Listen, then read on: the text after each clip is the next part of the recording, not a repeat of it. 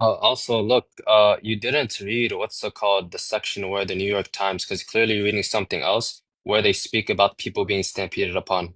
Where did you bring that from? Because you didn't, although we both know that the New York Times, they speak about it, what you just read, you never gave a single account of it. The one with the stampede. Yes, because New York Times, they speak about this, yet the one that you just read, supposing that I'm reading something else, right? Or I'm giving account of something else. No, well, you're not reading the same thing that we're speaking about. Let me And get that you. and that screenshot that I showed you, right, was directly from that site, and it's going to carry the same format style of New York Times. Yeah, can you bring it? Well, I'll bring it, yeah, but it's going to take me a minute, right, to just bring That's it fine. on hand. But again, what you just read right now wasn't what we both know that we're referring to.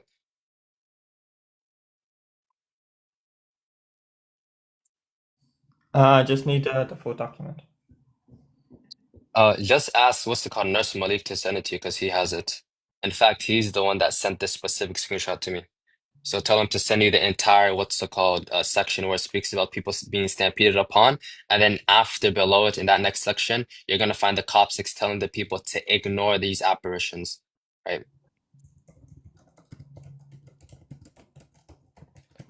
And let me see if I can find the New York Times on there. Can you show the screenshot up again? One second.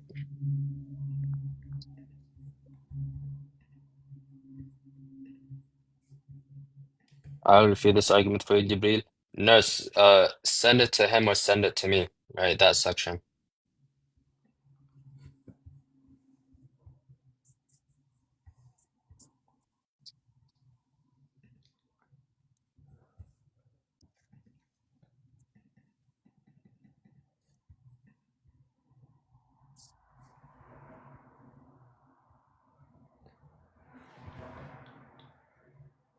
I'm in class, it's on my computer. Okay.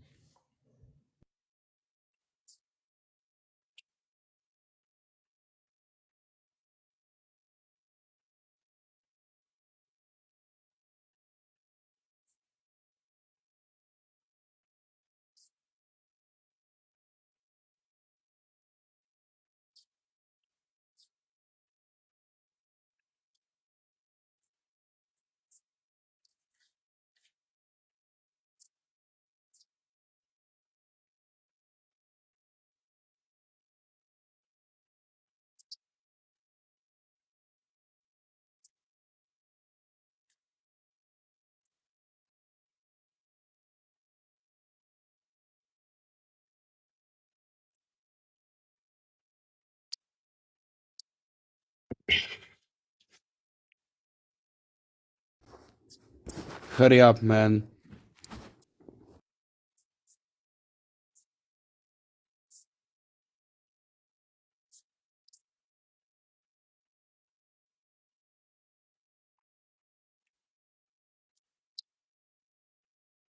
And also, by the way, the prior claim that I made that Bishop Pope Kyrios confirmed on May 4th, if you go to St. Mary's Transfigurations, right? Um, the Let me Coptic get you. Orthodox Church of Zeitoun, Bishop Gregorius gives this account. Well, yeah, and I responded with the document that I gave, right? That one person says it happened, and another one clergyman said it happened, and the other one didn't, right? He said that it's not. Wait, And wait, then who and wait, who wait 1 second, who's denying that he didn't confirm it on May 4th? Because it uh, says that again, like even if you like it says May 4th, Pope Kyrios the fifth issued an official statement confirming the apparitions, right? yeah, the And thing the report I sent you, right? I can get you up. So on the New York Times, the one on May the 5th, 1968, right? By Thomas F. Bradley, right? He says exactly what I said, right? That he said, let me read the section again. He said, only the words papal residence appeared on the foot of the statement, one clergyman said Pope Clerios has signed the original document, but another said Clerios would not like to announce anything until it has been verified. Yeah, no, I understand, right? But that's the thing. When he So, says he so doesn't has want, he? one second, that doesn't oppose what I said because again, when you say that Yeah, he Pope does. Kyrios, one second, when you say Pope Kyrios doesn't want to confirm the events, well, yeah, that's why he sent out Bishop Athanasius on May 28th and 29th, where he went there, and as you said prior, he confirmed the events. So then now, if on May 4th he's in confirming it, obviously he's gonna do it via the attestation of Bishop Athanasius. He wants to Okay, say, so well, so two things. Why did he not want to verify it? And if yeah, somebody's no, and the second point is if somebody's sending people out to verify it, doesn't this give credence to the reliability of the person? well, now you're diverting, right? We're No, speaking no, about it's not. whether, It's well, very no, no, much it is, it is. Now you want to speak about Pope Kyrios' testimony, whether it has reliability. We're not discussing that right now. I'm not going to allow this diversion. We're speaking on whether on May 4th, he actually confirmed the event. So again, right now, what you brought does not oppose what I stated because he sent out Bishop Athanasius on the 29th, and then on the 4th, he confirmed it. I like to what Bishop Gregorius is attesting to. Okay, so him sending it out. Okay, so how's this diversion? Go ahead. Yeah, because first off, stop reading the comments, right? I don't know why these people are coaching you. The reason is why this is a So the diversion is people are because not you want coaching me because I asked you earlier. yeah, Don't try to like yeah, use the chat to coach. you sure did, right? So I'll tell you why. Well, the reason being is that we weren't speaking about whether Pope Kyrios' testimony is reliable or not. What we're speaking about is how, first off, the reason why we're even speaking about Pope Kyrios is because I made the claim that the Coptics are telling them, right, to ignore this event. Then you said, well, yeah, that's fine, right? But that's after, or that was before Pope Kyrios confirmed it. But it's the case that when they sent out this article, it was on the same day, if not after, when Pope Kyrios affirmed these apparitions. Right now, you're diverting, saying, "Well, no, can you give a reason as to why Pope Kyrios wants to verify this event if he's not a reliable person?" We're not discussing reliability. We're speaking about whether he made this confirmation on the 4th and whether there's opposing testimonies to a specific claim. So this quote unquote confirmation that he reported, did he confirm it with everybody that it happened, the people? Or yes or Yeah, no? so what's said is that he came out, right, to the media outlets and confirmed the events Well, when did he come out on the on media May outlet? 4th, as what Bishop Gregorius says. Yeah, can you show me that? Yeah, no issue, right? Because this says, right, by Thomas F. Bradley, that he hasn't or he does not like to come out to verify it, right? Yeah, but when And the was this? reason On I what day? gave for the justification and why my explanatory power of the event, right, supersedes yours, and I've best explanatory power. Look, don't make claims. Your explanation supersedes mine. No, I again, can show you this one how. second. First off, what you stated right now does not oppose mine. You're saying that Pope what's it called? Pope Kyrios doesn't want to hastily confirm the events. Well, that's fine, but we both know he confirmed the events. So on what date was it? You're saying, well, he did it, he was questionable. That doesn't negate him not confirming it on May 4th, buddy. Okay, so there's a difference between confirming it and then announcing it to the people. Do you agree or do you disagree? No, because when he confirmed this, when we know he confirmed it is when he announced it to the people. So I don't know why you're No, giving this useless that's distinction. not true.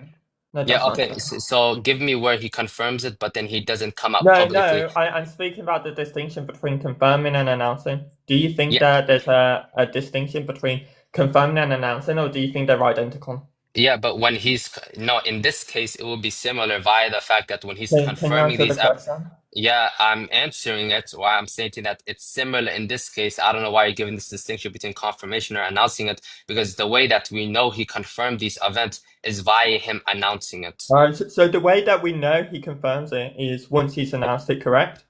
Yes, when he came out But confirming it.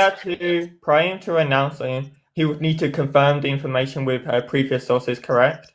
Yeah, and that's why he sent So out he would Bishop need to. Athanasius. One second, that's why he sent out Bishop Athanasius 5 days prior to him confirming it to verify the events. And as Bishop Athanasius claims, he saw the apparition as soon as he came on site, right? For 2 hours where nobody else saw it, right? That's we can speak on that after. But the point is that he's taking these claims or he's confirming it because he wasn't at the event himself, but he's taking it because of the fact that Bishop Athanasius And told him that Bishop Athanasius is saying that he came out and confirmed it, right? Bishop Gregorius made this claim on May 4th. So Bishop Gregorius, he makes the claim that Pope Glorious, right? He confirms and announces the event, right? Mm-hmm. Is he reliable for saying that? Is he reliable for giving? I mean, I have no reason to doubt it. So we Because see, should trust it. there's no claim. Wait. Let me respond. So we should trust Yeah, its reliability if we have no reason to doubt it, right? yeah, right. Via the fact that again, he's merely making a historical claim. He's saying on this day, Bishop Kyrios came and no, I want you to give a proper response. Now, you stated there's no opposing testimonies. Now, I'm giving you an account of opposing testimonies by the New York Times, where the Coptics on the same day, what's it called, Pope Kyrios is confirming it. You have Coptics now stating to the people, ignore these apparitions or claims of an apparition occurring. So you're saying that he confirms it, then after he confirms it, then the people are saying that it didn't happen. Is that correct? Yes. Can you prove that he And confirmed the it cop first? confirmed it first. Yeah, can you do that? Look, this is like now look, you're just gonna divert into No, me no, bring you a you specific made claim. that claim. You made Yeah, that and claim. Stick to the I'll point. tell you 1 second. Yeah, the claim is gonna be derived based on the inference that on the same day it was confirmed, this article came out, right? And they're Yeah, so speaking on people being stuck. can you prove it? Can you prove, not that he came out, can you prove the point that he confirms it, then they denied it? Yeah, you notice how I gave the inference that I'm drawing. Whether you want to deny it or not, that's upon you. I said on May 4th, Pope Kyrios confirms the apparitions, and that same day, New York Times comes out giving an attestation of the Coptics, now stating that ignore these claims of apparitions. That's begging the question. You're begging No, the no, question. it's not begging the question. I'm answering the question by showing you how I'm deriving this inference. And I can just derive the opposite and say my explanation is going to be the better explanation. The reason why for this is because first they're going to deny something unless, right, they're confirmed by their bishop, right? So usually they would deny such a thing happened unless they have some authority that confirms this, right? Okay, So beautiful. Bishop my Athanasius, explanation is going to one be second. better. Bishop Athanasius confirmed it on April 29th, and we agree that the article came out on the 4th. Right, so there's going to be a 5-day period where now they can hear of the attestation of Bishop Athanasius, yet still after we have opposing testimonies pertaining to this, and Coptics Can still you show denying me it. after? Yeah, can you show me that they denied it after? Yeah, the article came out on April, what's it called, May 4th, right, for the New York Times, and Bishop Athanasius was sent out by Pope Kyrios on April 29th to confirm the events. And as soon as Bishop Athanasius, if you read his account of these the apparitions, he saw a Mm-hmm. 2-hour apparitions as soon as he came out on site, and then he Yes. later on confirmed it that same day, saying that these people are attesting to these apparitions, and that Okay. the apparitions were moving around what's it called, the site. So point being is that there's going to be you said that the Coptics, they're not going to confirm it unless you have a bishop affirming it prior. What is the case Mm-hmm. that 5 days prior, Bishop Athanasius did confirm it, Okay, so yet they're still denying it. so on May 5th they denied it, right? May 4th or 5th, yes. How long But does it take to publish a newspaper back then? I'm not sure. Does it take more than a day? Most likely. You can just Okay, suppose that. so they can't have denied it on May the 4th or the 5th, can they then? That's No, stupid. no, notice, look at the diversion. You made the claim that there's not going to be any No, opposing test. I basically contested the point. Sir, 1 second. You made the claim that the reason why the Coptics are denying it is because there's nobody affirming these apparitions. Well, no, 5 days, it wasn't a single day. 5 days prior, on April 29th, was when Bishop Athanasius confirmed the apparitions, meaning that there's a 5-day grace period where they can hear of his testimony. Yet, what I'm going to infer from this that even though it is the case that he came out affirming it, they still denied it. So there's 2 points, right? The point about like the 5th of May was just to give a defeater to like your ridiculous point that they denied it the 5th. So do you concede to that point, yes or no? Well, again, I said that I never made the claim that they denied it on the 5th. I made the claim. Shush. Right, I don't know why this guy's interrupting. Right. So what I claimed, right, was that the article came out on the 4th. right? Now, your response was, and the confirmation by Bishop Pope Kyrios came out on the 4th as well. You're saying, well, it could be the case that the article came out prior to them hearing of the confirmation of the Pope. That's fine, I'll grant this no issue. But then you gave the second response stating that the reason why we can suppose why the Coptics denied it is because there's no bishop prior to them confirming the events. Well, no, 5 days prior to the articles, Bishop Athanasius, he did, in fact, confirm the event. No, so this is completely wrong how the newspapers work, right? First, that's not what I'm saying, right? What I'm saying is 2 points, right? First, the article, it came out, right, on the 5th, right? You said that that they denied it, and I said, like, on the 5th or the 4th, right? And you said the 4th, right? And then I said, like, how long does it take for them to publish it? And you said, like, longer than. So I said, isn't it a stupid point then to believe that they... Notice how Can I you went finish? to circles when I just No, responded to that. I haven't finished. I haven't finished. So, right, saying they denied it on the 4th is a stupid point. That's the first point, right? Now, for him announcing it, sure, yes, he announced it on the 28th. Now, the burden on proof is on you to show that they denied it after the 28th. Appealing to that article, right, is going to be begging the question because you will need to prove that the Coptics, right, denied it after the 28th, right? Which you can't do. So can you do that or not? Yeah, this is so what? Now look at this like burden shift. I have to bring specifically the statement that New York Times is bringing or citing in their articles of the Coptics denying it after Bishop Athanasius confirms it. Well, no, I don't. Look, this is like a pathetic burden shift. I don't have to bring what's it called a claim or justify this. I'm making this inference since there's a 5-day period or a 6-day period where they can hear of it. There's again, as Bishop Athanasius states, there's 100,000 people on the day that he went to the apparitions. Around May 4th, I believe it says it's when Mary saw Mary. There's around 250,000 when this article is coming out. Now, I don't need to bring evidence of that specific date that the Coptics denied it. That's completely a red herring, and there's not going to be any source that derives or brings the specific claims of these Coptics of when they're denying it. Okay, so when somebody makes a positive claim, do they have to bring proof, yes or no? Yeah, my proof is going to be Okay, the let inference. me move on to my next question. Let me move on to my question. No, let me move on to my next question. Let me move on to my next question. I'm No, gonna no, no, finish. because you're trapped here. You're trapped. Did you No, make the positive? Did you make the positive yeah, claim? sir. Let me finish. I'm responding to. Let me finish. Your Let me host, can you finish. moderate this, please? Let me finish, right? Yeah, Let me finish. let Did Rumi you make finish. the positive claim that they denied it after the fact he confirmed it? Yes or no? Yes, and I Okay, just so now one your sec, one proof, second, now your sir, proof is on sir. that. Get Yeah, your proof. Get your proof. can you wait? Right, and the inference that I'm making, I never said there's a specific article that states the date that New York article or New York Times, when they're bringing this claim that the Coptics are saying ignore these apparitions or claims of the apparitions that it happened on that same day. There's not going to be any source that gives what's it called the claim or where New York Times is bringing this supposed attestation from the Coptics.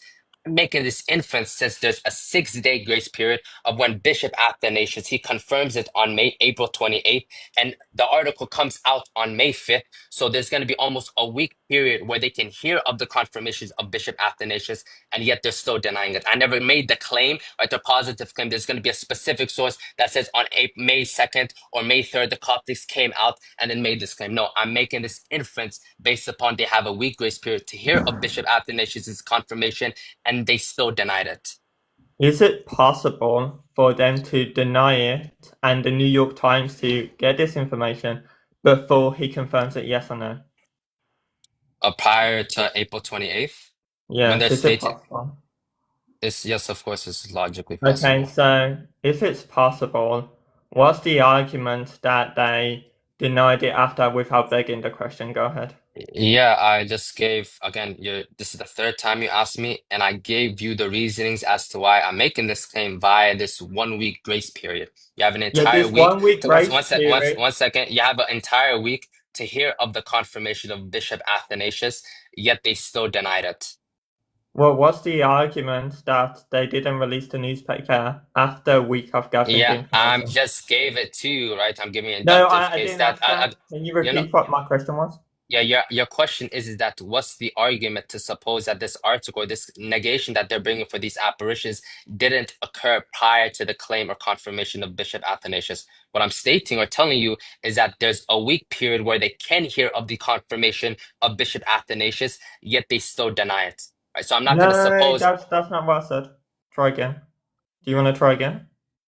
Sir, look, enough with the rhetoric, right? That's No, what do you you want asked to me try again, twice. or do you want me to give you the what I said? Yeah, so can you respond firstly? Because that was your prior Wait, question. You respond? didn't No, you didn't because you didn't I didn't respond to it. One respect me. second. Well, I need to know whether you accept this inference or not, right? Because you're stating, well, it's possible, right, that this negation by these Coptics, according to New York Times, they cite this, that it could have been prior to the confirmation of Bishop Athanasius. Well, I'm saying, okay, well, that is possible, yes. But it's the case that there's a week period where they can hear of these apparitions or the confirmation of Bishop Athanasius, yet they still deny it. That's the entire point that I'm making. Do you deny this inference? Yeah, should I And tell why you is why? that?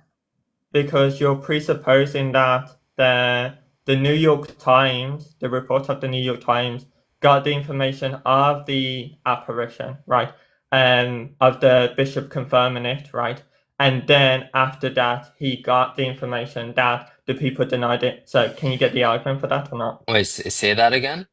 You're presupposing that the New York Times got the information that the bishop confirmed it. Then after they got the information that the bishop confirmed it, people after that denied it. So can you prove that or not? Yeah, so notice how, so now you're back to the same question you asked 5 different times, asking me to justify this claim. I gave the inference, right? That there's going to be a week grace period. Actually, lock in Rumi. There's a week grace period. And now we can suppose that there's an entire week for them to hear of the confirmation of Bishop Athanasius, yet they're still denying it. You're stating, bring you a specific source. I already responded to this, that when New York Times bring a specific claim from the Coptics, that they're telling the people to ignore these rumors, right? That what's it called? They're not going to give a date for the specific what's it called claim. They're not citing any sources in the article. They're just relaying what's being heard from the people. Now, again, stop asking me to justify this when I already gave you the inference that I'm deriving that there's a week grace period for them to hear about the confirmation of Bishop Athanasius, yet it's still denied. Yeah, this week grace period that you're presupposing that during this week It's grace not a period. presupposition. Yeah, it is because you said let's suppose. Didn't you say let's No, suppose? no, it's not a Wait, did you supposition in say let's this. And suppose yes or what no? we're Did you look, say again, let's look, suppose yes or no? no.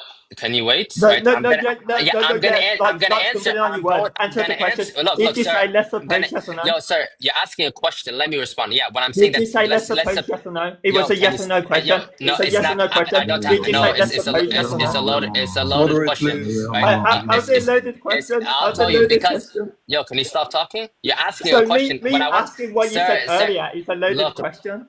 again, I'm gonna Hey, respond Rumi, because you want me let him to answer say the yes or yes, no. Let and him then you answer the want to yes or say no that I'm first. saying it's a presupposition that the dates are happening or there's a 1 week grace period. No, what I I said never is that said that. what I never no, said that. I that's never the said inference. that. I know you didn't state Yo, that, yo, yo, Goofy. just That's the answer his inference that question. you're attempting to make. Goofy. So Oh, that's why I I'm want not to gonna. be Hey, academic. I'll call you guys, come goofy, on. Come on, goofy. guys. Like Come on. I Come on, want to guys. keep it academic, but if you Just want to answer like this. Come on, guys. play rhetoric, Come on, y'all. Come on, y'all.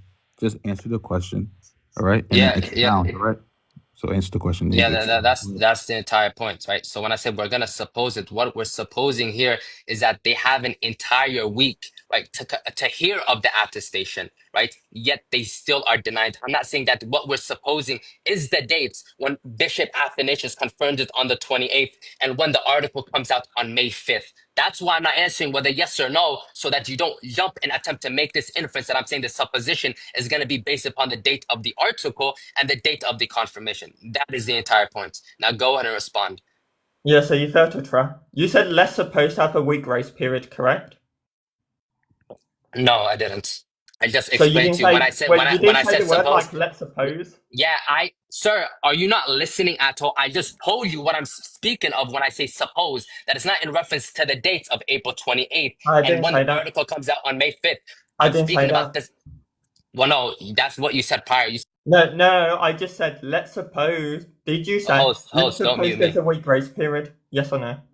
No, I stated that there's a week grace period for them to hear. Again, the supposition is going to be based upon them hearing of these, the confirmation of the Bishop Athanasius. Not the supposition isn't upon the date of the confirmation of Bishop Athanasius and the what's it called when the article came out. So this week grace period, right? They heard, right? And they had this week grace period, right? After he confirms it. Yeah, So they you're have. saying, Yes, that's the article comes out on May 4th or 5th, and the Mm-hmm. confirmation is on April 28th, right? So they have a week, or the Coptics at least, right? They have a week to hear of the claims or confirmation of Bishop Athanasius. The inference that I'm making here is that it's probable that they most likely heard of his confirmation, right? And yet they're still denying it. Okay, so this probability that you're invoking here is that it's more probable that they heard him confirm it than and they denied it after, correct? Yes, that's What's correct. the argument for that? Yeah, because we're going to suppose that Bishop Athanasius, he's in line with the Coptic Church. So when they're confirming or making claims or negating it, that they're going to hear of the claims of Bishop Athanasius, especially when it was made public that Pope Kyrios was sending out Bishop Athanasius on the 28th to confirm, right, or to verify the events. So the That that's Coptics, we're a going to, so one second, that since this is public information, the Coptics are, this is a major event taking place. Like the Coptic Church, when they're speaking or giving a claim, that's going to most likely be based upon what they're observing themselves as well. And since it was made public that, or Pope Kyrios sent out Bishop Athanasius on the 28th to confirm the event, and the people, as according to Bishop Athanasius' testimony, there are other bishops at the event as well, right, confirming it and speaking to him after he saw that 2 hour apparition, that right now that they would be capable of hearing of this confirmation. Yet they're still that's denying it. that's the presupposition here that I deny is that you're assuming that he confirms it, then they deny it after. I have no Yeah, justification I'm for I'm believing that giving premise. I'm giving probability raising for that, that the Coptics, right, the Coptic Church, they're going, this is a major public event. It was announced that Pope Kyrios was sending out Bishop Athanasius to confirm these events or claims of apparitions taking place, right? And now since this is public information, we can suppose that the Coptics, they're going to hear of this, right, the actions of their Pope, right? And yet they're still denying it. You No, want to so reject? Go ahead. no, that's going to be false your probability here, right? And like two reasons. First, you're supposing that as soon as he knows this information, he releases it straight away, which you need to give an argument for that. Second, right, we No, know I'm not supposing that. I said there's a week period for them to hear of this confirmation, right? yeah, and you're assuming that this week period that he releases it, then they deny it after. Second, right, and the people, the laymen, are usually in line with their pope. So after the pope says something, then they confirm it. And we can go to Bayesian's theorem, right, Bayesian epistemology, to show that my position is more probable to be the case. So do you want to go Right, to like do you want to go to probable. Bayesian One second. Probable probability? in. It's 1 second. Probable in relation to what? Probable to be the best explanation, the best justification for this event to take place. You know, we're not speaking about the event right now. We're speaking about the specific claim, right, or the Yeah, there's this confirmation. specific claim as well. Yeah, the claim, right, of the New York Times. They have an article out where the Coptics are stating ignore these apparitions, right, saying ignore these claims of apparitions. And this article came out on the 5th. Now, and the confirmation, you said, well, we can explain that the Coptics, they don't want to confirm it via the fact that no bishop prior said it. Right, then my response was, well, no, Bishop Athanasius, almost a week prior to this article coming out, he did confirm these events. Now, you want to state that, well, no, it's possible that what's it called, it took place prior to the confirmation or them hearing about what's it called, the confirmation of Bishop Athanasius. My response to that is that this is public information that Pope Kyrios sent out Bishop Athanasius on the 28th to verify these events. They have a week to hear of his confirmations, especially in the same account of Bishop Athanasius. If you actually read it, he gives account of how he saw 2 hour apparitions, the bishops around these events confirming it, along with the fact that he said that Mary was going around the site for people to observe. And on the day he went, there was 100,000 people there. Now, the Coptics, right? We're going to suppose that if this is public information, hundreds of thousands of people are seeing these apparitions, that we should suppose that they would hear about it, yet they're still denying it. Why is that the Okay. case? Especially when these apparitions began on April 20, what's it called, April 2nd, and continue on for like, well, there's going to be at least 50 apparitions from the 2 months of April and May. Okay, so before we go to that, because you're saying that we just want to focus on the bishop, right, and him confirming it Yeah. or denying it, so we don't want to move on to the other points, right?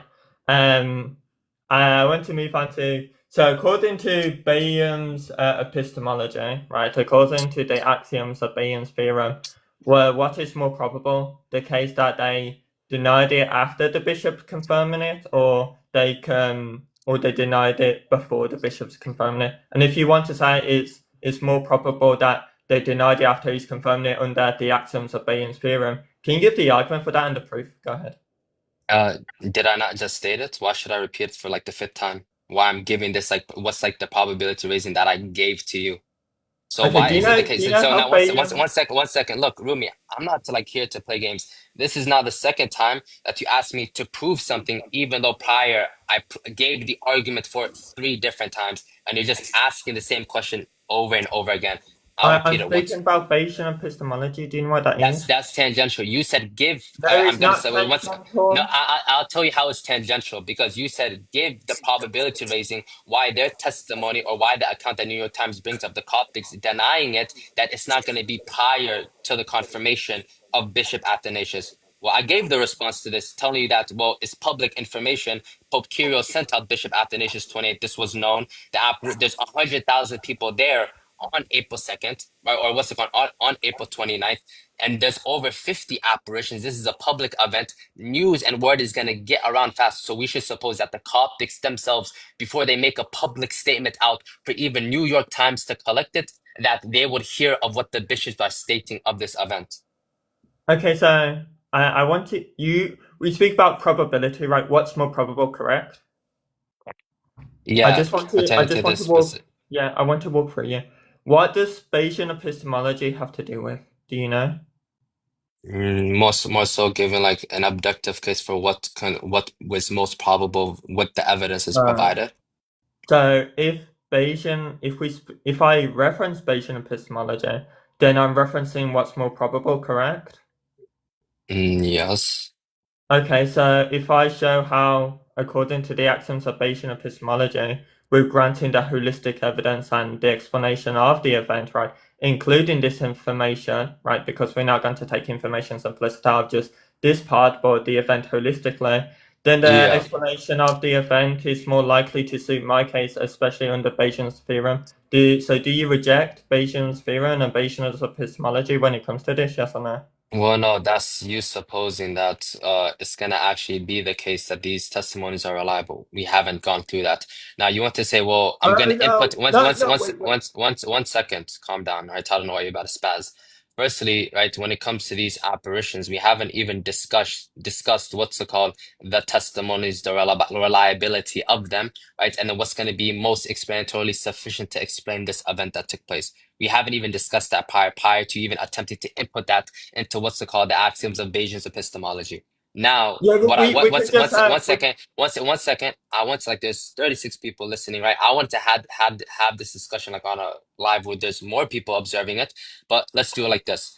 Can you give the necessary or the sufficient conditions for you to come with the inference, right? Or infer that this actually took place, that this is a miracle, so that we can go through that actually properly? So like the okay. So foundations you for example, the foundations to prove that the Marian apparitions actually took place, so we can go through step by step every single testimony or whatever evidence that you're using to suppose this event actually took place. So go ahead. so you want me to give like basically the general case of why this is a miracle?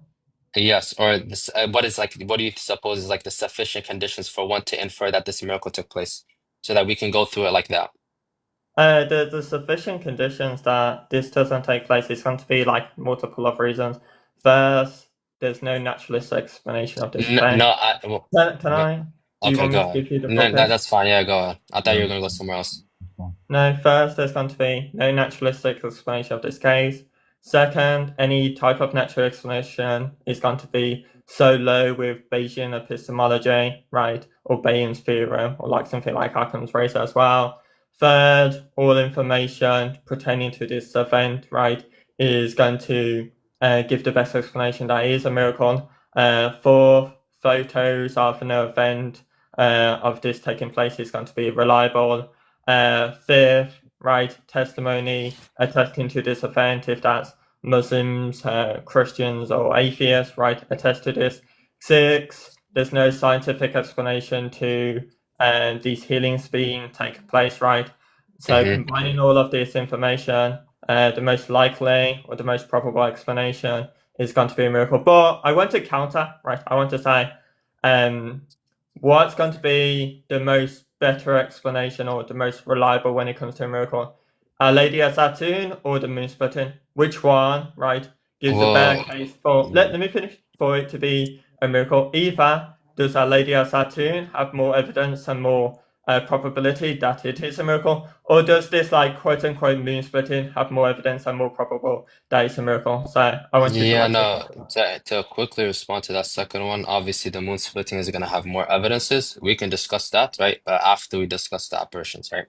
So, firstly, when it comes to the sufficient conditions that you're supposing, so if any one of them fail, then you would suppose that your hypothesis fails, right?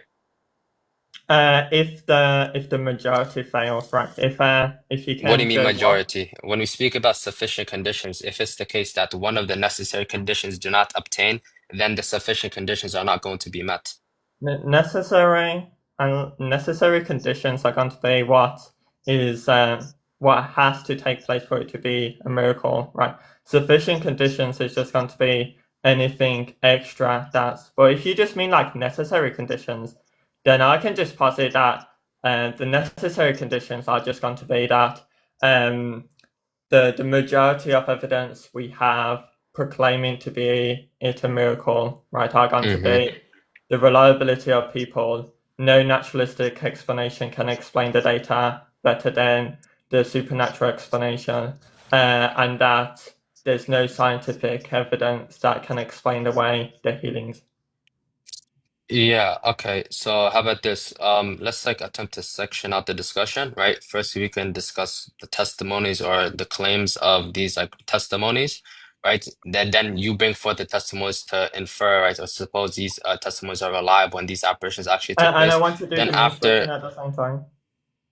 at the same time, Yes. no, we're gonna No, I discuss. want to do it at the same time because I want to Well, show you hypocrisy. I don't care whether you want to discuss at the same time. We're gonna discuss the Marian apparitions No, alone. I disagree. So look, you're not gonna determine this how the discussion is gonna go, right? Well, So you're not either you going to can have the determine how discussion. the discussion's going to go. So now Yeah, we well, have here, buddy, I'm not gonna agree with that. We'll go through these and I'm apparitions not going first, to then we agree can with dis. you. So now what? So Yeah, either well, we be Well, the hold on, issue hold is consistent. so that we on. wouldn't Wait, continue. either we be consistent and we be Hold on. like someone like Don't don't you. mute my mic, right? So I don't know Everyone, why you're muting me. everyone, everyone mute. All right, let's first start with the Zeitoun, then we can move to the moon spinning. Is that The okay? reason why Yeah, I want yeah. to Let's go I through want to them. give I the don't want to get like the justification. discussion to Wait, get hold on. Let me convoluted. hear We can. Rumi. Hold on, what you Wait, say, Rumi?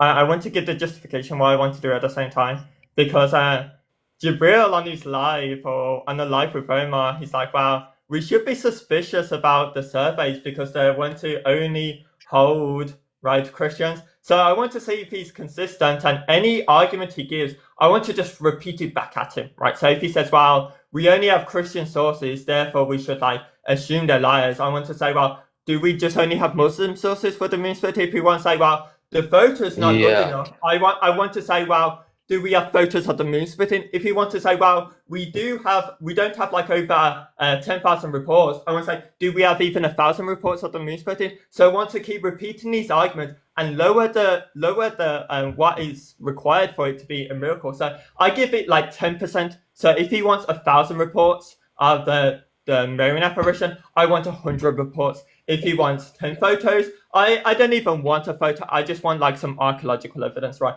And I yeah. want to Okay, keep so dominate. Let me finish. I want to keep dumbing it down to show how your miracle can never even be 10% of the moon splitting, right? So can you do that, like Let me right say now? yeah. something. Well, I'll tell Let me you say something. no, right? Let me say Let something. me Hold on. respond now without Hold being on. interrupted, Let me right? Because I respond. lot. Well, I'll let you What? respond. I promise. I'll let you respond. But Rumi, just to be fair, I still think we should stay on the first topic. I get your point, but let's stay on the first topic. Then we could go to the moon. Just Yeah, to be no, fair. look, I'll just like make it clear for you. The reason why we shouldn't go or approach it like this is because firstly, the discussion is going to become convolved where we're going to be speaking about two different things. That's the first thing. The second thing is that the way that I'm going to go about the moon splitting isn't going to be merely via the testimonies that are given for it. No, I would be making an argument for Islam holistically or the Quran holistically And then from that, right, we're gonna make the inference that the moon actually obtained, right, or the moon splits via the Quran obtaining. Now, in order for me to go through that, I would have to go through the different historical accounts within the Quran, the scientific accounts, the prophecies within Islam, and then based upon me making this inference that the Quran obtains, then therefore the moon splitting obtains, right? So, but the issue with this is that you want to argue based upon testimonies. If I ask you X amount of testimonies for the apparition, we should suppose this. You're gonna say we should suppose this amount for the moon splitting, and that's gonna convolve the discussion, right? So let's stick Wait, to what. I want to respond. Yeah, go. Do you agree from the reliability of the hadiths alone, a lady as Zeitoun is more reliable, yes or no? Oh, what do you mean by that? Like From the by the hadiths reliable? alone, right? From a historical point of view, not invoking like, because my religion is true. As historians, what is more reliable, the moon splitting or a lady as Zeitoun? Yeah, no, historians, right? They're gonna just take the stance that obviously Zaytun via the fact that there's more testimonies for the event. So do you concede right now, from a historical point of view, a lady as Zeitoun is more reliable than the moon splitter? Can you say yes? Yeah, so I don't know what you mean by concession, as if like I oppose this. Firstly, when historians look at history or observe history, they're going to be operating under testimonies. Now, an event that's where there's going to be hundreds of thousands of people there, right, at the specific site for people to collect their testimonies. And we find that Zaytun, there's going to be more testimonies. It's not really saying a lot if I state that there's going to be more people testifying to that than an event that took place 1,400 years ago, right? So So you I agree? can grant that historians are going to operate under the amount of Well, I don't want you testimonies, to right? grant Well, anything. one second. Historians are going to be operating under the most, what's it called, the amount of testimonies, right? And they're not going to go into depth, right, when it comes to jarh wa ta'dil, right? So Well, via no. that, they So will state that there's going to, I want to grant your hadith. I want to make it easier for you. I want to help you here, right? Let's grant your hadith science. Let's grant all of this. What is more reliable, right? From the reliability of the historical method, right? The HCM, right? Is it the moon okay. splitting or is it Our Lady of Saturn? Which one is it? Yeah, I mean, this is the second time I'm gonna answer that question, actually, like a lock in this time. Historians, they're going to be operating under the amount of testimonies. And via the fact that Zaytoun, since it's a more recent event, there's going to be more people at this site or event, then there's going to obviously be more testimonies. So historians are going to grant that or state that that's more probable than especially the moon splitting. Right. And they're going to say that there's going to be less testimonies for the moon splitting or isnads that go back to the companions where they attest to this event. Therefore, they're going to say that Zaytoun is going to be more probable. No, I'm asking from, like, let's say you do history, right? And let's say we speak about proving each person to be, like, reliable and stuff like that, right? Is it more likely that the moon splitting happened or a Lady of Saturn? I'm not saying, like, Yeah, from okay. historic, So I'm I'll tell saying you, from your point of view. then in that sense, no, the moon would be more reliable. Okay, can you prove that? If we're now assuming jarh wa ta'dil, right? But I can Yeah. go through that. But Rumi, as I told you prior, we're gonna discuss the apparitions first, then we're gonna discuss the moon, right? And I Yeah, so give the the moon. one second. Now I already gave the argument, right, as to how I'm gonna prove the moon split via me proving that No, the because we're Quran. doing a historical Once point of view. that's so tangential. What a historical point of view for a miracle? Are you serious right now? Yeah. Historians are just gonna negate both, right? They're not gonna No, entertain and not take. all. No, that's not Well, true. at least secular historians, right? They're gonna negate both, right? Yeah, so Obviously, I'm based not upon their saying like priors. we have to take this secular point of view. I'm E- saying we invoke like a historical method, either our own historical method if you studied like philosophy of history, or you can invoke whatever one that you've like heard online or through a YouTube video, and we can see by invoking these principles which one's more reliable, right? Is it the moon Yeah, splitting okay. or So is one it? second. Now, if we're not like supposing any like priors, then obviously it's gonna be that Zaytun is more probable via the fact that there's more testimonies to this event. Okay, so without like assuming our religion to be true, a lady as Saturn is more reliable, right? Via the fact that there's more testimonies to it, yes. Okay. Oh, Is if that we take is that the clip that you wanted to get? Right. So no, now let's I actually just get, I just well, let's no, one this second. is the clip. This is the Let's clip get I want to get. let's get back to the substance, right? Because No, now no, this is this is the clip. This is the clip I want to get. Taking account of all of the miracles within all of the hadiths of the hadith corpus, all Sahih hadiths, right? All of them that are reliable. Which one's more reliable? All of Muhammad's miracles, the quote unquote thousands that take place, in the hadith, Yeah, or Al-Laydia Zeitoun alone? Which one's more this like reliable? converges like hadith science. First off, when there's going to be hadiths about miracles taking place, right? It's more so going to be that there's going to be a singular companion, right? Or at most like maybe three, four companions relaying a specific miracle. If these are the conditions, right? And then now you're going to have the apparitions where you're going to have at least, right? If you grant it like 40 or 50 testimonies for these acts, the actual event, yes, obviously, then in that case, it's going to be more reliable. But this isn't even stating anything at all, right? Because all that's being said here is that when it comes to hadith science, the sanads go back to based upon us supposing jarh wa ta'dil. We're not speaking about the amount of testimonies, but the reliability of every testimony, that there's going to be less testimony for the claims of the miracles in within Islam. Is that the, But based on testimony, right, or based on this reliability of testimony, right, is more reliable than Al-Laydia Zeitoun actually take place than all of Muhammad's miracles put together? put together, right? Yeah, this is the issue is that again, when you Just a well, simple we yes have or no. no, I wouldn't grant that because it Okay, depends. so Now why I'll don't tell you? you, Why don't you? one Okay, I second. debate. Look, I challenge you to debate me on it, right? All of Muhammad's Well, miracles in the hadith. notice, one second. Notice the diversion, right? All of this. Now I've been answering your question like a little No, Q&A for like formal that. debate Well, it. Formal debate it. one Formal sec. debate No, it. Formal debate it. I'm not gonna formally debate that topic. So By you're we're not going gonna, to formally debate all of Muhammad's miracles in the hadith versus one Christian can you miracle? calm down? Firstly, the amount of studying that needs to be done for me to recollect over 1,000 miracles that the Prophet has done, for me to bring out all of these hadiths. I don't need to do it via the fact that I'm going to dismiss the Marian apparitions while we're discussing right now on this panel. So let's stop diverting since you want to do this like parallel between the moon splitting and the Marian apparitions, where if I give a critique for the apparitions, then therefore you're going to ask me, well, then why are you not supposing the same thing for the moon splitting? Well, the Okay, argument that so I'm you're giving for the moon, consistent. one second. The argument that I'm giving for the moon splitting is going to be via the fact that the Quran makes the claim that the moon split, therefore the moon split. Right now, the arguments that are going to be made for the Quran are going to be hinging upon historical accounts, scientific accounts, many different prophecies, and then all of these in conjunction, we're going to abductively come to a conclusion that this is going to be the most probable explanation that the Quran is from God. So when it makes the claim that the moon split, therefore the moon split. But again, we're not gonna. No, This no. is a There's two things I want to. There's one two things second, I one want to second. touch on here. Well, before that, that's fine. This topic is gonna be very broad. That's why right now, since you want to have this dialectic, although I granted it and I offered you this discussion, you granted it to me on Danny's panel. You didn't want to have it. You granted it. I asked You you can do when you that now. started pushing these apparitions on Umar's panel. You denied it, even though there's gonna be way more I viewers on that wasn't here live. on this one. Yeah, it's no issue. Anyways, let's get back to the discussion, right? The moon Wait, no. splitting I has want to touch on the 2 points, right? First, right. Okay, go ahead. Um. You saying like if the Quran obtains, right, and like the Quran speaks of the moon splitting, that's just like presupposing your interpretation of the Quran, saying like it's a miracle, right? Which I don't grant at all.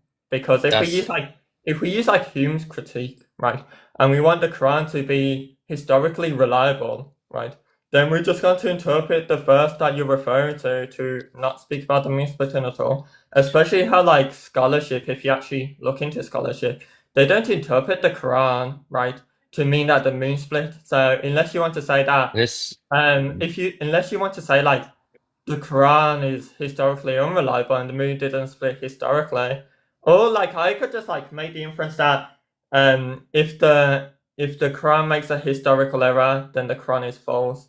The Quran makes a historical claim that the moon splitting, the historical claim that the moon split is false. Therefore, the Quran makes a historical error. Therefore, the Yeah, Quran is false. so So I mean, I could just well, flip the inference right here. So like you trying to no, divert no and run issue. to well, I'm just trying to make a Flipping the holistic claim inference. about the Quran being from God. And wasn't one of your points as well when you was on Omar's live that says I don't need to give a natural explanation? Didn't you say that? Yeah, via the fact Okay, that you so cannot. even if I Once, grant you everything in sir, the wait, one Quran, second. Look, I look, haven't finished. don't. Even You're if just I grant convulsing right you now. even if I grant you everything in the Quran, right, I can just Yeah. repeat what you say. I don't need to give a naturalist explanation. Yeah, that's fine, right? Whether you want to do that or not is tangential to me. Again, firstly, this response that you want to give that you don't grant the interpretation of the Quran, right, or that specific verse of the Quran under Hume's critique, well, that's going to be irrelevant via the fact that we're going to assume the Quran holistically because the Quran tells us to take it holistically. And then with that coming prior, then now we're going to obviously, even the same type of distinctions that you want to suppose, right, this type token distinction, where we're going to speak about this like type being this miracle and then like the tokens being the probability raisings, that via that I would give an argument for the Quran. Then if the Quran obtains, then when it makes the claim of that miracle, right, then the miracle obtains. Now the Quran is going to obviously lead us to the hadith corpus, right, telling us to take from the Prophet telling us to take from the Salaf. And then now this is going to go into a discussion pertaining to how to establish the entirety of the Islamic corpus. And this is a pure diversion. I told you already that we're not going to have a discussion paralleling the Marian apparitions with what's called the moon splitting. I want you, right, since you've been purporting this miracle, right, to again push or provide the argument or the necessary conditions or sufficient conditions for the Marian apparitions to actually occur. So then now let's go back to the actual discussion. This is a complete diversion that we've been discussing for the past 20 minutes. And let's give the argument for the apparitions. So I told you, right, what I offered you is that we can speak about the testimonies first for the apparitions. Then we can move on to what's it called, the photos. Do you want to operate or discuss under Of this? course, and I can just like I can do like the same thing, but if you want to concede that a lady as Zeitoun is more reliable than your whole hadith corpus and miracles, that's fine, right? So No, what evidence do you want to go to for the Miriam no, apparitions? no, it's not me evidence on my part. You bring forth the evidence No, for I'm you to asking make what the evidence do you want to go to? Yeah, no, I said let's discuss the testimonies first because you're supposed. Do you believe the testimonies are sufficient to infer that these apparitions occurred? Testimony alone? Yes. Or does Yeah, it have to be in just conjunction? Or like the does it have to hadith be where one hadith second? safe. I don't know why you're discussing hadith again. Like, do you believe that it needs both the testimonies and photos, or do you believe that the testimonies alone are sufficient?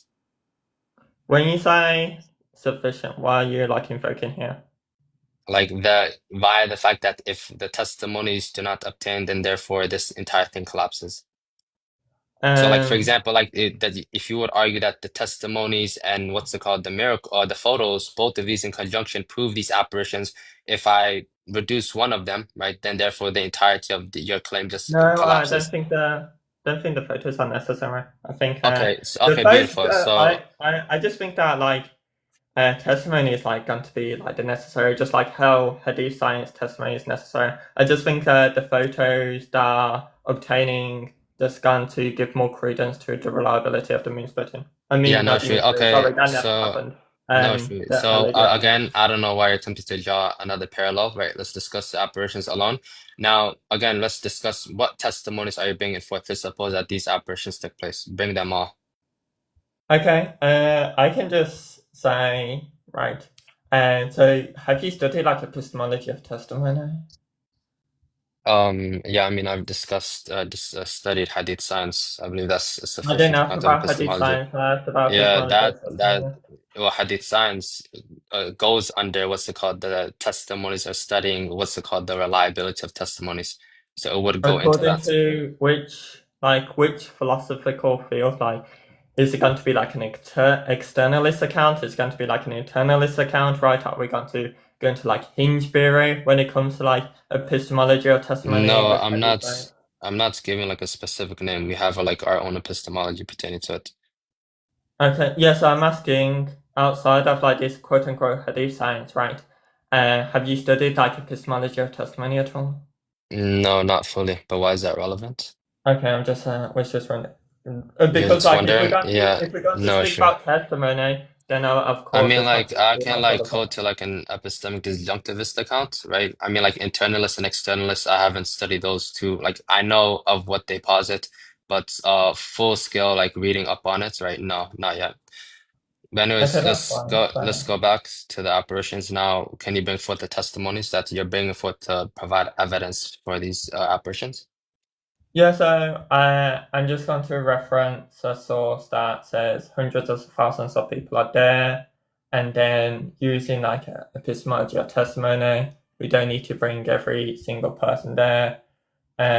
Actually, what? Okay, we're going to bring testimony. Okay, that's fine. I want to let's go Wait, through all one of them. second.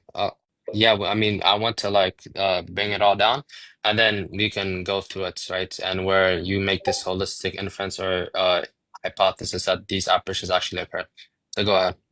Okay, let's go to the testimony. That's perfect. Let's listen to what they say. Let's go through one by one. Let me play them.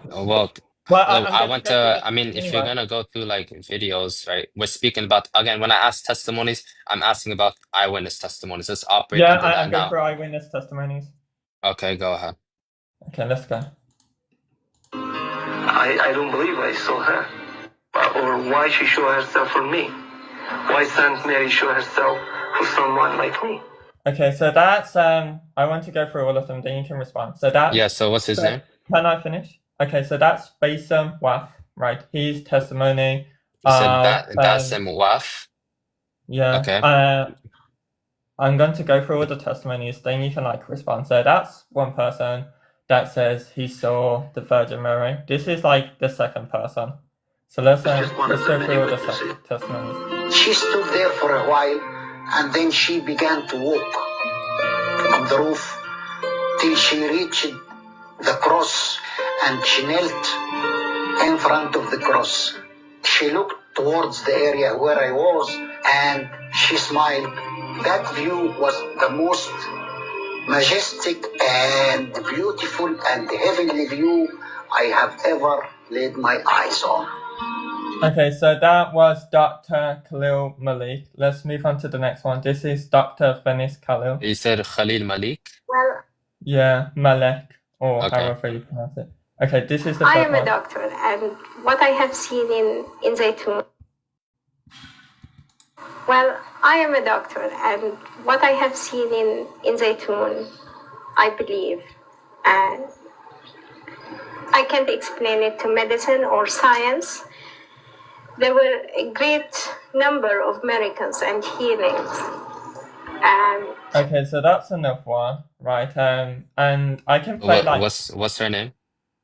Her name is Dr. Venice Khalil. Right, Venice? so that's yes. Venice Khalil, okay. Yeah, wait, is she one second, is she married to Malik Khalil? I'm not sure. I don't have the issues later. Okay, no, so that's 3 so far. Okay, let's this is the last one before I give like a news report of like how many people. This is Otto, right? I can't pronounce his last name, but this is like his testimony. Days of April, there thousands and 10,000s of people, both Muslims and Christians alike, assembled in front of the Church of the Holy Virgin to see the apparition of the Virgin Mary as she appeared there on the dome. The days later, large numbers of people, both Muslims and Christians of the various denominations, assembled there and witnessed the apparition in various forms. I myself saw it numerous times with friends in my parish, with university students, and yes, there's to be no doubt about it. All right, so that's like 4 different recordings, and then if you what's his name?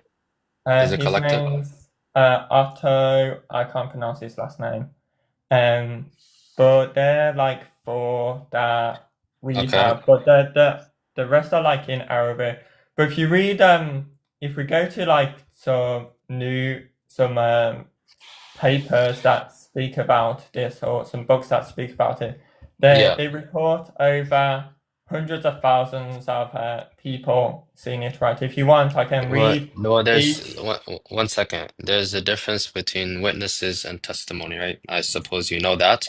There's claims also that there's over 1 million witnesses. That doesn't mean we have 1 million testimonies. The same way. 1 second. But I never made the claim that you need 1 million testimonies, buddy. What I said is that there's a difference or distinction between witnesses and testimonies. I like to when Paul, right, gives the account that there's 500 eyewitnesses to the resurrection. It doesn't mean that there's 500 testimonies to the resurrection. That's a single secondhand testimony, right? Claiming 500 witnesses, right? So I don't want you to like convolve these two things. So go ahead, bring forth like the actual testimonies.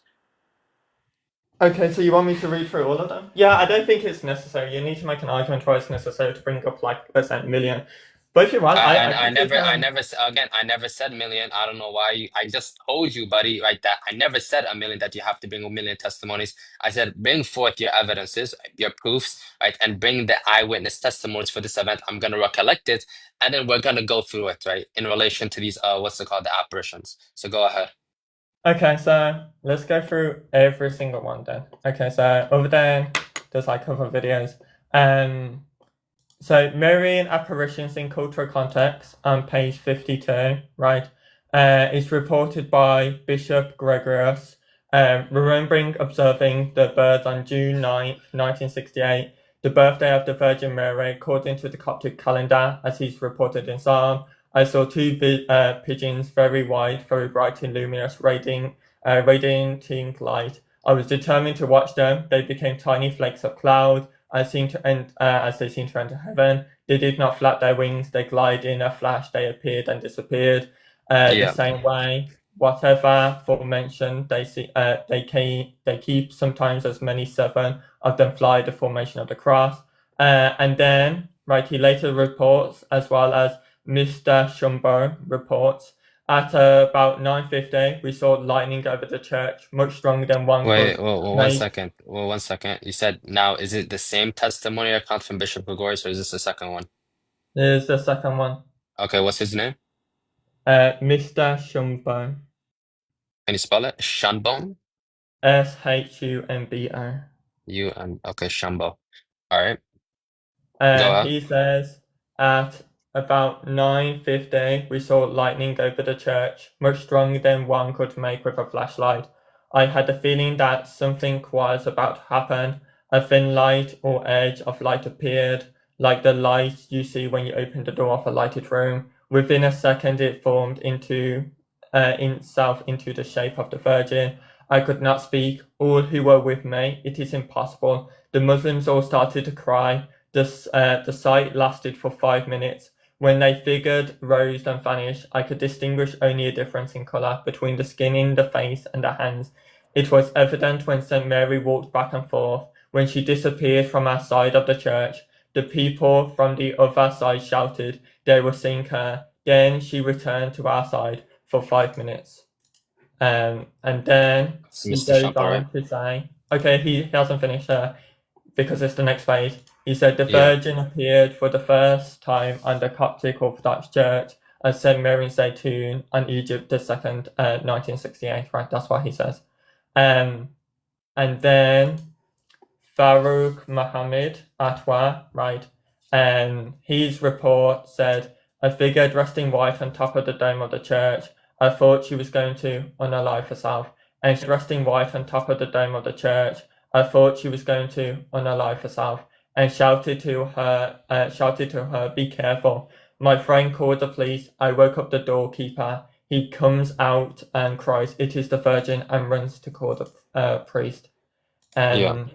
So that's the Amen. next page So on far. Marian apparitions.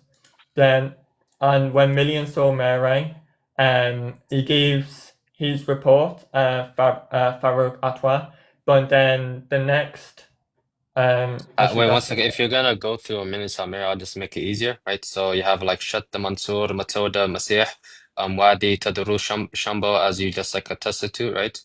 Who's a Protestant, Kamil, Matta, Wadi, Demirios, right? You have Gamal Abdel, or actually no, I'm not gonna state that you hold to that, but Shafiq Mikhail, right? One of the deacons, right?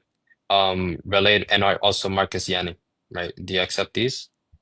Because like I don't want you, like, it's gonna take a while if like I make you go through every single testimony and like bring up, because like I don't want you, like, it's gonna take a while if like I make you go through every single testimony and like bring a forth giving their accounts, since the book is like 30 pages. I only got 1, 2, 3. Yeah, I know, but I'm pretty read up. There's not gonna be a lot more that you're gonna bring. You can bring more, right? But then it's not gonna be more than what I just bought, right? So Okay, we can. No, I want to go through all of them. So because Yeah, people in the audience may not be familiar, so that's why I want to go through all of them. No issues. So when if Million so saw what do you Mary, want to go through? One second. So you want to go through the entirety of the like 30-page book and bring all the testimonies? I have all of the quotes in front of me. Okay, like just like lined up, not like you taking it from the book or reading through the book. I have the book and I have the page number and everything reference. Yeah, okay, no issue. Go ahead and bring it.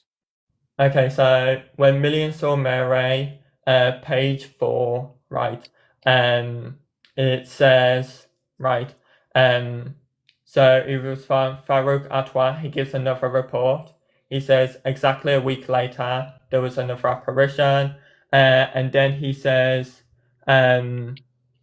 they always took place at night, and they were generally preceded by mysterious light flashing and standing silently over the church like a canopy of shooting stars. There was described as the shower of diamonds made of light. Minutes later, formations of luminous doves would appear and fly around the flooded church.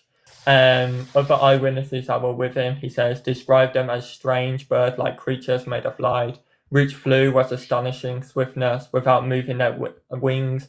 They always maintained a different formation and disappeared suddenly, like melted snowflakes, shortly after a binding explosion of light would engulf the church of Rome, as indwelled and shaped in itself into the brilliant light form of Our Lady. So that's a report. And then, So, Atua, right? yes, and Okay. then on page 9, right, it's reported by Father Jerome Palmer. He says at 2:45 in the morning, the Blessed Virgin appeared in complete luminous body of a radiant photographic state. After a short while, the apparition vanished. It reappeared at 4 o'clock and remained until 5 o'clock dawn. The scene was overwhelming and magnificent. The apparition walked towards the west, sometimes moving its hand and blessing, and sometimes bowing repeatedly, a halo of light surrounding its head. I saw some glittering beings around the apparition. They looked like stars, rather blue in color, right? And then, right, Father Pom quotes Bishop Athanasius. So this is Bishop Athanasius's account, right? He says, suddenly there she was standing, in full figure. The crowd was tremendous. It was too difficult to move among the people, but I tried and worked my way in front of the figure. There she was, 5 or 6 meters above the dome, high in the sky, full figure, light of phenomenal state, but not so stiff as a statue. There was movement of the body and of the clothing. It was very difficult for me to stand all the time before the figure. Look, wait one second. Wait, bro. Like, going through Bishop Athanasius' testimony is gonna be way too long, right? Look, I have to like pray in like 50 minutes, so I want to finish the discussion prior to that.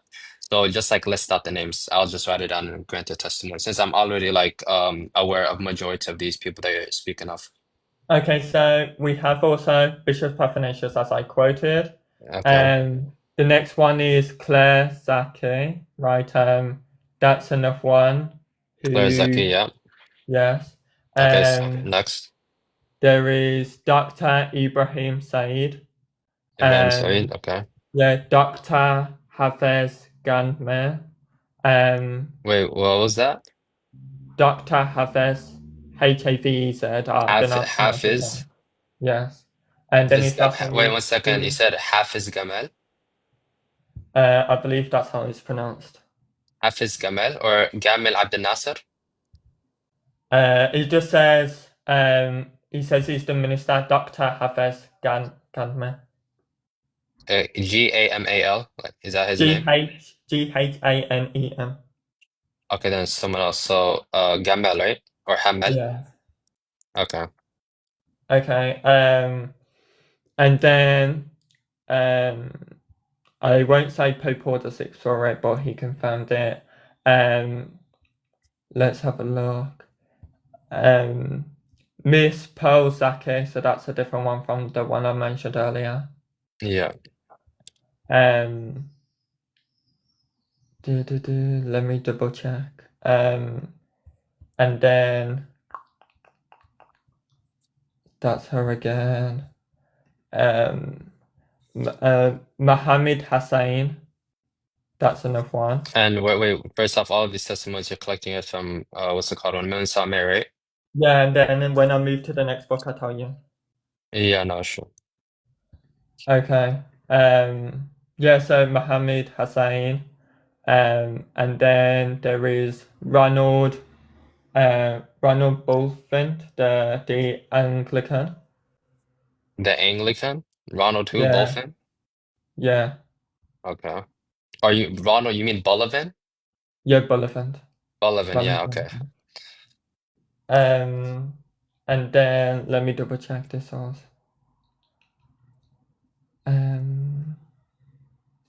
Okay, then the next one is in Our Lady Returns to Egypt. Our Lady's okay, and this was written by who? This Is was this with is it Jerome Cynthia Palmer. or Jerome Jerome Palmer. Palmer? Okay. Yeah. Yeah, And no, I then mean you already gave account of Father Palmer, so I don't need to like rewrite that. Go ahead. yeah, yeah, I'm not giving his account. I'm giving the accounts he's mentions in the book. Yeah, okay. Then it's Wadid Maracos Antinous. Who? WADIDA and then Who? WADIDA and then Maracos. Okay. Okay, and then there is, we quoted him, Mr. and then there is, we quoted him, Mr. Kamal Mata. Kamil Meta? Yes. All right. And then there, Meta? yes. All right. And then there is, Wait, you're referring to Wari Kamil Meta? yes. Wait, What? no, what did you say? Is it Wari Kamil Meta? Yes. Wait, What? no, what did you say? Is it Wari like Wari Kamil Meta? It doesn't say that. It just says Mr. Kamal Mata.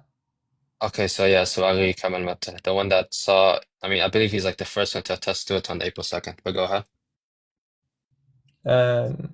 No, he Uh, just says it says here that he witnessed it on May the 9th. No, he uh, just says it says here that he witnessed it on May the 9th. May 9th? Yes, that's what the No, he report says. wait. What's the call? What report were you reading from right now? Our Lady Returns to Egypt on page 35. Yeah, no, there's an account. Okay. The next person is. So do you know when I mentioned Mr. Wadi Shumpo? Wadi Shimpo. Yeah, you should Yeah, have it written there. Mr. Shimpo. Yeah, what about him? Yeah, his wife also saw it as well, reported on Our Lady Returns to Egypt. Okay, no, sure. Okay, and then we have Shesta Mansour, who saw it. Who? Sheheta Mansour.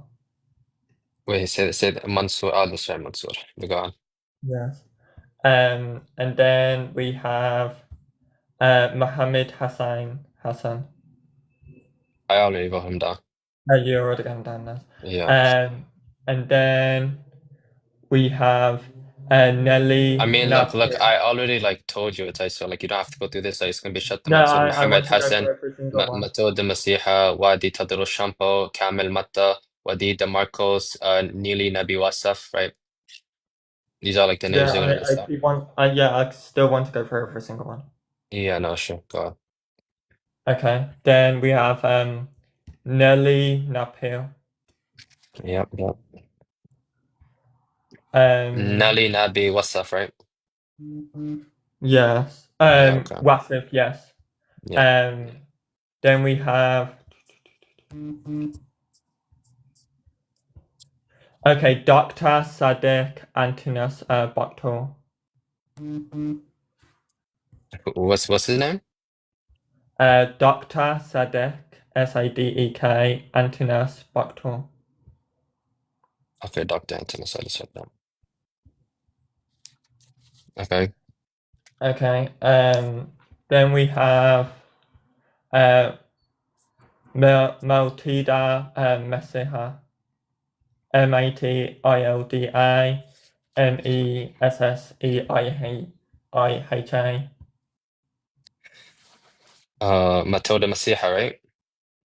I don't know. I grant that because I believe he No, I loved mean her. like when I already collected like majority of the individual witnesses is what's it called?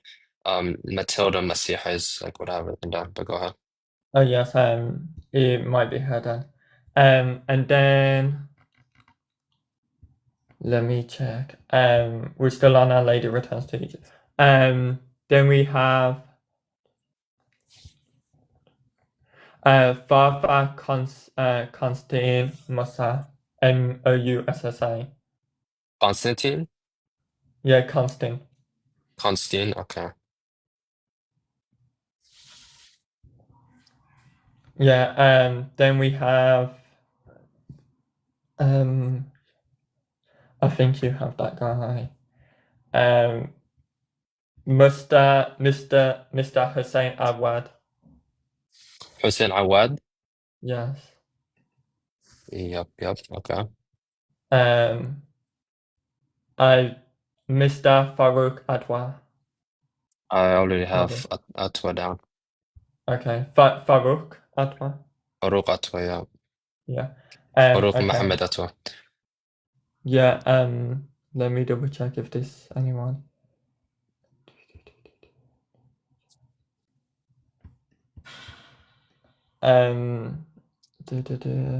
You have Bishop Athanasius down, right? Yeah, I have it down. So far I have 23. Anything else? So Dr. Sadek Antinous, you also have, and his wife, Dr. Dr. Beatrice Gabri. Beatrice? Yeah, Beatrice.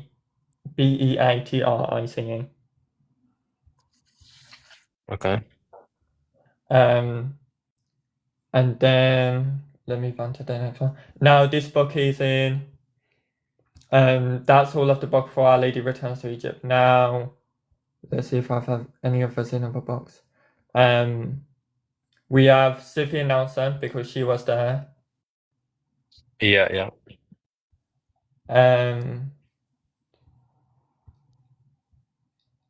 Let me see if she gives any names.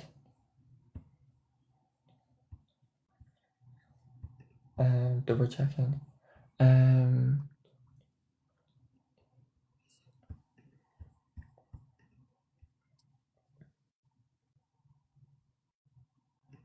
No, not there. So that's not. Okay, now the next book is Dr. Travis's book, The Marian Apparition at Zeitoun, and then Prudential Inquiry. He gives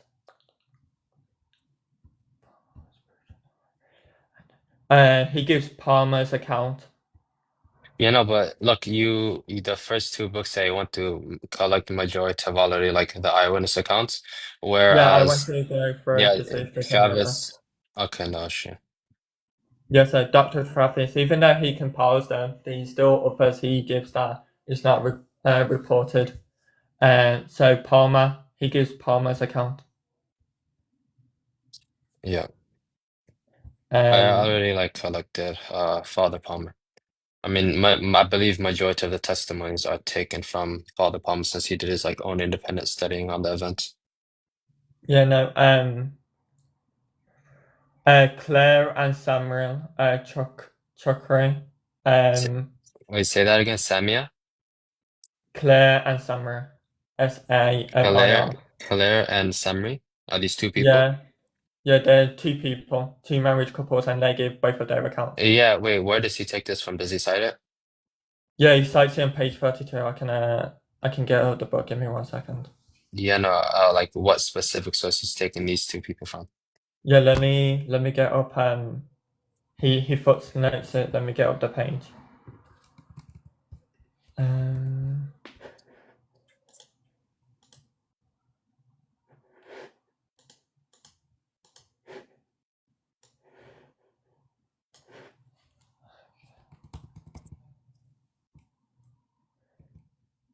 One second.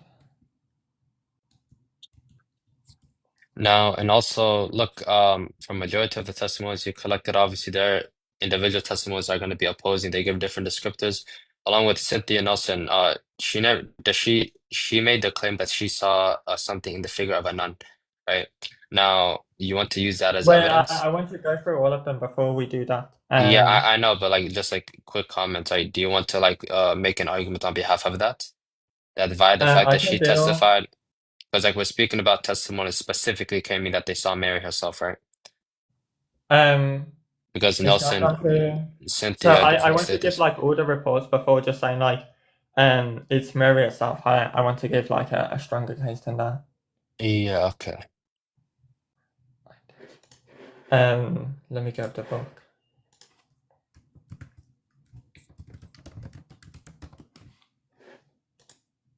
Okay, here. This book is in. It's the book that he's quoting is in French. The footnote is number 32. And he's called Nil Apparition, page 43. And then he quotes the Wait, French one. what book is this? Nil Apparition. So Apparitions is the book title, I believe. Nell Apparitions? No, the book is by Nil, and then it's called Apparitions, and it's page 43. But the full Oh, are book you name is speaking in about like French. the dissertation that was done on the apparitions by No, it's a that lady book. in Germany? No, French. It's not German, it's French. Okay, go ahead. Yeah, so the French book, I can't pronounce the French right, but I can put the French in the chat if you want me to. No, that's fine. So, this is fine. I'll get the book. Go ahead. The list of testimonies. Okay. Then there was Helen Lewis, who gives that report as well. Wait, Helen Lewis. Now, in the book, what's like her testimony? Does it just like state the name, or does it give like their own personal account? They give the testimony. It was the day of Chal Nesem, the celebration of the beginning of the summer, towards the 13th of April. We arrived around 9 o'clock in the evening. We were staying up around 50 or 100 people were there. We sang some hymns to the Virgin She said Maria. 15 to 100 on April 13th. 100 people was there. That's what she reports. We were Okay, yeah, staying up that's fine. Go around ahead. 50 or 100 people were there, right? Yeah, no, Nelson gives the same accounts. That I believe she says there's 100 to 115 on the 13th. But go ahead. Yeah, so this is independent person reporting the same thing. And then Leila Marad, I think it's pronounced, who saw the apparition as well, gives her report.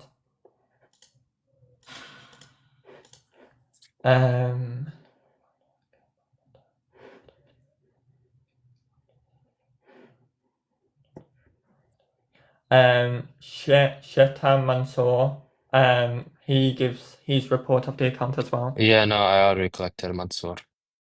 Okay. You collected Mohammed Hassan as well. Yeah, look, I think like even the book that you're citing right now is more so probably going to be taken from the testimony derived from Father Well, Palmer. not all of them are. There is some, but not all Yeah, of I know them. there might be like additional ones, but majority of them are going to be just citing the same people. Yeah, but you said you wanted every one of them, don't you? Yeah, no, if you can go through and that's fine. Yeah, if you want every single one of them and you're claiming that we need to give every, then I'm going to give every. So Bishop Marcos, he gives his report as well. Yep.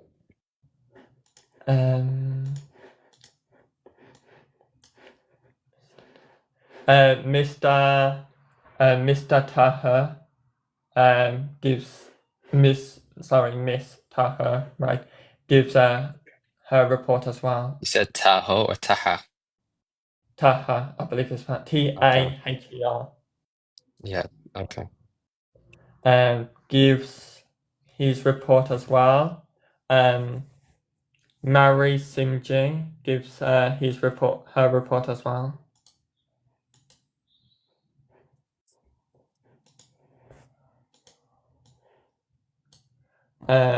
Father Boltros gives his report as well. Beatrice? Yeah, I already collected them. How do you spell it? Beatrice. No, I don't, I different just person. like, well, no, well, that's like how it sounded to me when you said it, but I suppose it's the same person, like Beatrice. The pronounce their names the same. No, it's different. Boltros. This one is Boutros. Yeah. Okay, that's that one as well. Let me double check.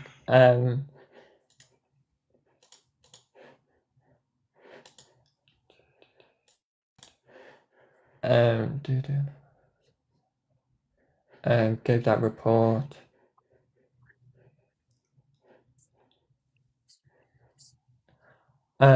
Sami Hannah. Mia Hanna? Yeah. Okay.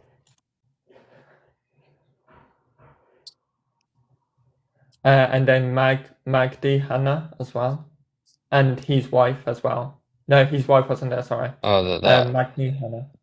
So Samia Hanna, and what's the father? Is the father and the No, wife as this well, is right? Magdi Hannah. Yeah, and they're the family that give the testimony that's a miracle happened to them, right? And that they all saw the events while they were denying our verse first, right? No, this is a different sighting. Neil also interviewed her father, Magni Hannah, who hasn't been with his wife and his daughter during their sighting, but was motivated by the story to go to the church and try seeing for himself. So Yeah, no, separate. yeah, it is the same one. No, it's the same one family, right? Where there's a father, Yeah, a same wife, and then family, a daughter. different. Well, so it's the same family, but different eyewitness testimonies because they went there different times independently. Yeah, you know, that's fine. I'm not converging with that. Okay.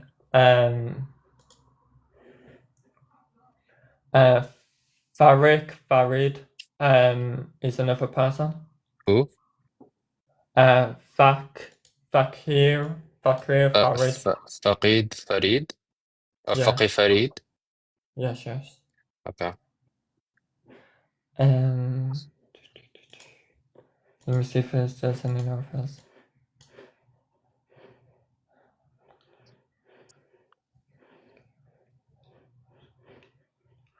Okay.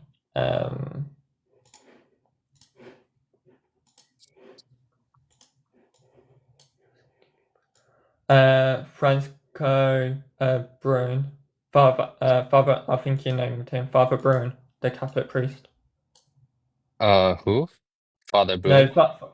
Father Brune. Brune. Yeah, okay. His account. Can you give you his account?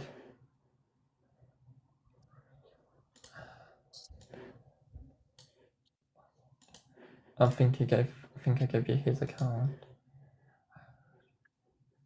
Professor Gurigas, his account as well. Gurugas? Yes. Yeah, and what does he state? He said he experienced it in the early days of the apparition events in the first month of April 1968. She went to St. Mary's Church, and then he gives his testimony where it says, let me get the quotations. Let me find the first quotation.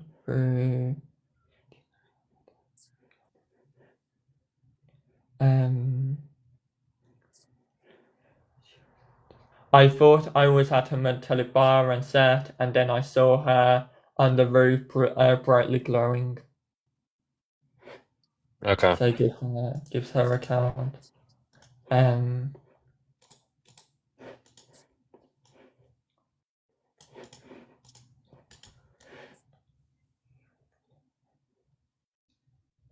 Okay, Dr. Zarif K. Moulton. F. Moulton. Look, how about this, right? So far I've collected around 37, right? Or 38. And Yeah. let's do you think you Wait, can don't bring you want more? to go through all of them?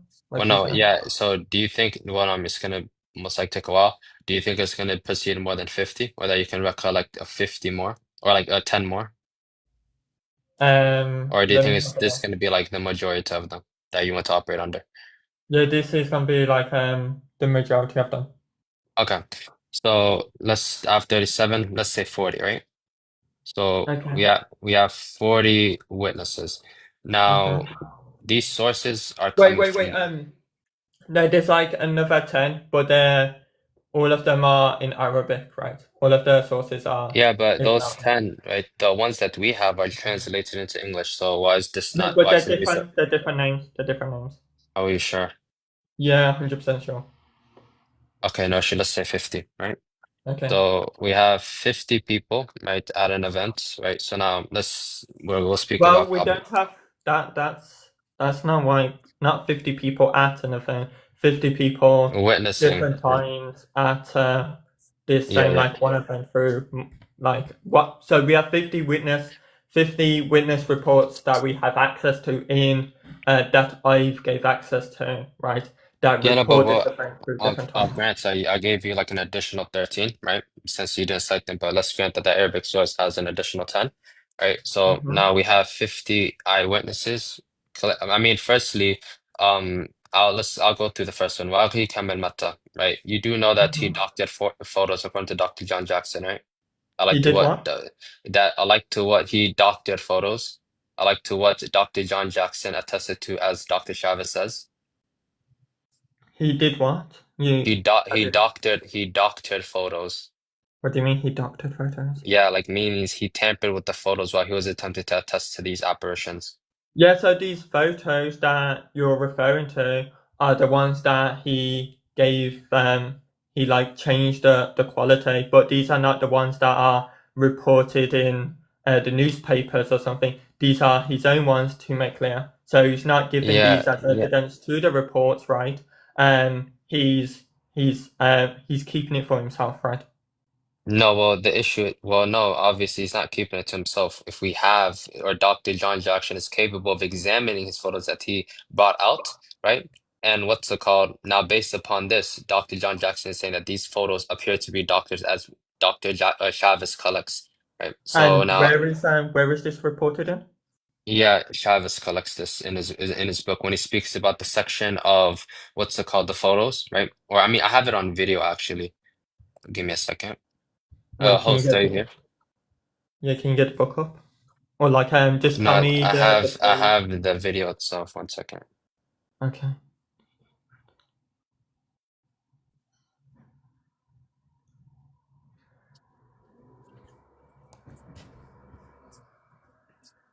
Yo, host, are you here?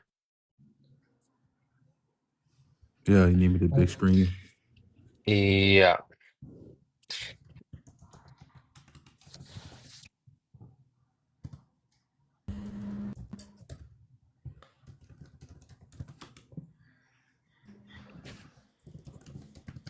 Oh, 1 second.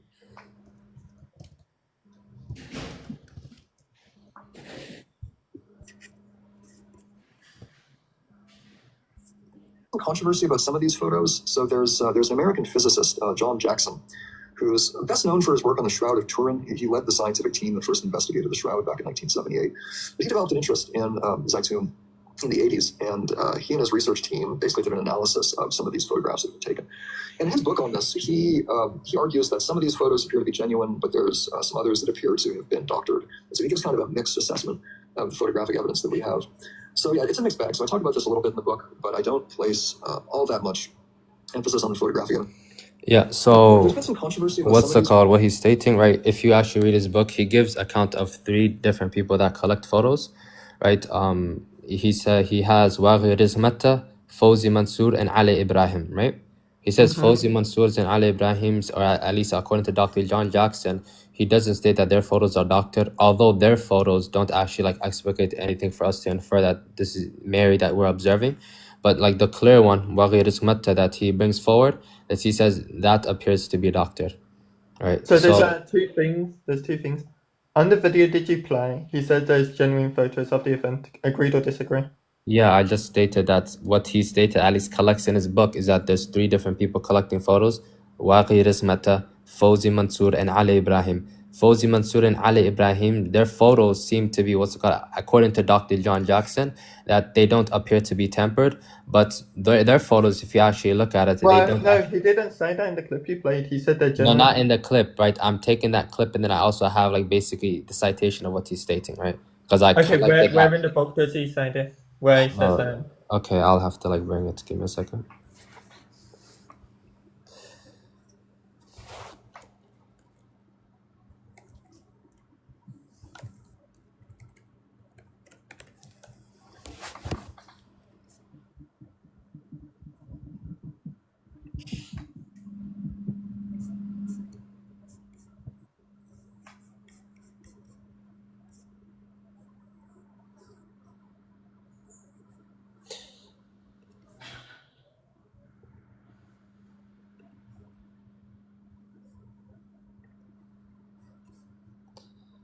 It'll take me like, I'd have to like go through a lot of chats to like bring up that specific quote. That's fine. Right? Just work with it. Or Yeah, tell me no. which book, right? Tell me which Yeah. book, and Yeah, I the can book get the like different. Dr. Chavez, right? An evidential query, or the Marian apparitions and evidential inquiry, right? He collects. Yeah, I have that book right in front of me. I've read the full book. It doesn't. I don't remember it stating what you said, because the chapters doesn't deal with photos. The chapters are.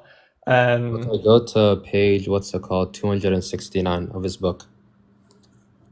Okay, let me get out the book 269.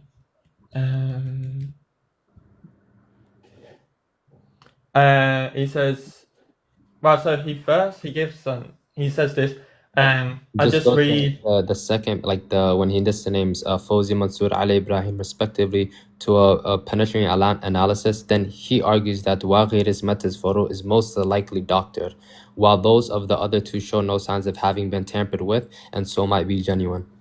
That's not on page 269, sorry. I have it. Okay, look. Look, it says to this, I read, I just read you the page, right? He says, premise 4, if supernaturalist explanation of Zeitoun is properly true, then metaphysical naturalism is properly false. On page 269 of his book? 269. Yeah, okay, so I'll just like show you it. 1 second. Because I have the image here right now. 1 second.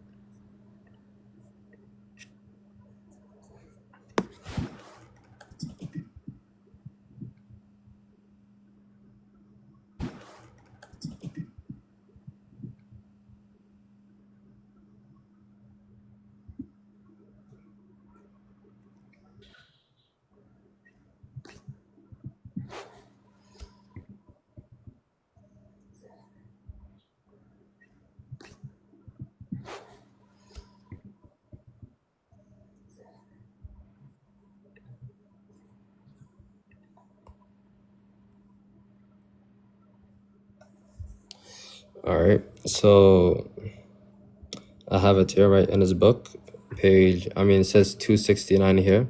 Then he gives the accounts. Wait, because I'm on Kindle, let me word search it then. When's the newspapers?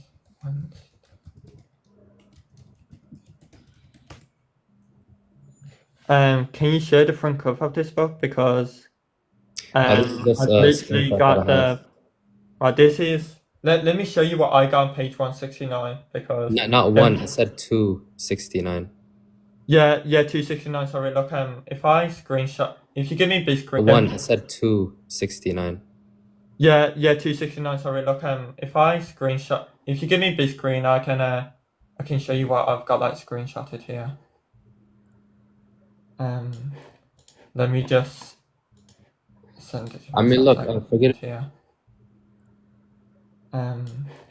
Let me just send it. Look, forget about that. He cites the source, right? Where he says he argues that Waqi Rismata's photos is most likely doctored, while those of the other 2 show no signs of having been tampered with, and so might be genuine. Then he cites Camel Jackson and Jackson, A Lady of Light Appears in Egypt, page 219 to 33.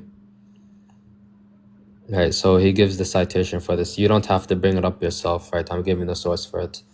So Citation to see there. yeah, by Camel, Jackson, and Jackson, a lady of light appears in Egypt. Pages. Wait, can you show your screen so I can set you? Yeah, okay, no issue.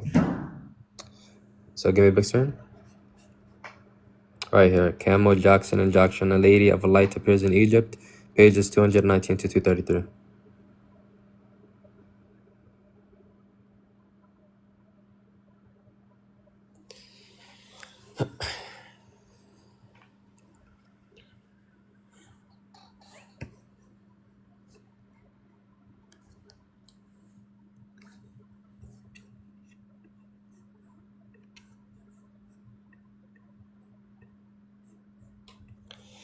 Look, I gave the direct source, right? I told you that we can go on for 50 more minutes. Wait, yeah, I granted like you did for the other ones, that's fine. So yeah, so there's two You can't things say right that you there. granted when I like directly show you it. I have to like you made me. Yeah, no, I'm not saying that. Do you know how like I gave you the references to the eyewitnesses saying you grant them, right? So I'm just Yeah, no, saying, like, but this time that you can't grant it. I showed you it, right? The direct citation. Anyways, look, forget about that. We can discuss for 10 more minutes. Let's like attempt to finish up the discussion, right? Because I have to pray. So firstly, now. Well, I want to like speak about that point, right, with the photos. Yeah, there were some photos that was like enhanced and everything. But if you read Sophia Nelson's account, if you actually go to Sophia Nelson, when it comes to the photos, if you know who Sophia Nelson, you know Sophia Nelson. Yeah, Sophia Nelson, right? If you go to the book, A Lady Returns to A Lady of Zeitoun, right? It's called The Virgin of Zeitoun. Sophia Nelson, if you give me this screen, I want to show something. Because it's going to be relevant. Let me get here.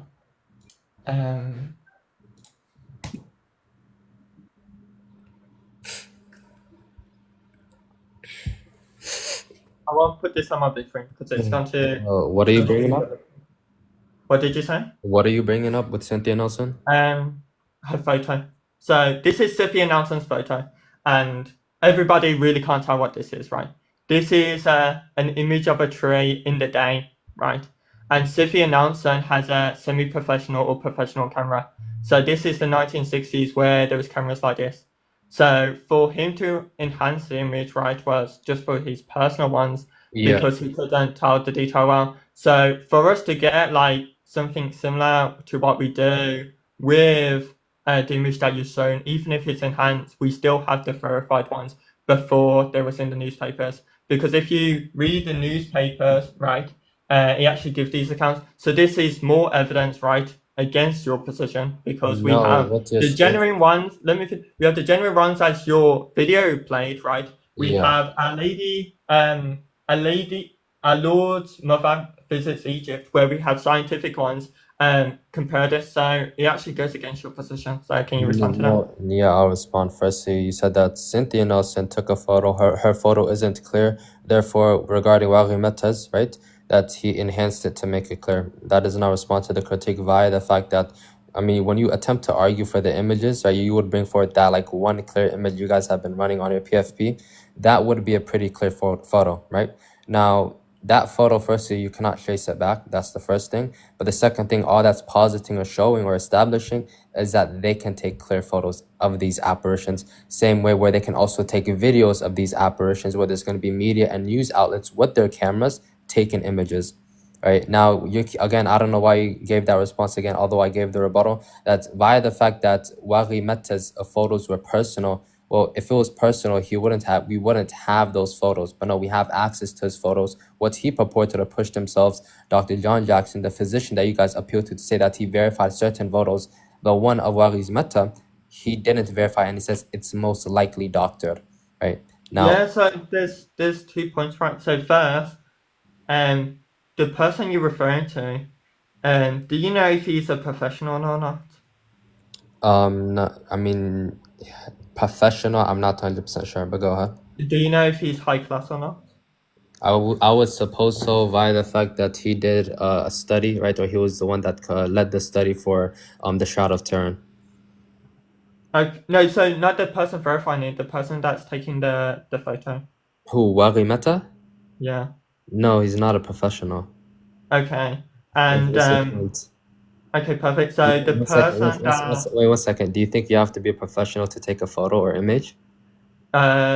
you haven't done research on this topic, as I can tell. So No, that's why. can you answer my question? Do you need, like, if you have a device or a phone or a camera and you take an image, do you have to be a professional?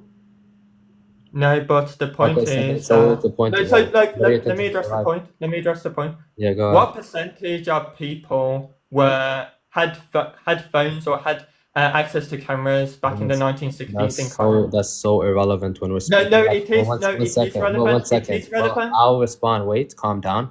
First off, Waghi Mehta, we're speaking about somebody that has access to a device that can take images, right? And I don't know why you brought up that point of whether he's a professional or not. That's purely irrelevant via the fact that anybody can take an image. 1 second. Anybody can take a photo. It's not difficult. The second thing, whether other people's or there's not going to be phones or devices at mass is irrelevant to the specific testimony we're speaking about, where Waghi Mehta does have a phone, right? And he's capable of taking an image.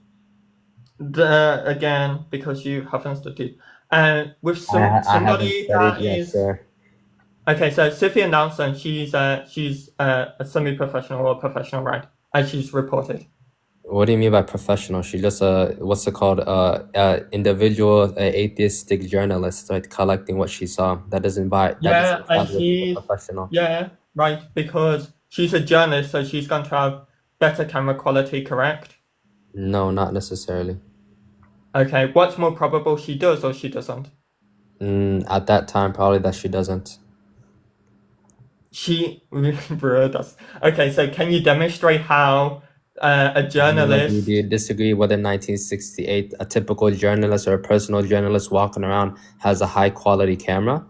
Is that what you want to argue? I'm disagreeing on the fact that a journalist, right, that is going to be high in value with that is either semi-professional or is above middle class, is going to have a better camera than somebody like the person we're speaking about who's going to be of a lower class. Because if you actually read and do studies of the people in Cairo, the majority of people doesn't have access to cameras or has less good camera quality. That's why. I haven't finished my point. I haven't finished my point. So if you study, right, such as what was happening back there, right, if you go to the studies, less than 0.1% of people had access to cameras. So it is, based on Bayesian epistemology, right, more probable that Sophia Nelson has a better camera quality than the witness we're speaking about. That doesn't follow. First off, you just like slap Bayesian epistemology and things like you can call a rap with this like premeditated response. First off, whether other people, I just gave the response, right? I don't know why you're repeating it for the second time. Whether other people have a device or not is irrelevant. We're speaking about a specific individual that has access to a camera, right? So whether people have photos or not, or devices or not to take images is irrelevant. To respond to that second point, well, Cynthia Nelson's photo is unclear, right? Therefore, we're going to infer that Waghi Mehta, when he purports a photo, it's also going to be unclear. I don't see how that follows. So that's the first thing. The third thing, right, to add on this like weak rebuttal that you're giving, is that Waghi Mehta, right, doctored the photos. You stating that, well, we should suppose Cynthia Nelson's quality camera is going to be low quality, therefore Waghi Mehta's photos is also going to be low quality. What does that have to do with them doctoring the photos? Or him tampering it? So there's 2 points. You said it doesn't follow, right? That was one of your points you gave. Yeah, via the fact that just because Cynthia Nelson's photo is going to be unclear, where you infer from that she has a bad camera, that therefore Waghi Mehta, right, is also going to have a terrible camera as well. Okay. Are photos better? When you take a photo, is the quality better in the day or at night? It depends on the camera. I can't like really give an answer. Okay, so let's assume. Let me help you out here. Let me frame your lifeline. Before that, let me add on to my response. That if we're speaking about in this case, right, we'll suppose maybe it's gonna be more clear at night. via the fact that, I mean, the claim that you guys make is that there's no lights at this event and there's a bright light in front of what's it called, the Coptic site, right? So we should Wait, so suppose do that. you concede there's no light at this event? No, I don't. But do you want to? Okay, so that's tangential to the Wait, do you conversation. accept that or do you deny it? That there's lights at the event? Yeah. I'm Or critique. no, not giving that an there's lights at argument. the event. No, that they shut off all the lights. Did they or did they Do not? you? Yeah, I believe that. Do you believe that? No, I don't. Okay, so that's fine. Do you? If there's lights at the event, right? Let's hypothetically help you out. There's lights at the event, right? Is lights at the event during nighttime, is the quality of that photo better, right, than a quality of a photo that's during the daytime? I would suppose so. At nighttime, it will be more clear than the daytime. What's the argument for that? Yeah, via the camera qualities at that time not depicting colors, right? And like where you're not going to be able to clearly see the sun, right? This is 1968 that we're speaking about. So if there's a dark, if there's lights are off, that's when you want to operate under. There's no lights at this event, and there's a bright light in front of the site. We're going to suppose that the image that a camera collects from that event is going to be more clear than one like what's it called during the daytime. Okay, so you would say that let's grant some of this, right? During the nighttime there was light. You would assume that taking this photo during the nighttime is going to be more clear than in the day, right? In this case, we can suppose that, but I'm not too hinged on that. Okay, perfect. But in the daytime we should see the outline of the image that's been taken, correct? We should see it. Yes, we should. Okay, can you give me big screen again? I mean, look, I don't know like what the relevancy of this like line of questioning is. Regarding 1 second, I gave the response. If you're stating or the inference you're making, Cynthia Nelson's camera during daytime is bad, therefore Waghi Meta's photo is also going to be unclear as well. And then therefore, okay, can you show me the outline of this tray? Actually, did you know that this was a tray? Yeah, no, I didn't. Okay, so wait, so you didn't even know it was a tray, right? But we still got to suppose that both of them during the day and at the nighttime are going to be similar with the outline. If we can't even tell the outline of a tray in the daytime, how are we meant to get like a perfect one-to-one or a perfect quality with a camera at nighttime? Can you explain that for me? First off, look, I said that we're going to continue the discussion for like 50 more minutes, right? I'm gonna come back in 15 minutes, but I'm gonna respond to this point of these like line of question. I don't know why you want to argue based on this. Firstly, nobody's arguing against Waghi Meta whether his photo was clear or not. Nobody brought up the photo. We're speaking about him doctoring photos according to Dr. John Jackson. That's the first thing. You bringing up saying Cynthia Nelson's camera, well, in the daytime is unclear. Therefore, regarding Waghi Risk, he has a reason to enhance these photos, right, where it's going to appear to be doctored via the fact that the photos are being taken at nighttime. The issue with this is that if you look at the other photos or in fact videos of the apparitions, they are very clear. We have photos of people, right, at the site or at the apparitions, like basically posing for a camera. And they can clearly get a clear photo where I can distinguish the faces of the people at the apparitions. So you bring in this account or image of Cynthia Nelson does not aid you at all. Because I'm showing or I can establish that there's cameras at nighttime. You can get an image of the people at the event. Okay, we can deal with these points, right? The reason why I want to respond, but then I'm gonna come back in like 15 minutes. Right? Okay, so that's fine, right? We'll finish the discussion since it's more so gonna go on longer.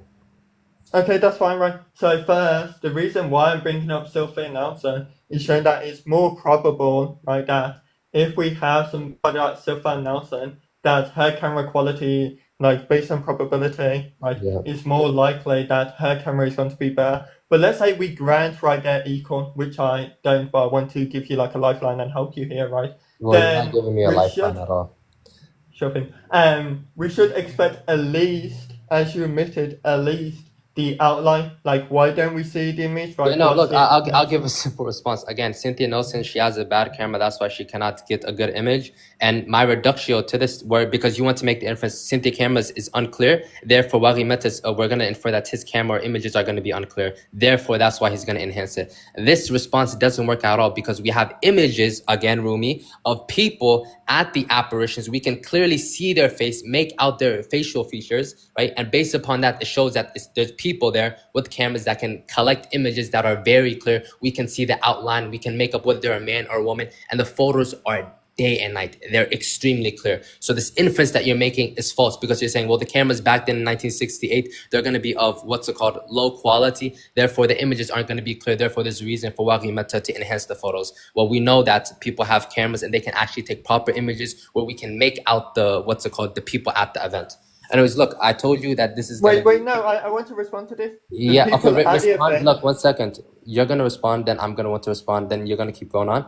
This is my response. I'm gonna come back in like 15 minutes, right? Because I'm gonna have to go Okay, pray. so Right? there's 1 sec. I'll come pray, and then just like we'll start back right here, right? Anyways, have a good day. okay. Well, there's two things, right? Very simple. One, right. Well, I want to address for people to know, right? One, you're assuming that he has the same camera as the people that were taking up the crowds, and two, how do you know the people of the crowds that photo wasn't enhanced? Right, they're like 2 points that you can like deal with. That was good, Rumi. That was good. He said he's gonna be back, right? Yeah, he said he's gonna come back, hopefully. Hopefully he's not lying.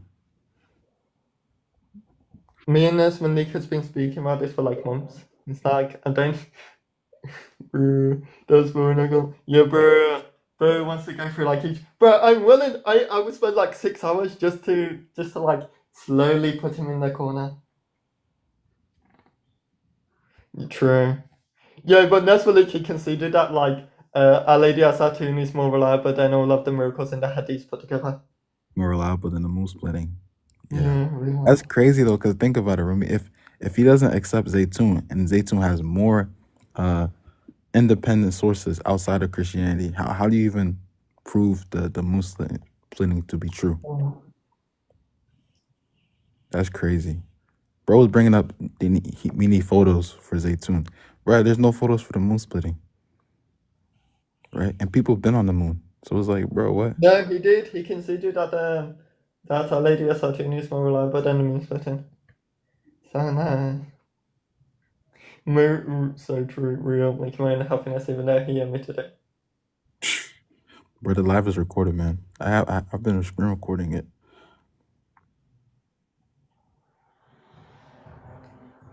Yeah, if that makes you sleep at night.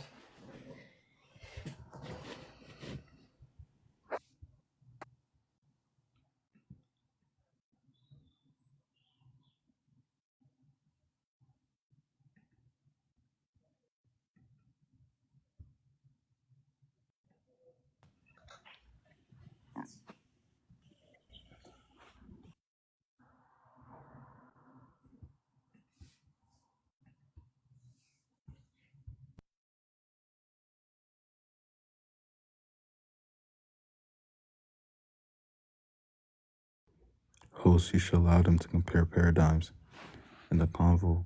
Catch a double standard. I don't know what you're talking about. Gives May. You're talking about when you brought up speaking about the moon splitting and the Our Lady of Zeitoun? Yes, that's why I wanted to compare it. I mean, to be fair, initially we started off with Zeitoun, so I didn't want to give him a reason to leave. No, he wouldn't leave, right? The idea is if he's consistent, then you'd either accept Our Lady Asatun or you reject it, or you would also reject the moon splitting. And you just want to reject. I ended up talking about the moon splitting anyway. I already talked about like Yeah, I think he can see, so he can't prove it. yeah. Bro. Wait, so is he trying to give a naturalistic explanation for Zeitoun? He's just going to try and be like a hyper skeptic and everything and pretend like the event didn't even happen. But he believes in miracles though, right? Yeah, but he can't allow this event to actually take place. Right. So he's playing the atheist, man. That's crazy. Real.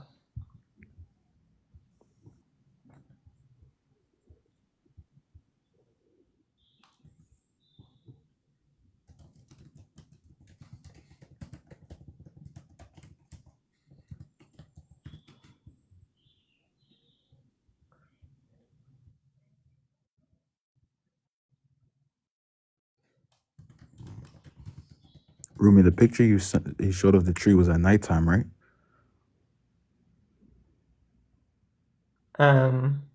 No, daytime. That's day. Damn. And that's like, is that like a good quality camera back in the day, or that's like average, like a person, someone like an everyday person, a camera everyday person would have? Somebody's as a professional. Dang, that's trash. A trash camera for a professional. Okay. And you're saying that the reason why they modified the picture is because you could barely even pick out what the specific. No, the reason why like he has modified photos is not to point the newspaper or anything, it's for his own. The reason why we have access to those, right, is because he's giving them anyway. And even if there's like these photos in hand, if you read our Lord's Mother, right, of Mary, that book, and the scientists can distinguish, right, the people that do these images can distinguish between authentic ones and inauthentic ones. All right.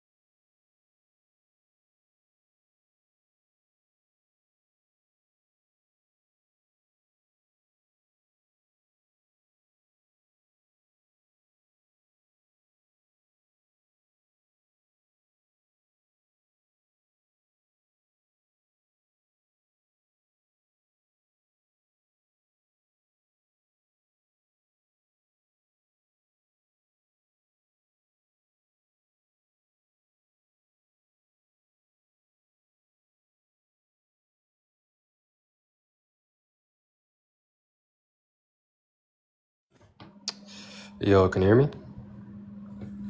Yeah, we can hear you. Okay, yeah, let's pick up where we left off. So, we stopped at where? Waghi Meta, right? In his image? Yeah. Yeah, okay. So, what's your response to him doctoring photos according to Dr. John Jackson?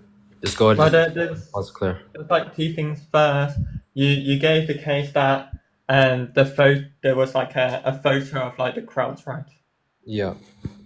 Right, there's 2 points on that. First, you have to show he has the same camera quality as a person taking the photo of the crowd. Second, you have to show that the photo of the crowd is not enhanced. Can you do that? Yeah, this is a weak burden shift, right? Because again, I'm operating under the claim that since Dr. John Jackson in your case is going to be reliable, right? Since he attests to some of the other photos, that when he says that the photos are doctored, then the photos are doctored. You have to bring now, 1 second. Now you attempted, because your first response was attempting to give a case as to why this took place, right? You wanted to say, well, the camera qualities at the time was terrible. The evidence is for it is going to be Cynthia Nelson's photo, right? Therefore, we can infer from Cynthia Nelson's photo, since the photo isn't clear, that his photo isn't going to be clear. Therefore, there's a reason for him to enhance it. You gave that response. Now you're attempting to this like weak burden shift as if I'm going to allow it. It's not a burden. No, it is, right? Because what's operating is, do you accept the claim as Dr. John Jackson says that he doctored photos? And I don't see an issue with that. Do you reject it or accept it? I can accept it in this no issue. Okay, so give an explanation. Why what's got his to doctor photos? Don't attempt to Because- the burden as to, I have to prove he has a good camera quality. Give him a time to respond. Let him respond. No, go ahead. Let him finish. Go ahead. I mean, I asked it, right, to give an explanation then. Okay, so an explanation why he enhanced the photos. Mm-hmm. Yeah, so No, the reason why. Who said enhanced? Who said enhanced? We said doctored, but meaning he fabricated photos. Who says that it was merely enhancements? I don't see any, or do you have? Wait, so you think it wasn't just enhancements? Well, I have no reason to suppose it's merely restricted to enhancements. Why should I grant that? You said it was doctored, right? And yeah, so I never said it was enhanced. Oh, so it's not enhanced, it's other things as well. I'm not negating. It could be other things, yes, but what I'm operating under is Dr. John Jackson's specific testimony that his photo is doctored. How it's doctored? Well, I'm not sure how he's coming to this inference. So when he says it's doctored, you need to tell me what he means by that then. Yeah, what does it mean to doctor a photo? You want Yeah. me? Firstly, like the book with Dr. Chavez, right, he merely quotes it, and then he says, what's it called? If you want more apt, see, like the book with Dr. Chavez, right, he merely quotes it, and then he says, what's it called? If you want more apt study, go speak to Dr. John Jackson, right? So obviously it's the case that I haven't spoken to Dr. John Jackson, but we're just going to operate under that lens that the photo is doctored. It's the case that I haven't spoken to Dr. John Jackson, but we're just going to operate under that lens that the photo is doctored. Yeah, but what does it mean by doctored? You don't know what doctoring a photo means? You said that it could be multiple possibilities. All it means is that a photo is like altered. How is it altered? Well, how it is irrelevant. I don't need to bring this. No, I disagree. Well, I'll tell you. Firstly, right, the photo is altered and manipulated. That's all that has to be. That all I need to operate under. Right now, you have to explain as to why this was the case. How is it altered and manipulated? Go ahead. What did you say? How is it altered and manipulated? Again, what did I just tell you? We don't need to know the specifics of how exactly. I disagree. What's the argument? Well, let me respond. I'll tell you why. Because again, what I'm operating under is the claim of Dr. John Jackson that Waqi Rizq Meta, he doctored the photos. How he doctored it is irrelevant, right? Now, we know that he doctored the photo, he altered it or manipulated it. I'm asking you to provide an explanation as to why he did this. Why should I not assume that it's only enhanced? Can you give an argument? Well, you'd have to give like another reason as to why you should suppose only that. I don't have any justification to believe in it's anything else other than enhanced. So can you give me some justification why it's not just enhanced? Go ahead. So 1 second. So you're stating that the only way to like doctor photos or the only account of doctoring photos is going to be merely enhancements? Didn't say that. Please try. So no, you said that there's no other reasons or other things that you should suppose other than the photo being what's it called? I didn't say that either. Please try. No. Okay, so repeat exactly what you said. I said I don't have any justification to believe it's anything else other than enhanced. Like, can you give me some justification? Okay, so beautiful. So you have no other reason other than when he says he doctors the photo that it's going to be enhanced, that there's no other means of enhancing the photos or doctoring photos. So you did agree with what I said. I don't know why you're saying to follow. I didn't say, no, look, one second. it was only, bro, like, please. No, I never. You said it was only correct. And again, no, that's what I'm going to infer when you say that I don't find. Yeah, but you don't infer. One second. I'll tell you why that's be real. So 1 second. The reason why I'm saying only here is that if it's possible that there's other ways where a photo can be doctored, then you have to give a case as to why it can't be these other reasons. I disagree. And 1 second, and why you're supposing that it's specifically enhanced and not anything else. Just because of the possibility of pay doesn't mean therefore pay. Do you agree? Yes, but then what you're stating is that I'm going to suppose, right, that it's the reason how it was doctored is that it was enhanced, and that there's no other way that it was enhanced. Why are you coming to this inference based on what? Because I have no justification to believe in the contrary. Do you have any justification to believe that it's other than enhanced? Wait, okay, 1 second. You have no justification to believe the opposition. Why is that? For example, why do you believe that when he says the photo is doctored, that it's merely enhanced? What's your reasoning for this? Because any other photos that have been reported that's been adopted was enhanced. So unless you can show me. Okay. So 1 second. Okay, now you just cooked yourself. Well, the other photos that appear to be enhanced, they never made the claim that those photos were doctored. But this specific one, we're going to. One second, calm down. The only one that they make a case for being doctored is going to be Waghi Meta, right? Now, if it's the case that his photo is doctored and the other ones are also enhanced, but they didn't infer that that was doctored, then the reason why, if this one is also enhanced, we should suppose that they're not going to say it's doctored. But they did say it's doctored, so we're going to suppose that there's a second reason or a more reason as to why, external from enhancements, as to why they're claiming that the photo is doctored. No, okay, look, don't say that I'm strawman you. I'll repeat what you said. You stated that this specific photo, when he says the photo is doctored, you're gonna suppose that it's gonna be enhanced, and you have no other reasons to suppose. So I asked, why did you hold to this, or why are you inferring this? Because you said the other testimonies, right, or the other photos appear to be enhanced. Well, my reduction to what? That's irrelevant. The specifics. You said it. No, it's not irrelevant. It's not. Again, notice how I never made this claim. You made the claim, so I'm operating. No, it's not irrelevant. Again, no. 1 second. Again, can you wait? You made the claim that there's other photos that appear to be enhanced, right? So then, based upon that statement, I'm providing the reduction. I never made that claim in the first place for me to justify, Goofy. Look, again, the photos. 1 second. Let me. No. You said that I still made you. No. You interrupted me. You interrupted me. No. How many photos? I don't know why you're saying no. How many photos did he assess? Yeah. Okay. First, he enhanced, or assessed photos from 3 people. He doesn't state the specifics. Again, am I talking about them 3 people? Well, okay, that's the point. 1 second. That is the entire point. Yeah. Wait, 1 second, Rumi, stop running. I'm not gonna allow you to run for this. Nobody's gonna allow this to run. Again, wait, 1 second. Stop panicking, right? Again, your claim was 1 second. Wait, 1 second. We can operate under this as well. You're not adding anything additional. So your claim is that the other photos were enhanced, right? But then which other photos? Well, again, that's irrelevant because it's not. Give an argument why it's irrelevant. I'll tell you why it's irrelevant. Because your argument to explain Waghi Rizmata is that when he says it's doctored, that it's merely enhanced, and the reason why it's merely enhanced because you have no other reason to suppose that it's other than merely enhancement. Well, then you also additionally blundered by stating that the other photos are also enhanced. Which other photos? 1 second. You said the other photos. Yeah. So as you just said right now, obviously Dr. John Jackson's, the other 3 people like Ali. No, never made that claim. Well, okay, that's fine. Look, 1 second. Like, you're so confused. Nobody cares about the specifics, right? Of the Give an argument why no one cares about the specifics. All I have to justify is that there's you have to give an argument why we don't care about the specifics. Rumi, stop panicking. Right, you're panicking right now. It's very clear. So I'm not panicking at all. You're making like the dumbest inference ever. I'm just going to speak now because when I'm speaking about enhancement, I'm not speaking about the 3 other persons that Dr. Jackson is speaking about at all. So this idea of he would have assessed it is actually stupid at all. It's Okay, like so, it's so irrelevant to sir, the sir, conversation. again, So again, you throughout the speaking over me. conversation, Okay, as let we me You speaking engage, over me is not because gonna what get I'm me. speaking about is through some epistemic justification that I have He access is just to, going to like and start the yapping only and other speaking over me. photos that okay, I'm guys. speaking on in I hands don't want to. is I don't not want by to. what Okay. Dr. Jackson is speaking about. Yeah, that's Hold on, fine. So one second, let me respond to Again, something. so you're saying, Hold oh, Yo, on. that's let me fine. respond. He's Why? actually, One second, yo, Rumi, Come on, stop. guys. Come on, guys. it's I don't just want to keep stepping in. at all. Let's keep this. Let's keep it the way it was earlier, right? Yeah, no.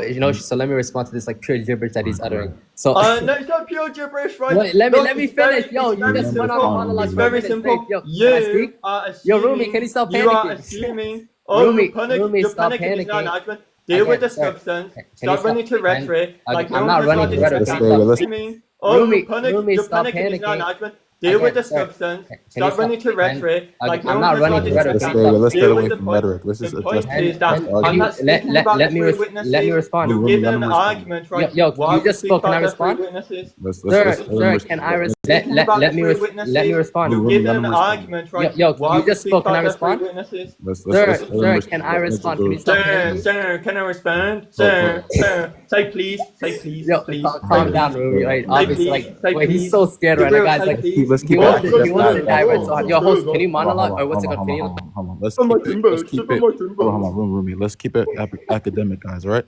Let's get back No, that's on true. the topic. All right, let's go. So let me respond, right? So he No, went on a let me respond. Like, You I'm not just went on speaking an about. entire monologue. I'm Yo, not. stop Look, panicking. quiet. Yo, Look, host, are you not gonna Guys, moderate come this? on, guys. Come wait, on, wait. guys. I'm All right, not all gonna right. run away. Oh, I'm not gonna run away. Yo, look Like, at I it. should deal with the point Bro, that I'm you're doing. out of character right now, Rumi. You're out of character.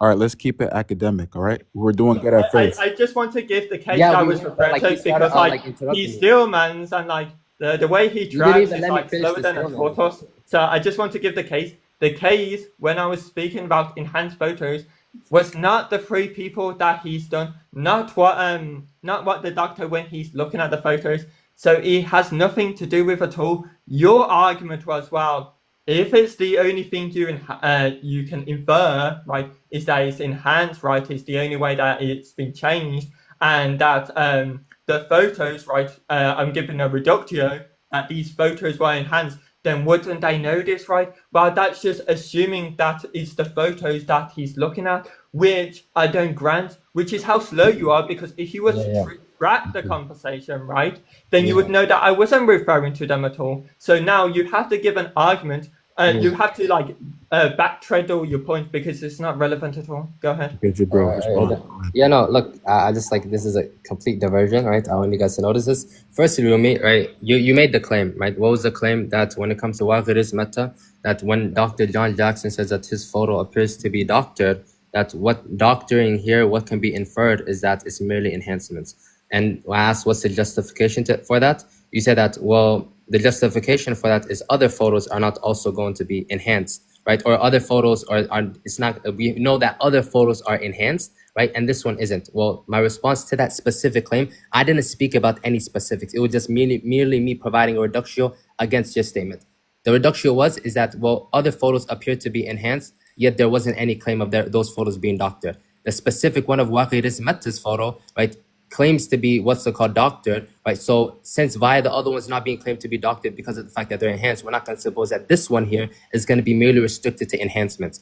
Now, to further this point, when it comes to Waghiris Meta and his specific photo, the news outlet that posted his photo, right, they obviously, since they're posting additional photos, they gave a case that they verified through like forensics that this photo doesn't appear to be doctored.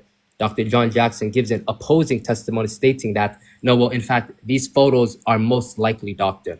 Now, if these, like, if these media outlets, right, are posting multitudes of photos, and those photos are enhanced, as you said, some of the other photos, not the specific one Dr. John Jackson is looking at, but typical photos, and they're claiming even though it's enhanced, it's not going to be doctored, we can state that when Dr. John Jackson says this specific photo appears to be doctored, it's not merely restricted to enhancements. So go ahead and respond to that. The other photos that are enhanced, did Dr. John Johnson access these photos, yes or no? When you say other photos, what do you mean? The other photos that are enhanced, did Dr. Joe Jackson, did he look at these photos, yes or no? Yeah, again, like when you say other photos that appear to be enhanced, are you referring to like the other two people that he, basically looked over the studies? No. Then what? What other photos are you appealing to then? What other photos are there of these events that Dr. John Jackson isn't already recollecting and going through them? Do you think he collected all the photos of the event? Yeah, I'm gonna suppose that he went through majority of them, right? Because What's the now, argument for that? yeah, because again, his task was to look at the photos for the Marian apparition, since he's doing an entire case study, I believe in 1986, if I'm not mistaken, and he collected the photos of Waqir Ismata, Fawzi Mansour, and Ali Ibrahim, right? He brought their That's photos. 3 people. Yeah, I know, but the issue is that again, when it comes to the photos, reason why he's even going through these photos is to provide evidence for the apparition. So any photos for the apparitions, we're gonna suppose that he went through it, and there's not necessarily gonna be more. I don't grant that. No, one second. Well, you don't grant what exactly? I don't grant. Let's suppose that he went through all of them. Do you have any quote from him and any quote from his works, primary sources, that he says that he went through the majority, or he went searching to get loads of photos? Do you have any? Yeah, no, well, first off, when somebody does a case study for an event that took place, what they're first going to do, right, is that they're going to recollect all of the evidences for it, right? Then, so they're going to, okay, no issue, not all, but majority of the evidences for I disagree. Okay, why is that? Do you know the Marian apparition book that I referred to? What? Do you know, let me get the book up. The book called, one second,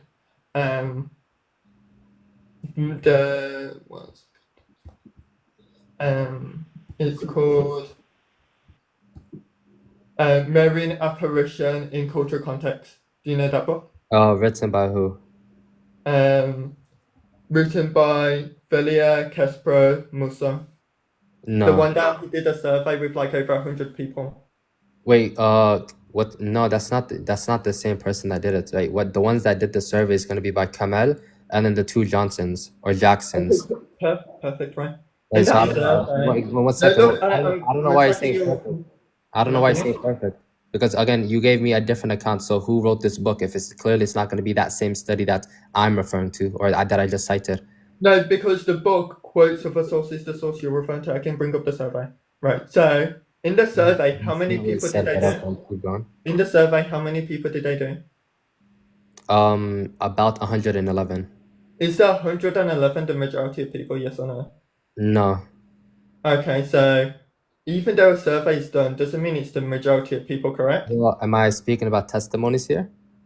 Because you said survey. No, you said surveys. Yeah, and then I specified it regarding photos, right? Because when we're speaking what's the argument? Okay, what's the argument? Let me respond. What's the argument that with photos they look at the majority, but not with witness testimonies? Yeah, because firstly, when you're attempting to derive or bring evidences, right, for an event that took place, we're going to suppose that the photos are going to be more clear. There's an event, people are saying that they're seeing Mary, right? So then now we're going to suppose they're going to go through the many different photos of the Marian apparitions to look for the photos and to see whether these photos are doctored or not, right? And then based on that, that's how I'm deriving this inference. Now, when it comes to testimonies, if you actually like looked into the specific survey that was done, 70% of the testimonies, right, are derived from the US, and then a few of them are going to be actually taken from Egypt themselves. So we can say that regarding the testimonies, they're not intending to collect an expansive amount of testimonies, since not only are 70% of them coming from the US,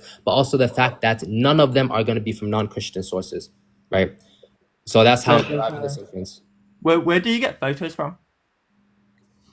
Where do you get from, like, the news outlets? Yeah, where do they get the photos from? I just said the news outlets. Okay, so the news outlets compiled all the photos? They posted it, and they're most likely going to go through the news outlets regarding this event, yes. Yeah, didn't ask that. Did the news outlets post all the photos, yes or no? Every single one, I'm not sure. Most likely not. Did they post the majority? Yes, most likely. Okay, can you prove it? Can you give me a source? Give you a source for what? A source that says that the news outlets posted the majority. And why should I justify this claim? Because you said that these the doctor, right? He got the majority of the photos, correct? Yeah, he went through them most likely. And then he got the majority of the photos from the news outlets, correct? I never said it's merely restricted to that, but that's going to be one of the sources. Where did he get the photos from?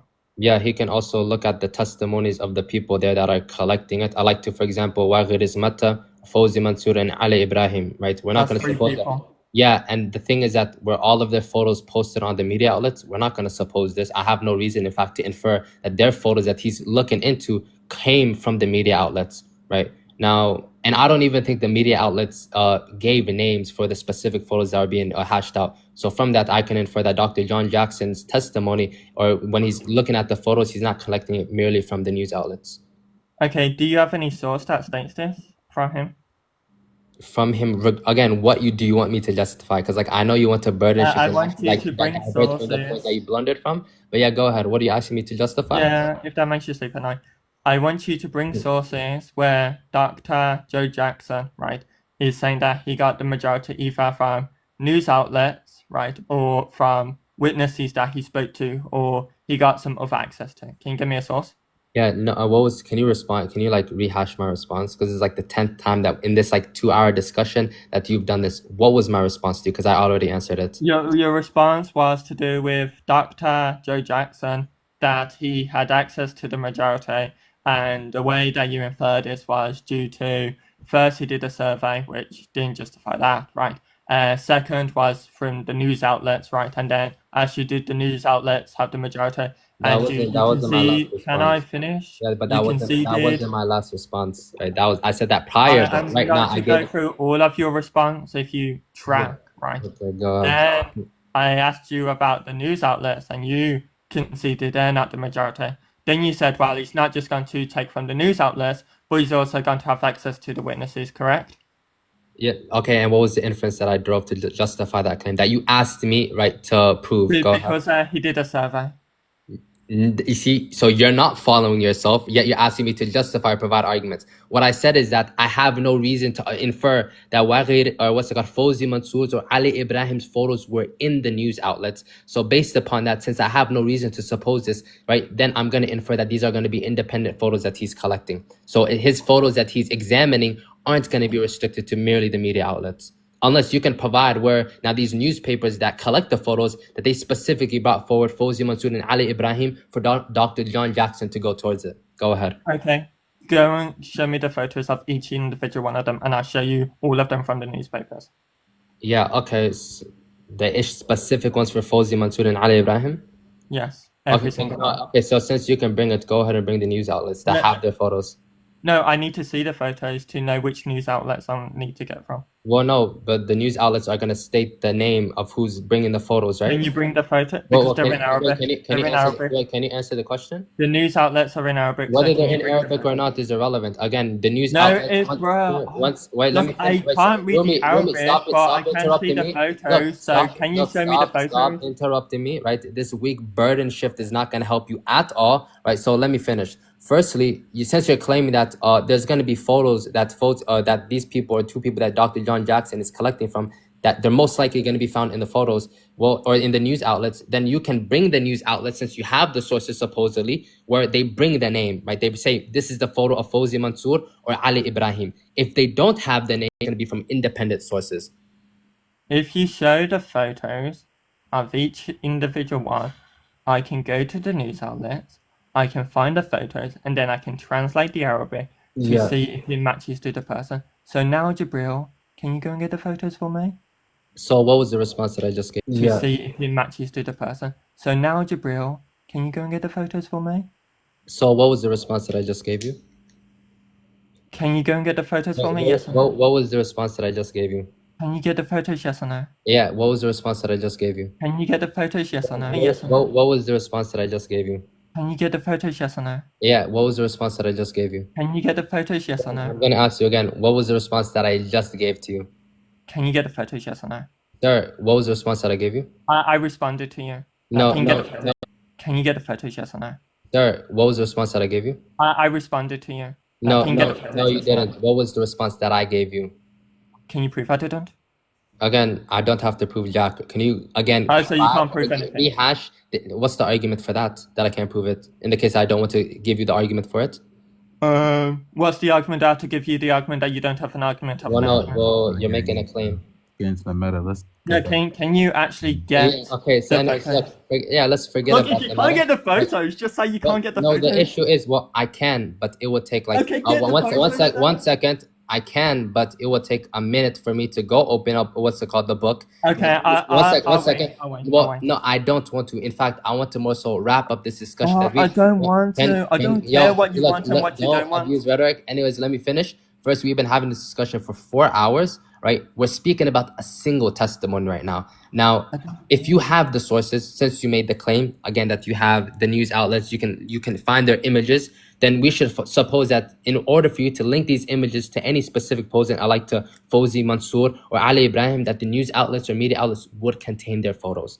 Now, all you merely have to do is bring the the articles where that contain the photos, and they're necessarily going to have the names. If they don't have the names, then obviously your claim is not going to be justified, and you cannot make that inference. How am I meant to know which news outlets I'm meant to bring if I don't know what the photos you're referring to look like? Yeah, because the only way to link a photo to a person, right, is whether the news outlets or media outlets linked it to a person. If you bring a news outlets with a photo and it doesn't carry a name, then you cannot link it to Fawzi Mansour and Ali Ibrahim, as you claim that the photos, you're going to necessarily be capable of finding it from the articles. Can I read Arabic? Yes or no?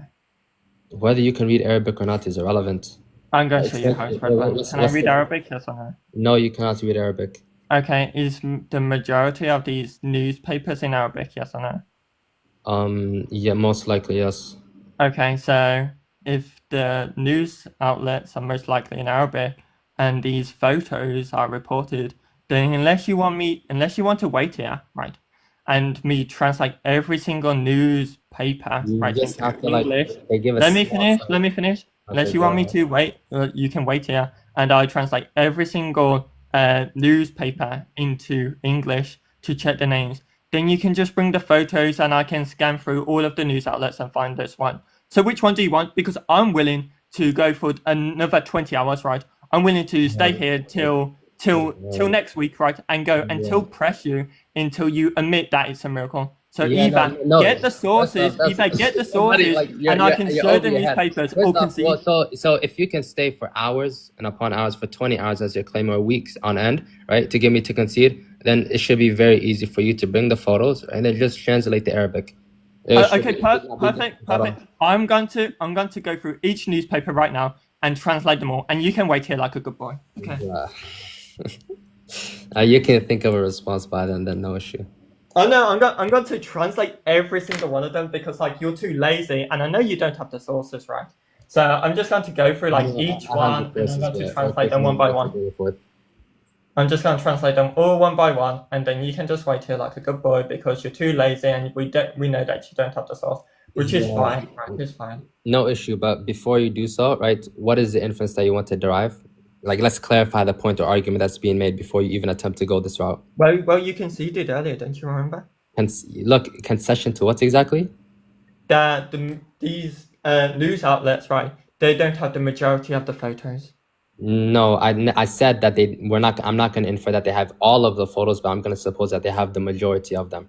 Can you give an argument for that point? Yeah, but this is the issue. When you say majority of the photos that I've observed, we can go through them, right? No issue. That they're going to be derived from media outlets. That's how we collected them, right? And then there's going to be others that are going to be independent, collected by, I believe, Father Palmer, if I'm not mistaken. And those photos are very unclear. Right? All the photos of the event, is the majority in the news outlets or not? We should suppose that the media outlets would post of the photos of these events in the case that they're actually taking place. Can you give an argument that they give the majority? Yeah, so again, if there's going to be photos of an event, right, there's going to be media outlets to grant the probability that this event is taking place, right, and to be a credible media, they're going to post photos regarding it. We should infer that. Yeah, we infer they post photos, but you have to say the majority. And okay, when you say one second, do you know the sample size of photos for this event? When you speak about majority here, how many photos do you think there are? I've seen over 100. Over 100. Okay, where are you getting 100? I can get the 100 different photos for this event. Yeah, 100 photos. Oh, okay, I'd like to see this because I have not seen more than 25. Okay, let me get you up.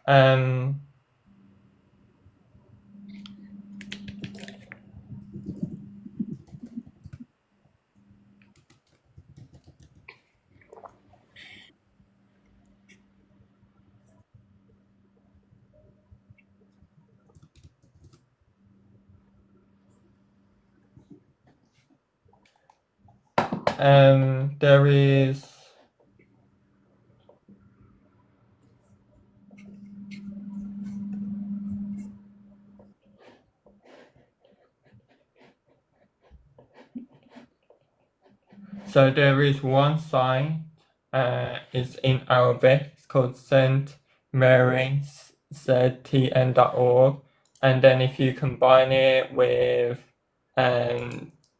other books that I can reference to you all together in a combination, it's over like 100. So the site that I refer to, Lord's Mother visits Egypt, A Lady returns to Egypt, When Millions Saw Mary, Marian apparitions in cultural context. What are you listing right now? I'm gonna ask you to like bring where you have 100 photos of the apparitions. Yeah, and I just listed you the sources. What did you think? No, you just listed books. Like for example, When Millions Saw Mary, how Yeah, many the photos? sources where the photos are, like these. Yeah, I understand, right? But then when you speak about, for example, When Millions Saw Mary, right, by Johnston, how many photos does he recollect in his book? Because it's only 30 pages long.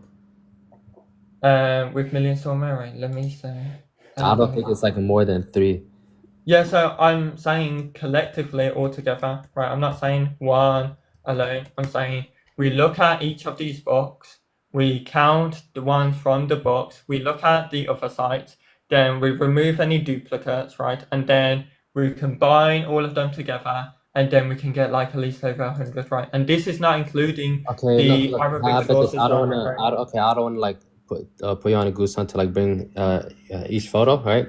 So I'll grant that, right? So let's say that there's 100 photos. Let's grant that majority of them are not going to be recollected in the news outlets. What's the point here?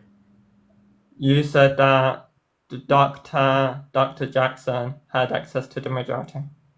No, we should know he had not had access. Of course, he had access to it, right? Because he would be same way you have access to it, right? He would be going through these sources, attesting to the Marian apparitions. Otherwise, there's no. Can you show me his work where he attests that he has access to the majority? Why do I? So you want me to bring you a quote from where he says, "I have access to majority of the photos"? No, not the exact words, but if like in his book he quotes like a survey saying he has like 50, 60 or 70 photos, then that's going to be sufficient. So what's going to be sufficient is that if somebody is conducting a vast study, the biggest survey done for the Marian apparitions, that he's going to go through the primary source material. That's the inference that I'm making. Prove you do that. You want me to prove that somebody that's collecting a survey to prove the Marian apparitions is going to go through the primary sources for the apparitions as he's attempting to prove? Can you prove that he did the majority, yes or no? Again, this is the point. Majority of these sources are going to come from what? The primary source materials. Dr. John Jackson, one second. Dr. John Jackson is going to go through, or we're going to suppose if he's conducting a survey, right? He's going through this work to get over hundreds of testimonies and collect all of these accounts from the local people, right? Majority of them being in what's called Egypt, right? Or majority being in the US, others being in France, others in Egypt, that he's going around different lands to collect testimonies. We would suppose that he would read a 30-page book or the primary sources or the news outlets for the apparitions. Otherwise, there's no real point in him collecting a survey to prove the apparitions. I don't know why.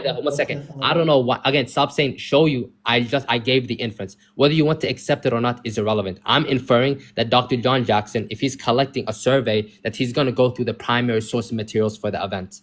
Can you show me how many sources he uses? Why should I bring that forward? Can you or not? Yes. No, why should I explain? You have to give the reason as to why you want me to justify this. Because I want to say that he went through the majority. Can you show me? Wait, again, how am I justifying that inference? Yeah, I think you're just presupposing he has access. Answer it. How am I justifying that inference? Can you show me or not? Sir, answer my question. You're asking me to justify useless things that are irrelevant to the topic. Again, Wait, how is it irrelevant to the I'll topic? tell you, Are you because I slow? made an argument for the inference that I made, right? And me bringing this specific quote is not going to aid us in any way. So now I'm asking you again. One second. I'm asking you, what is the argument that I'm making? It's very simple. That Dr. John Jackson, right? He's doing an entire case study. He's collecting surveys for this event, right? Different surveys from the US to Egypt to France, right? To get the testimony of the people at the event. So I should infer that if he's collecting evidences for an event that took place in history, that he's going to go through the basic primary source materials that me and you both have access to. So did the book that I quoted earlier, right? The book Mirroring Apparitions in Cultural Contexts, and they don't go through the majority. So again, can you show me the Well, what do you mean they didn't go to the majority of what? They didn't go to the majority of the eyewitnesses. And what are you sourcing right now? Mirroring Apparitions in Cultural Contexts. Yeah, but by who? So the person who wrote the book or the survey? No, the survey was the one that we're speaking about, conducted by Kamel and the two Jacksons, right? John Jackson and his wife, right? So the one writing that book that includes that specific survey, when is he writing it? Because clearly it's going to be after, right? When was the book because the survey is already done like 20 years or 18 years after the apparitions. So this book that's collecting that survey, obviously I'm going to infer that it's going to be after. So how long after is it? The book when it was written? Yes. The book was written in 2018. So, okay, so you asked me, right, that this book here that's collected in 2018 didn't go through the majority of the eyewitnesses. Well, buddy, that's tangential and purely irrelevant via the fact that, again, I'll tell you, via the fact that in 2018, the apparitions took place over 60 to 70 years. Majority, if not a lot of the people are going to be dead. For them to now go house to house to what's it called, look at singular testimonies, we're not going to suppose that they're going to do this, especially after 60 years this event took place, right? So I don't know, that's going to be, 1 second, that is sufficient for me to reduce that point that you're appealing to, saying, well, this source doesn't appeal to the primary sources, therefore you can't do the same for John Jackson. Well, no, I can do the same for John Jackson, because again, he's collecting testimonies not only from Egypt, but from France and also the US as well. He's doing his own studying. He's looking at these photos, certain photos, right, and examining them for their reliability. This guy clearly, what we can infer is that he's making a case study for the apparitions and collecting evidences for it and proofs. So based upon that, we would suppose that he's going to do the most basic thing when it comes to like providing proofs or justifying an event, that you study the primary sources for that event. You've listened to Dr. Travis, correct? You listened to Dr. Travis, correct? You've watched like his interviews and stuff? Yeah. Well, what does he say about, what's one of the things he says about the apparitions if you go to Egypt? Do you know? He says many things, like, I don't know, like what specific you're referring to. Go ahead. So he says that if you go to Egypt right now, right, if you go to like your local church, right, and the chances of you bumping into somebody or meeting somebody, right, who knows the apparition, either themselves witnessed it or, right, they know somebody, is over 50% chance. And this, right, this interview was done after the book was written. So this idea of, wow, most of them is dead is actually not true. So either deny Dr. Travis, and then your point about the photos, right, you would have to prove it because you believe Dr. Travis is an unreliable source. Yeah. So that's option A. Or option B, right, you disregard that point, and then there's a defeater to yourself and actually bring that point. 1 second. No, the point is that does not reduce my point that the majority of the people are going to be dead, right? Because what you're appealing to by Dr. Chavez says that if you go to the Coptics, either you might find somebody that witnessed this event himself, or that they have there's going to be secondhand accounts of these apparitions. We're not speaking about secondhand accounts. We're speaking about primary attestations, right? Now, that's not what he said. Well, no. Okay, so you just read that you're going to either find, right, there's a 50% possibility you find somebody at the event, or somebody recollecting the event, right? Or secondhand account. That's not what I said. Okay, reread that specific statement you just said right now. So you either find somebody at the event or somebody that's known, right? That is that was at the event, right? event, or Okay, so a second-hand let me testimony, as I finish. just what's it, Let as me I just finish. told you, right? Let me finish. Like, notice how dumbass. like you object No, to the, let me finish. Let me finish. Either at the event or know somebody that's alive that's at that witnessed the event. That's what I said. Okay, so second-hand testimony, right? As I No, told it's you, not that, fucking well, second-hand oh, testimony. are you Because serious? you can Some go what to, you can look, ask I've them, never seen. can I meet your Yeah, grandmother, or can I meet your again, grandfather? that's gonna Right? be a, That's what you can wait, do. sir, do you know the difference between a first and second-hand account? What's Are the you so difference? slow? Wait, No, can you are answer the purposely question? Can being you slow? again? Wait, are can you purposely being slow? No, you're clearly stupid. What is the difference between a first and second-hand testimony? No, I'm saying that you can ask this person, oh, do you have somebody that's a witness? And then you say yes, Okay. and then like, oh, can I go and speak to them? And then you're like, oh, sure, and then you go to them. That's how fucking dumb you are, you right? absolute it's not baboon. fucking If you second-hand one second, account, look, because I'm not. notice the Listen, diversion. I'm not saying, Again, that can second you tell me what your mother sir, said? No, dumbass, sir, right? I'm saying you can sir, go and again, speak to them. I told so you, somebody's the baboon, doing a survey. if you go to that Somebody's doing second a survey, testimony, and they're like, it's gonna be a oh, second-hand let me go and account speak to the merely based witnesses. upon that. They're not I going to never rely on argued the against second-hand it. account. That's how fucking dumb you are. So when they do I've this never job look. and You they just do all of yelling this, and like they're screaming going at the to top of accompany your lungs it. is That's not how gonna happen, stupid like you are. You 80 think, at oh, all. second-hand So account. what I This said is again, absolutely Rumi, stupid. you're Can you clearly engage? slow. Can you engage? Like, this rhetoric is stupid. No, dude, this record is stupid. I don't know why you mute me. Guys, come on. Look, I'm muting both of y'all because I don't want it to get into rhetoric. Let's yeah, no issue. let's Well, let me get respond, back to right? the Let me respond. discussion. So the argument, respond to what? You're fucking you slow. fucking Like you're dumbass. literally like Can you stop speaking over me? Oh, what? Oh, what are you gonna do? Spazzing out right now. Like he's spazzing out. Stop speaking over me. I'm gonna give the response. I'm going to give the response. Stop spazzing out. You're not going to give Rumi, shit because you're running. I know you're scared to. Oh, you're running. Oh, look. Listen to my response, right? So stop speaking. Let Let me respond. Look, you're panicking right. Shit. You don't even. You're panicking right Guys, now. come on. Stop panicking, right? And Oh, let me respond to this panicking low now. tier argument. Panicking. Again, Again. Look, very look, simple. I haven't even hashed out the argument. If you know somebody that again, has access, can you stop speaking over me? Know somebody Look, that has I can just lower my volume and just start yelling into the mic. Again, Rumi, you're clearly panicking right now. You're scared to listen to my response. I listened to your rebuttal. Now let me respond, you absolute clown, right? You son of a clown. Let me respond to the critique, right? And again, stop running, diverting, because clearly you're panicking right now. It's very clear to the people observing the live. Again, so Rumi, the argument that's being made is that I made the claim. Look, host, you're gonna have to moderate this because this guy clearly he's panicking right now. He's panicking. He's panicking. He doesn't want to allow me to speak. He wants to yell at the top of his lungs. Rumi, can you stop panicking? The whole conversation. Rumi, can you stop panicking? Yeah, you're clearly panicking when you gave a response. I want to rebuttal the response, and you're saying you cannot respond at all. You're clearly running. Stop running. Stop panicking. Rumi, stop panicking. Take off the pink panties, right, and let me respond. Even the host is telling you to let me respond. Stop running. Again, Rumi, stop running. Rumi, stop panicking. Why are you running? Sir, can you let me respond? Okay, can I respond to your argument? Rumi, ask Jibrīl your question. Let him respond. Oh no, he asked the question. I want to respond, right? He already asked the question, but he gave the argument. Now let me respond to the argument. Rumi, can you stop? Can you stop panicking, sir? Can you stop panicking? Stop panicking. I'm not gonna go on mute. Everyone just stop talking. Everyone just talk. Oh, yo, look. We want the Host, discussion. you're gonna have to moderate this because he's not like he's yelling at the top of his lungs. He's really panicking right now. He's scared. He's shivering, right? The clown that he is, right? Because he made a stupid argument. So scared. Come on, guys.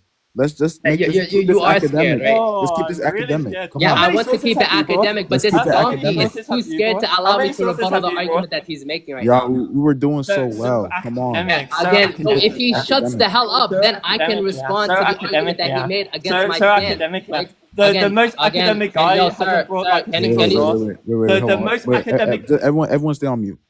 I guess what Rumi's saying, he wants you to bring a source.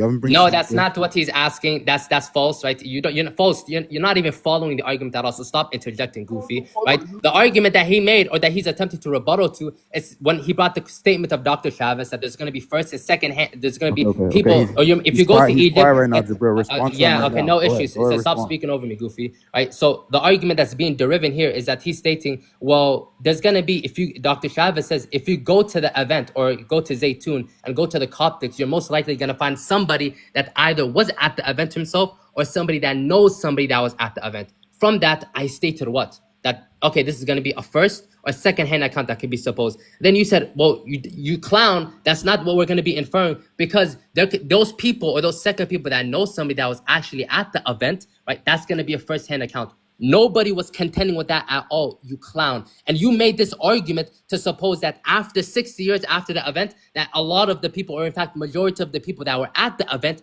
have not passed away already. So this argument that you're deriving does not justify the claim that the majority of the people after 60 years have passed away, merely because you're going to find a certain group of Coptics that knows someone that was at the event or knows somebody that knows one that was at the event. That is the entire point. And actually contend and respond to this, and don't attack a straw man, you clown. No, that's not what I said, so try again. Be a good boy and try again. Go ahead.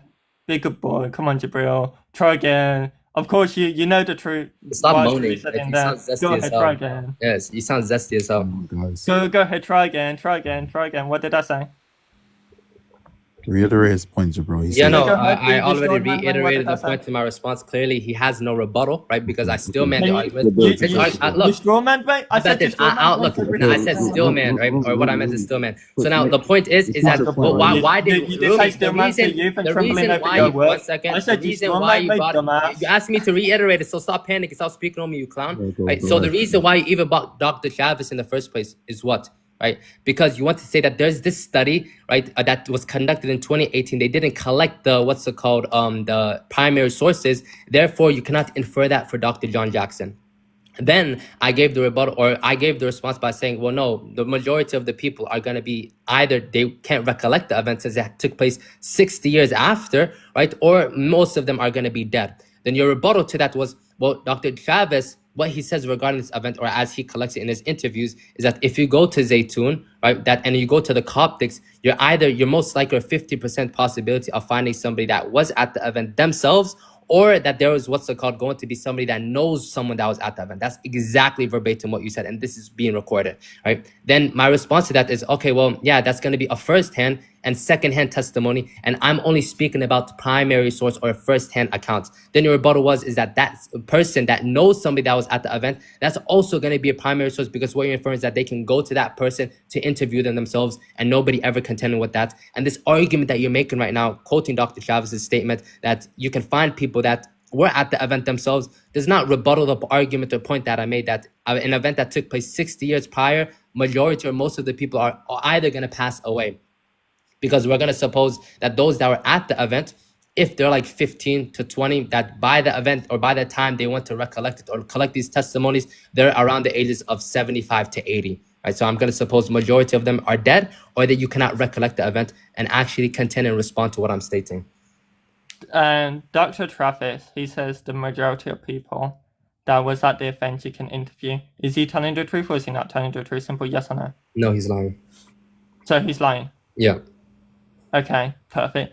When he gives the statement, right, about they got the photos and everything, right, how do you know he's not lying about that statement? Yeah, via the fact that it's not merely because he says it that I'm accepting it, but he cites the source, right? Yeah, in fact, directly cites Dr. John Jackson's book, right, of the survey that he's collecting, as I showed you prior, right? And that from that book, Dr. John Jackson gives his account and he's merely relaying it. We can go to the book. I gave you the specific site, right? You can go through the book and read it, and you're going to find Dr. John Jackson's event, or his testimony pertaining to the apparitions themselves, or the photos. How do you know he's not lying about what the source said? Yeah, so again, we can go through the sources themselves, right? There's no go ahead, go to the source. I'll wait. What? Look, but this is like just a means of you like wasting time and like diverting. Go to the source. No issue. So I will. 1 second. Calm down. I read over 30 witnesses. Calm down. Go to the source. Okay, so then now the point is that once I bring the source, what is this exactly going to prove?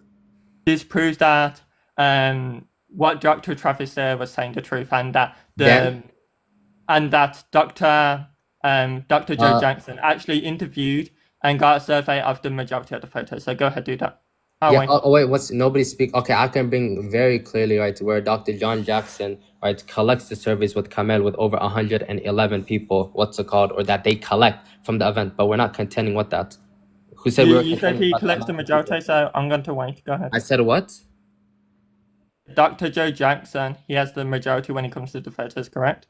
No, that's not what I said. I said he has access to it, right? And then the argument that we're contending, just for some reason you're contending with, is that the apparitions, when they were occurring, that as John Jackson collecting an entire survey where he's interviewing people from the US, from Egypt, from France, that I made the inference that he's going to most likely look at the primary source material for this event since he's providing a case study to prove these apparitions. Then you said, well, no, prove or provide an argument for that. And this is the entire reason, or what we're hinging upon or arguing, because you don't want to concede on Waghi Rizq Matta, that he's doctoring photos, and with the reliability of Dr. John Jackson, whether he has access to it. That is the entire point of this contention. That Can you prove he has access to it? Go ahead, Hawai.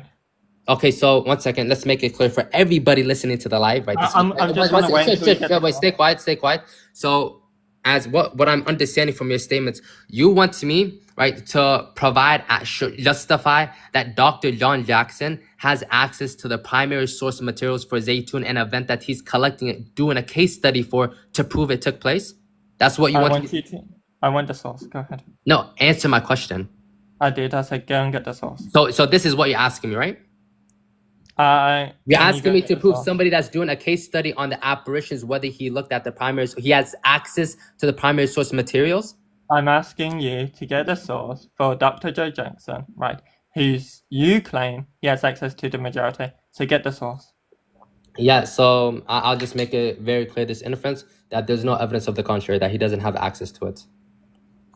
Same way that you have access to when millions saw Mary, right? The attestation of Father Palmer, right? The account of Bishop Athanasius, right? That we're not going to suppose now that Dr. John Jackson doesn't have access to the primary source materials for the event of Zeitoun, where he's providing a case study for. This is completely dubious. When you say you don't have evidence to the contrary, right? Do you know the difference between like personal justification and global justification? Yes. Can you lay out the two and cite the literature? What, you want me to cite a book for the two things that you're referencing yourself for whether I know it myself? No, I don't have to. No, I want you to define. I want you to define local justification and global justification, and the literature which speaks about this. Go ahead. Yeah, no, I don't have. Why should I do that? You're invoking these terms: primary, global, right, and personal justification. Now you're asking me for these two things that you're invoking yourself for me to provide a book that speaks about and hash out the distinctions between the two. Are you serious? Yo, this look, this is what you've been doing for the past 5 hours so far. That you've been diverting from the actual substance of the discussion and asking me to justify useless things that you yourself are invoking. And in the case that they were justified, would not get us anywhere at all. Right? Says the person that never quoted the book. No, I did quote. 1 second. Why now you're lying? Many times I did quote the book. For example, when you asked me to justify when Pope Kyrios confirmed the event, I quoted the book for that, the page number, and who is attesting to it, Bishop Gregorius. Then you asked me to provide the testimony that the photos, right, are according to Dr. John Jackson, that they were doctored. I gave you the book and the page and the exact reference for it. Right. No, you didn't. You just quoted the book. You didn't give the exact. No, you're clearly like you have memory loss. I showed you the exact. Non-argument. I showed you. Look, I have the photo up, right? The book, it cites the source. Right? I'll show it to you once more. Host, give me get the primary source. One second. No, I said I sourced it, right? So host. So you don't have the primary source. No, so it's not. That doesn't follow. Just because if I source, well, you do have the primary source. That doesn't follow as well. And whether I have it or not. Whether I have it. Yeah, you can again. You cannot infer. Sir, 1 second.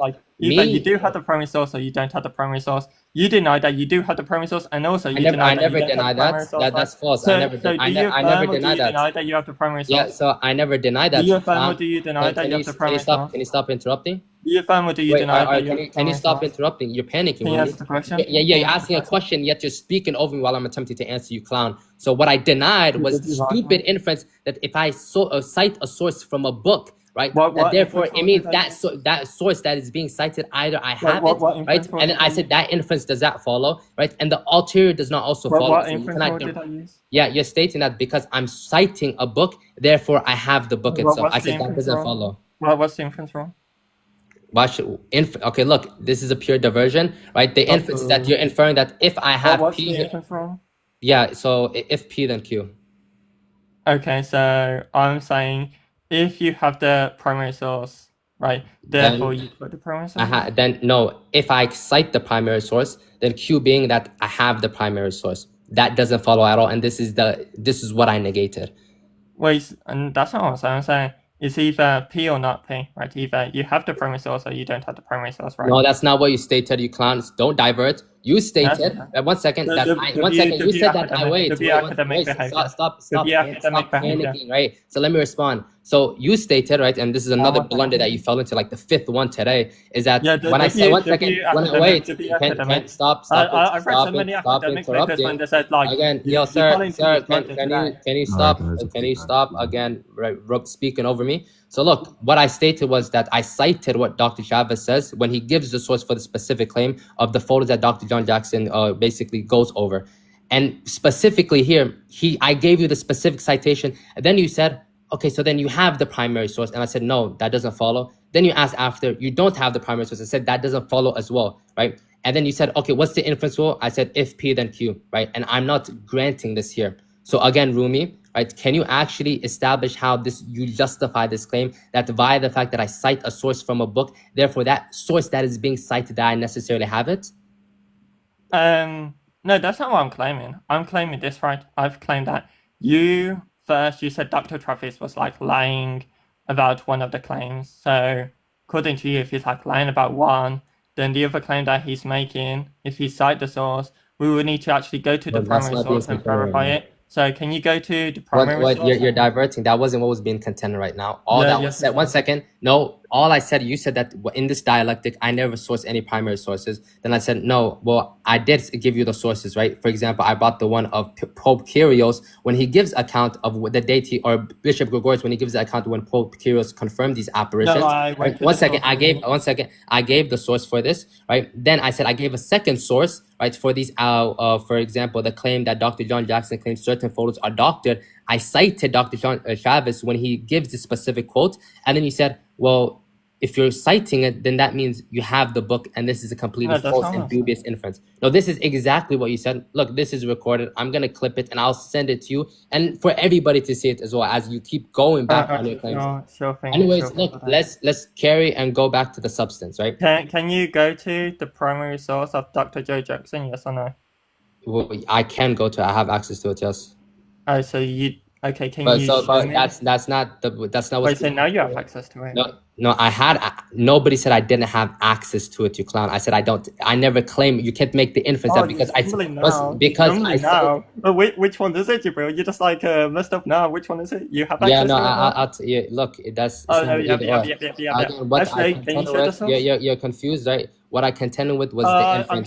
That again, if I cite Dr. Chavez that cites the sources in his book, that if I give you that citation, then therefore either I have the book or you can infer from that that I don't have the book. Have access. That doesn't follow. I have access to it. Did you not just say you have access to the book? 1 second. Yes, everybody has access to go look up a book, right, and look up the page number. Wait, that's not what it means to have access to something. Wait, that's not what it means to have access to something. So what does it mean to have access to a book? To open the book and actually... No, all it says is that I can get the book, right? And I'm capable of having the book and going to the source. I have access to that. That doesn't necessarily mean that I have the book on hand that I can just show you the specific quote, goofy. Right? Again, this is the second or blunder that you're falling into among the many that we've done today. Oh, wait, right? Again, Rumi... Wait, let me ask you this. Do I have access to all of Ibn Taymiyyah's works? Yes, you do. If that's what you mean by access, then you need to go back to English class. But we can move on. Yeah, no. Can you give what does access mean? It means to open a source and be able to read it.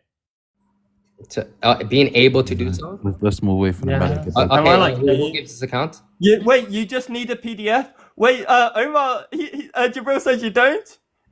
I don't need. Even your own voice disagree with you. I don't agree with what exactly. Okay, first off, wait, look, let's go to the point that you're contending with. What it means to access or have access to a thing. Wait, can you open the book, yes or no? Well, I have access to it. I can go to get the book, but then what's the relevancy of that? The reason why I'm even citing it. Wait, You don't, first off, 1 second. Wait, Rumi, what are you asking me to justify right now? Because you're clearly confusing the dialectic as of now. Oh, well, what part am I confused on? Yeah, I'll tell you, because the reason why I cited this specific claim is because you said I never gave you any citations or any sources for any of the claims that I've made. Then I said, no, I gave the source for when Bishop Gregorius says that Pope Kyrios confirmed the apparitions on April 4th. So I gave the source for that. And then I gave a second account of me justifying the sources or giving you the sources with Dr. John Jackson when he claims that Waqid is meta. His photos are most likely doctored. Then I gave the citation for that, right? And the specific book and the page number. Then you're asking me exactly right now to bring the book and the page number to what justify that I've been giving you primary sources, or that I've been citing the material or the claims that I've been making? No, so you said Dr. Travis lied about 1 point, right? No, that's not what's being contended right now. So you're not I'm following going to at all. show you how it's relevant. That is irrelevant. No, I never said it's irrelevant, but this specific claim right now that you asked. Yeah, in this specific claim right now, it's not prior, it was. Right now, what you asked me, or the claim that you made about me, is that I never sourced any primary source materials. Then I gave account of 1 second. Then I gave account of twice where I sourced primary source materials. Now you're asking me, okay, bring the book itself where it says it. No, that doesn't follow. I've sourced my claims. Anyways, let's get back to the substance. So Dr. Joe Johnson. Wait, 1 sec. Whether you grant anything or not is irrelevant, right? Because we've been having this discussion for over 4 hours, and we're speaking about a single testimony right now, right? So I don't have, look, yeah, well, no, it's not an issue with me, right? Because you're asking me to justify the most irrational of things. You said Dr. John Jackson, that's collecting an entire survey, doing a case study to prove the Marian apparitions, that I have to prove to you, right, that regarding these apparitions, that he looked at the primary source materials. These are the things that you're asking me to justify, which is completely dubious and nobody can take serious. And because of the fact that you're asking for these useless justifications where we're not going to get anywhere, we haven't gotten anywhere in this discussion or dialectic as of now. I think we've got like plenty of places. You've admitted that Lady Zeitoun is more reliable than all of your hadiths put together, which is like I applaud you for that. Right, well done. We already got that, like, you've conceded there's so many eyewitness reports that concede to this offense. So well done for that. And you also like conceded that we have like actual photos when did I make that of the event, right?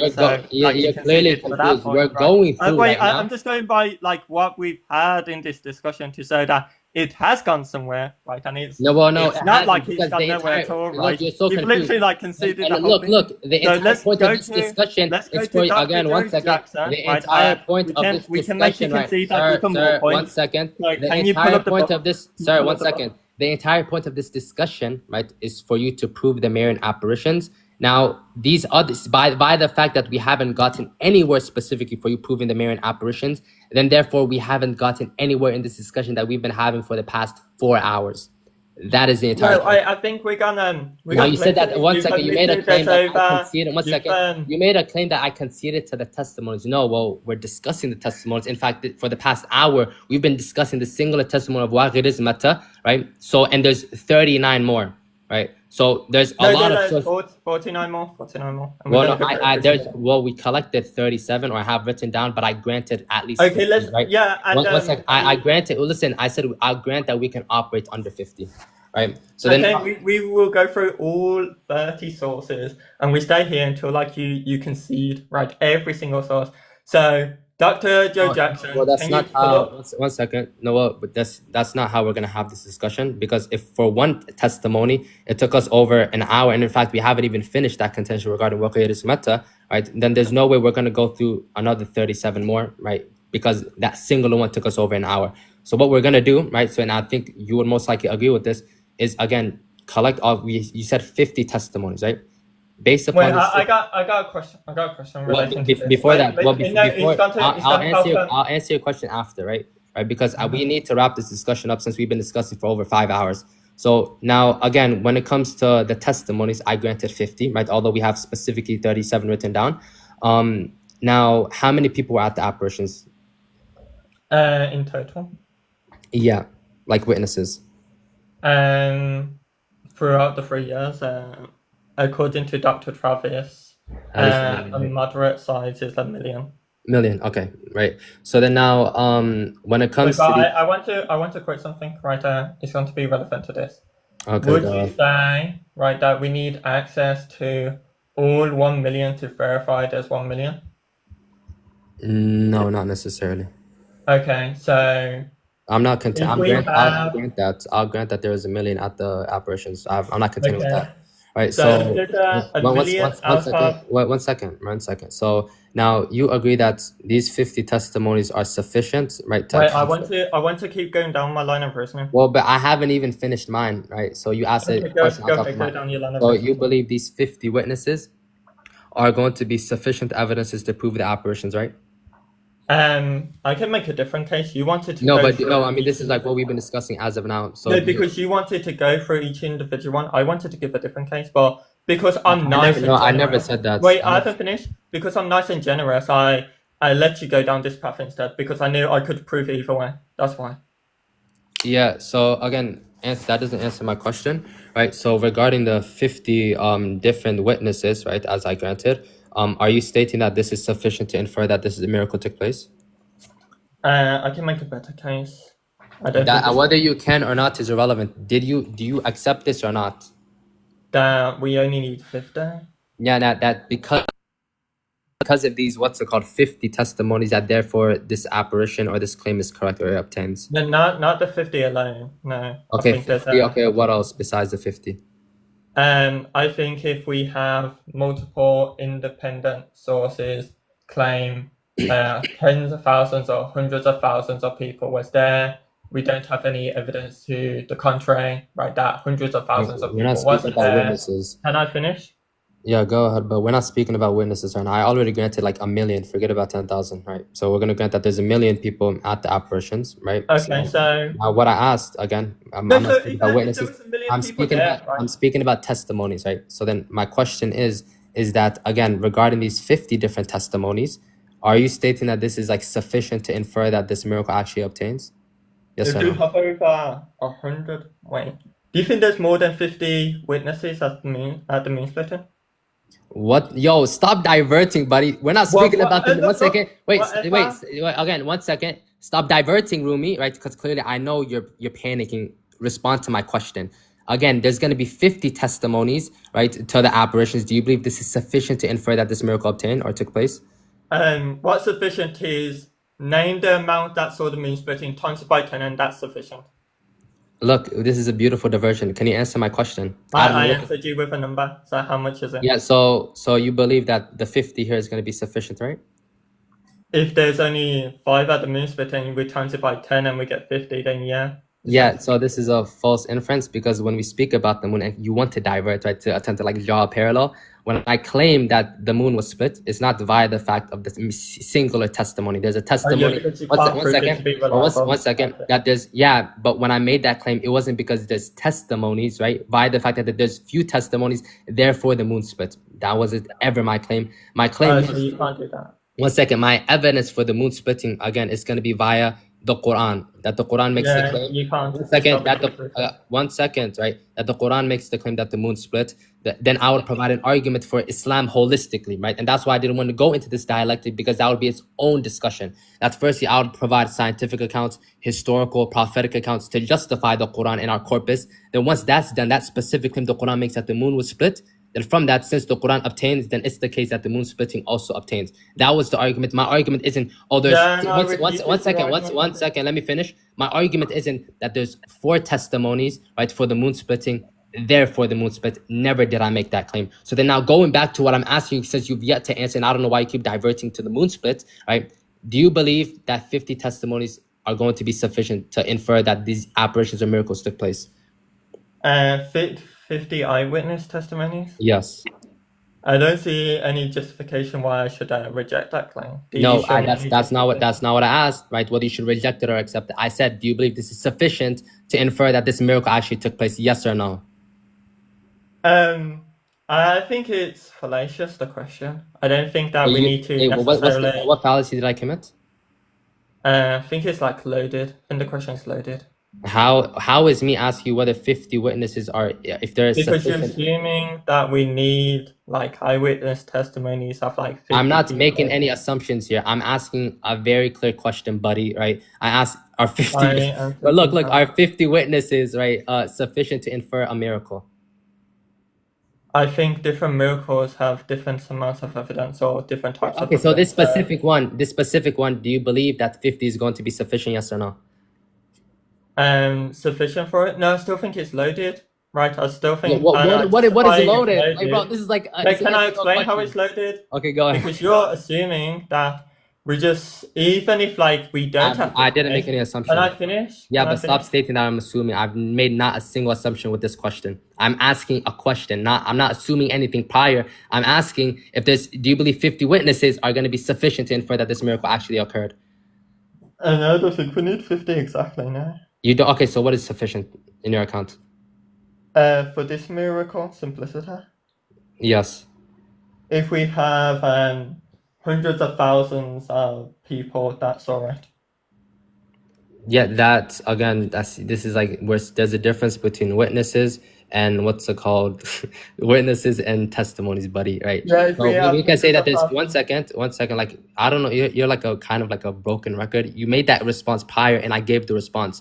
As I stated, we're speaking about testimonies, not witnesses. Now you can state that, for example, Paul says that there's going to be over 500 witnesses to the resurrection, but that's going to be a single secondhand testimony. It's not going to be 500 testimonies. We can't go to the means between. Well, no, again, I'm not speaking about the moon, sir. You're not understanding this inference. I'm not saying that, oh, this is going to justify. What I'm speaking about is first and secondhand testimonies and the differences between testimonies and witnesses, right? Clearly, you're confused based on these two things. So, Rumi, I don't know why I keep continuously have to ask you this question. I want to get somewhere in this discussion where you can prove the apparitions, but I need to understand the foundations. Do you believe, right, that 50 testimonies are going to be sufficient to infer that this miracle took place? Yes or no? Wait, I answered you. Do you remember what I asked? What I said? Can you answer the question? Don't respond to my question. No, you didn't respond to my question. So you failed to try. I said it's not necessary because I said I never made the claim that it's necessary, right? Am I making any? One second, Rumi, am I making any claims with my question? No, I told you I'm not assuming anything. It's just a blanket question. All right, look, bro, you're wasting my time right now. Look, 1 second. You're wasting my time right now, right? Because we've been discussing for 4 hours. We're not getting anywhere. I want to actually get somewhere. We can discuss something of substance. Now, give me the sufficient conditions for the miracle. Do you believe that 50 witnesses or testimonies to these apparitions means that the apparitions actually occurred? Yes or no? 50 witnesses alone. Is that your claim? Yes, testimonies. Specifically. Yeah, if 50 testimonies alone and nothing else. Yes. No, I don't think it's sufficient if it's 50 testimonies alone. Okay, so then besides the testimonies, what else do you need to, like, the sufficient conditions for this miracle? We just, well, if you study like epistemology of testimony, or if we just invoke like some Bayesian epistemology here, if we have hundreds of thousands of witnesses or people claim that. Why are you discussing witnesses again? This is the third time now. I just spoke about witnesses are not testimonies. Look, you're wasting my you're wasting my time right now with all due respect. You're failing to try. Again, no, I'm following perfectly. That witnesses, right, and testimonies are distinct, right? So you're stating that, oh, we need 50 testimonies, and there's gonna be like what, a singular testimony that says that there's over 1 million people there. Therefore, what? How does that give this miracle, right, more probability at all? Because somebody says that there's 1 million people at the event, not 1 million people attesting to the miracle itself. No, this is not what I'm saying, right? What I'm saying is that if we have multiple independent sources, right, that said there were something like hundreds of thousands of people there, and we don't have anybody saying, no, there's not hundreds of thousands of people there, then by using like some Bayesian epistemology, right, it's likely that hundreds of thousands of people there, right? Yeah. I want to... Wait, how does that answer my question? How does that answer my question? Rumi, you're so lost right now. This is actually embarrassing. Well, I'll tell you, because I asked you, what are the sufficient, are 50 testimonies sufficient to infer that this is a miracle? One second. You said no. Then you said that, I said, okay, what's like the second condition? You said that we're going to, according to Bayesian epistemology, right, that there's going to be 100,000 people at the event or witnesses at the event. Okay, people being at an event doesn't mean or prove that the apparition actually took place. I'm asking about the evidences or the sufficient conditions for the miracle I itself, deny that. not for the amount of people at the event. Explain how, again, for the 10th time, how exactly is somebody testifying or saying that there's 1 million people at this event or 100,000 people at this event, and therefore you're going to make the inference that the apparitions took place? No, that's not what I'm saying. What I'm saying is very simple. If we have, right, hundreds of thousands of people, if we have independent support reporting hundreds of thousands of people there, then we can conclude, if there's no evidence to the contrary, that there were hundreds of thousands of people there. Right, I haven't finished. Yeah, nobody's disagreeing with this. Okay, so if there's hundreds of thousands of people reporting at their event, right, what they are doing what they're doing there, the hundreds of thousands of people. Wait, 1 second. Wait, So now yeah, you're so the asking. question- Wait, 1 second. We don't need to inquire here. First off, I'm asking for the sufficient conditions. You said, Okay, bro, this is you actually, the 1 second. sufficient This is conditions. actually embarrassing. First off, Rumi, I asked, are 50 testimonies going to be sufficient to infer? I said no. I One said the second. Okay, sufficient so then, condition okay, look, that there we can be, have look, there reports can of be, hundreds of look, thousands 1 of people second. there.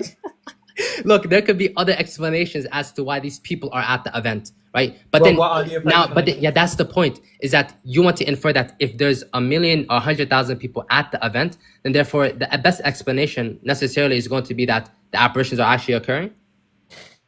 Look, I told you the sufficient conditions. Do you want me to lay them out again? No, you didn't. You said that the first one, right? You agreed that you said no. In fact, the necessary or the sufficient condition or 50 testimonies is not going to be sufficient. Then you said second. I said, what's the second condition? Yeah, Then because you- it's not what's- just one alone. It's not just one alone, right?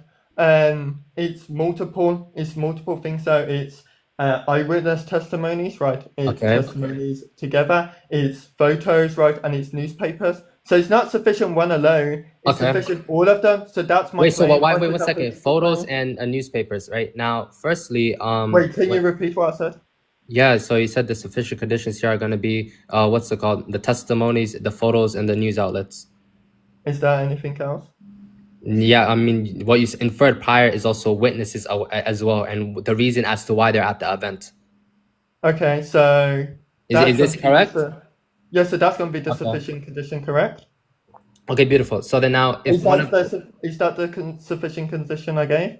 yeah, so now you gave Yeah, that count. So yeah, now yeah, let's yeah. operate under the snowshoe. So then Okay, now, so I well- want to. Well, to wait, give 1 second. Wait, I haven't bro, finished. I'm going through a step-by-step process because I want to get somewhere, right? So then now, with your sufficient conditions being the 50 testimonies, the photos, the news articles, and then whatever you would like the explanation as to why 1 million people are there, this is sufficient for us to infer that this miracle took place, right? Now, my question to you is that if one of them failed to obtain, then it all collapses, correct? Since we're speaking Which about one of sufficient them? conditions. So for example, if I provide an argument against why the people are there, right, and refute that, and mine is going to be most probable. If I provide an argument against the photos and as to why, it's most likely that these photos are not going to grant any more, probability for this miracle, right? And in fact, it shows evidence against it. You will say that the entirety of your argument collapses, right? I don't see how that follows. So If one of them- 1 second, when you speak about a sufficient condition to infer X, Yeah, I'm saying right? If it's one of the sufficient. Like what I'm saying is that combining all of them make it sufficient. I'm not saying one- exactly. So if I remove one of them, Look, then let therefore me it's not sufficient, let me right? finish. Let me finish because you're failing to understand. What I'm saying is sufficient when you combine all of the evidence together, not one simplicity. That's my point. So I'm then saying, now, one right, second. I'm Wait, saying- Rumi, you're not understanding my rebuttal. My point is that okay, you're saying that there's going to be these 4 conditions that it has to meet for this miracle to obtain. So if I provide an argument or I reduce one of these, right, where now I reduce it to 3, you will say that the miracle doesn't obtain now, right? Because the inference. I'm saying if because you what is 1 combine second? all What the is sufficient? facts of Wait, the 1 second. event- Let me respond or finish. What is sufficient for this miracle to actually obtain is these 4 conditions. If one of them fails, then it all collapses, right? Look, what I'm saying is that combining all of them gives you sufficient reason to believe in the miracle. I'm not saying one of them simplicity, right, is something. I'm saying if you remove one of them, it's going to give less probability that it's going to happen. That's why Yeah, I'm trying to. that's my negotiate. point. You keep running away Wait, from look, basic I'm running. epistemology. Wait, sir, that's my to entire the point point. of view that Look. this actually occurs. Yeah, no, that's my point. So when you speak about sufficient conditions, right? right? Now we're stating that you said that there has to be these 4 conditions that have to be met for us to infer this miracle. Now, again, you're not really answering. I'm not saying that because one of these things actually obtained, therefore it's the entirety of it is obtaining. Would you agree with the premise that for now, let's say the testimonies fail, but then you have the photos, the news articles, and then the amount of people there? Are you going to say now this is sufficient now to believe in this miracle? We would have to evaluate using Bayesian epistemology if we justify to believe in the miracle or not, rejecting one. Yeah, so we I look understand at that you would all have of to do them. that, but that doesn't answer my question. Do you believe, again, that this would be How sufficient? does it not answer your question? Because, again, you're saying we have to do this, right? But I'm asking whether you know. Do you believe that the photos, the news articles, and the amount of people there are sufficient to infer this miracle actually obtained or it occurred? All of them together or one simpliciter? No, obviously those, what's it called, 3 things together, yes. Yeah, so if we have all of these together, then we are justified to believe that the miracle has occurred. That's what I'm saying. Yeah, no, but, so we're not speaking about, you gave 4 for the sufficient conditions, but I'm saying, Yeah, if one, like, for example, if the testimonies, the 50 testimonies, have you they fail, studied Bayesian epistemology?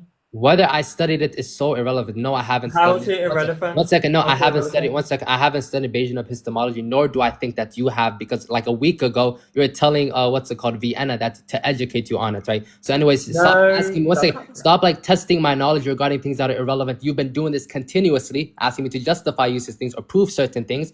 I want you again to discuss the actual substance of this discussion. Give me the sufficient. Can you tell me how it's not relevant? Go ahead. Yeah, because the fact is that I can go under. I don't necessarily need to understand my Bayesian epistemology, the axioms that it's holding to, right, for me to make an argument against apparitions. Why? Yeah, because I have no reason to suppose so. Can you give me a reason? So if I give you, need to know Bayesian epistemology for me to speak about testimonies at all. If I give you reasons why Bayesian epistemology is like necessary here, right?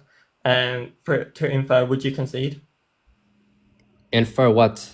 Infer that Bayesian epistemology is necessary for this. Give me 1 second.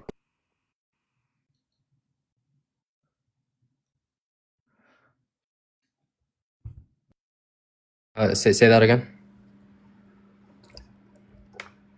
I said that if I can give you reasons why Bayesian epistemology is necessary here, right, then it's not going to be invalid or not relevant to the conversation, right? No, of course, but then that's not what's being inferred here. Whereas I'm making the argument, right? Or I want you to give it. One second. You can give an argument for it using Bayesian epistemology. Okay, that's fine. But then that's not what I'm saying either. Well, so then what is the point of speaking about Bayesian epistemology if you're not going to use it at all? I'm saying that using Bayesian epistemology, we can understand what it means for something to have sufficient conditions, or what it means to be justified to believe in something. So, for example, and without knowing it, let me finish.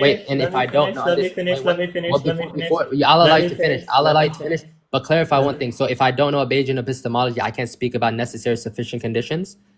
Is that what I never said you can't speak about it. Did I ever make that? No, again, I said that if I don't know of Bayesian epistemology, therefore I can't speak about, or I won't be able to comprehend necessary and sufficient conditions. Is that what you're saying? I feel like if you don't know Bayesian epistemology, then you're going to fail to understand the argument at all. Yeah, but that's the point. You're not. Again, we haven't even made. You haven't made an argument. You haven't even made an argument yet, bro. Look. You know how, Rumi? Look, you're wasting my time. With all due respect, we've been discussing since I believe like one second. We've been discussing until 1:30. Right? If we started off the first discussion, I like this, where we speak about the foundations, we most likely would have finished this hours ago. But we're still discussing why, because you keep diverting to irrelevant things. Again, right now, one second. Right now, I'm merely asking you for the sufficient conditions to infer the miracle actually took place or occurred. Right? Then you're asking me about, well, have you studied Bayesian epistemology for you to understand necessary and sufficient conditions? If you're stating if you're stating that I can understand sufficient conditions without Bayesian epistemology, then I don't know why you're invoking Bayesian epistemology at all. Right now, what I want to do again, right, so we get somewhere, is for like the 5th time, what the sufficient conditions you gave for. You said the testimonies, the photos, the news articles, and 1 second, and the amount of people at the event. Now, my question to you, I don't know why you diverted to Bayesian epistemology, is very simple. That if one of these fail, for example, the testimonies, they fail, right? And all now we have, right, is the photos, the what's it called, that the news articles and the amount of people there, then can we still infer that this miracle took place? We'll repeat the last point, sorry.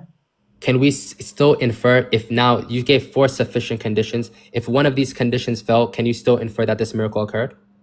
Using Bayesian epistemology, we can justify, depends on which one fails. Okay, so for example, the testimonies fell. If like the eyewitness testimonies or the testimonies as in like 1 million people. Those are not testimonies, those are witnesses, right? There's a difference. The There's a eyewitnesses. difference between witnesses and testimonies, buddy. I don't know how you're still confused about Right, that. there is testimony of 1 million people, but the accounts we have, right? There's no testimony of 1 million people. What are you talking about? Do you know what testimony here means? Yeah, what does it mean to testify to an event? You don't have 1 million testimonies. What you have is a few testimonies. One second. Bro, you're so confused. You have a few testimonies that speak about the amount of people that were there. So, for example, I can go to an event and say there was 100,000 people at this concert. That doesn't mean now that I have 100,000 testimonies of what's it called, this concert. That's dubious. You want to if you want to laugh on words, what does the word few mean? Wait 1 second. So do you disagree with what I was saying? No, I know you want to laugh on the one word second. testimony. You fell into Rumi. You fell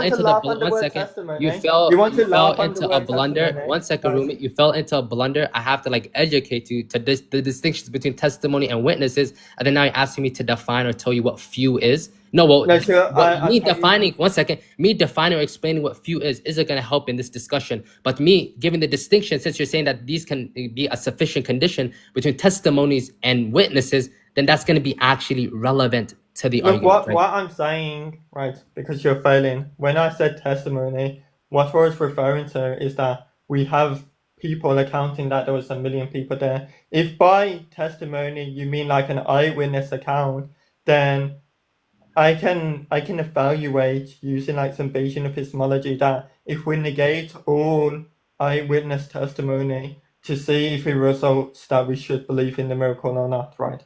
That's what I'm saying here. I know you. I responded to, bro. We'll keep going in circles. I responded to that saying that I know you're gonna attempt to invoke Bayesian epistemology here, but what I'm asking is that in the case that one of these fails, do you know whether this is gonna negate the miracle? For example, the testimonies, they all fail. All you have is certain photos, the news articles, and you have what's it called, the witnesses at the event, or the people that actually were claimed, or what the testimonies are saying, the amount of people that are at the event. Are you saying that this is sufficient now, even if the testimonies fail, to suppose that the Marian operations took place?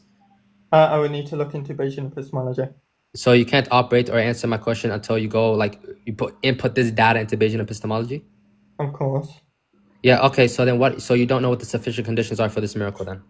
No, what is necessary for this miracle to take place? Yeah, for you to infer this miracle took place. I need to, look, you notice how you haven't given me a criteria to operate under so we can actually discuss something of substance. What I asked, again, is the sufficient conditions. For example, if X is met, or if X and Y is met, therefore we can hypothesize that this miracle took place. I'm asking you for it, and you're saying that, unless I input it within Bayesian epistemology, I'm not going to know whether X or Y are going to be sufficient for me to infer that this miracle actually took place. Then we're not getting anywhere at all. Well, the thing is, when we speak about like sufficient conditions for someone to believe in something, we have to understand that people have like different views when it comes to being justified in to believe in like X or Y.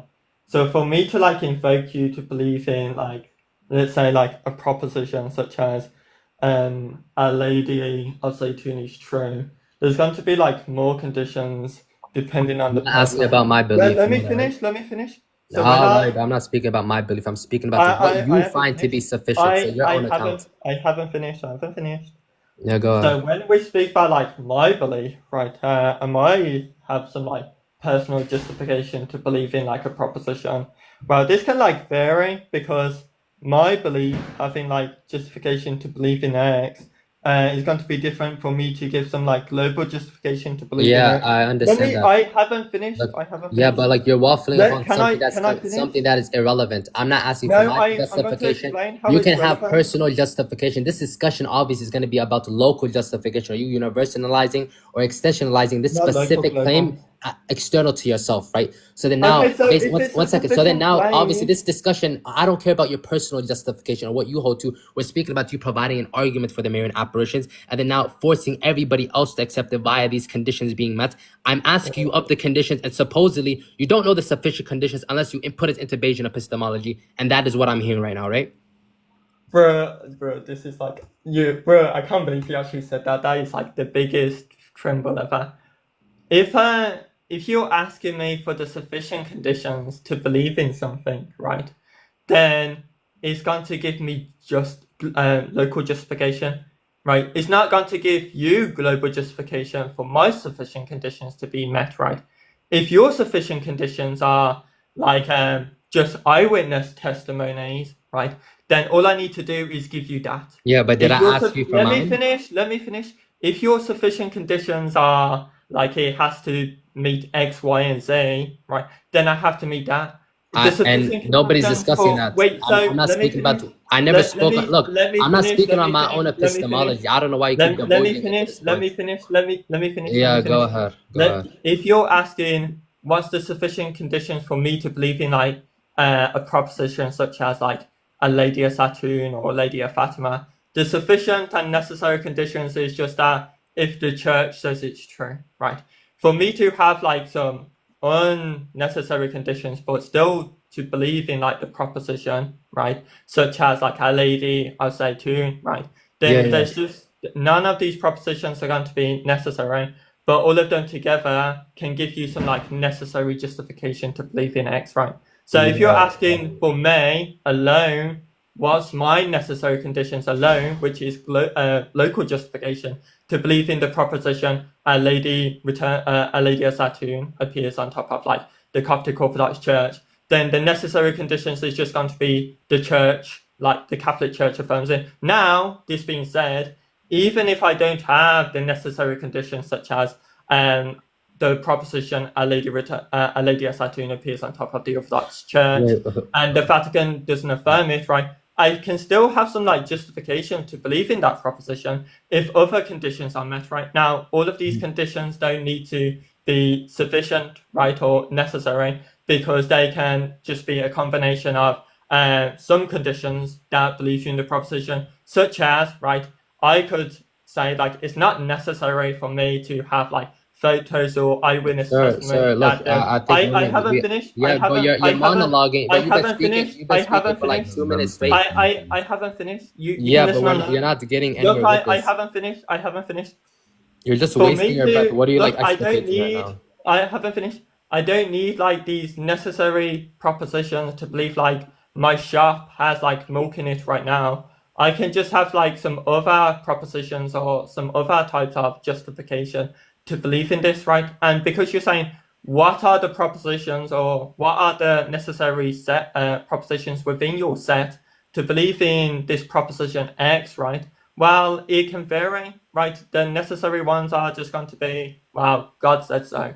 But other ones that are not necessary but can make you believe in the propositions, for me, as like for local justification, it's going to be different for me to give some like global justification. So again, because I'm giving like global justification, then it's going to be on the part of the person who I'm speaking of. So, for example, no, one if second. you're like an Let me eternalist or an respond. Look, 1 second. externalist, Let me and you're respond. dealing with this like propositions Well, this to is like believe in like you're just monologuing X, at this then point. that's Like, what's going to happen here. you've said nothing of substance. Like speaking about or hashing out the difference between personal justification, local and global. Right? You've said nothing at all. Nobody's contending about my stance as of now. Right? Obviously, since we're having this discussion, it's not going to be about your personal justification or your local justification. It's going to be you globalizing this claim, right? Where now we all have to accept it via this argument that you're making. Now, I'm asking, what are the conditions that have to be met for us to infer this? You stated that, well, you gave 4 testimonies, the photos, news articles,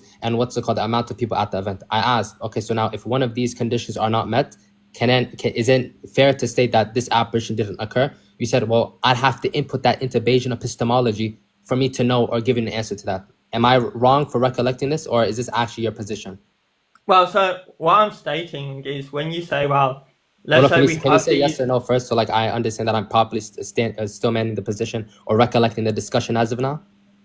when you said about like denying one of them, I have to import it into Bayesian Yeah, that you epistemology. can't, you don't know of the sufficient conditions as of now, right? Via where if one of them are not met, whether it's going to collapse your entire hypothesis. Well, I think it depends on the person I'm speaking to, right? So the reason why I say this, because if the necessary sufficient conditions for, let's say, this person X is it has to meet all four, and if one of them denied, then person X wouldn't believe in the proposition a lady of Zeitoun appears on top of the church, then it would collapse for them. But let's say I'm speaking to person Y, and their only sufficient conditions to believe in the proposition, right, Our Lady returns to Egypt, A Lady of Zeitoun, right, is that they just need eyewitness testimonies. Then it's different. So for you to ask me, what are your sufficient conditions to believe in this, is like clearly failing to understand and shows that you're not adequate with the literature of how we grant global justification to people. Because granting Listen, global justification for people, one right, second. is just going to Do you be understand what when you speak conditions about do they? when you I speak, haven't finished. I haven't finished. you look, you What keep going on these I like haven't long finished. monologues I without haven't saying finished. anything of I substance. haven't finished. I haven't finished.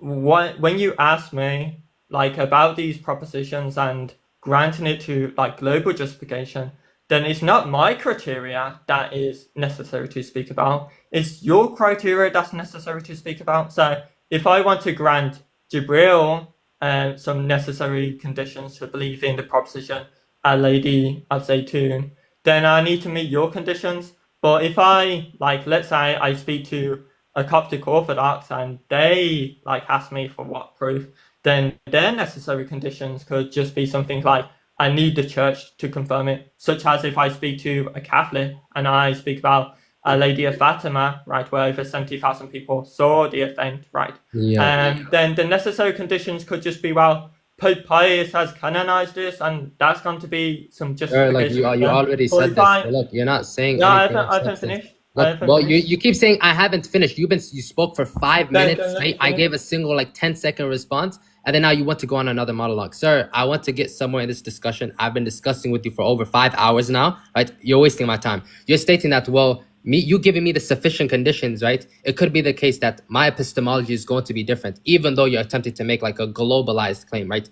Obviously, I would say that you give your case, right, regarding global justification or what is sufficient to globalize this to make all of us infer this. Then after you do so, obviously, if you're going to argue for your stance or this miracle, then you would have to force me into a position that I have to hold to or provide an argument in your case. And then once you do so, right, then obviously you will be able to justify the apparitions. The burden, I don't know why you're attempting to like shift the burden onto me where I have to give my case of epistemology or what I find is going to be a necessary, sufficient condition to globalize a claim. This is all tangential via the fact that I don't even have to entertain this event. You're the one positing this as a miracle. So then I'm asking you to provide the argument for it. What are the conditions for you to state or bring forward to anybody that this miracle in fact occurred? It's a fact and nobody can deny it. Because again, I don't know, when you spoke about personal justification, you spoke about how if the Catholics affirm it, then therefore that is sufficient for you to infer it.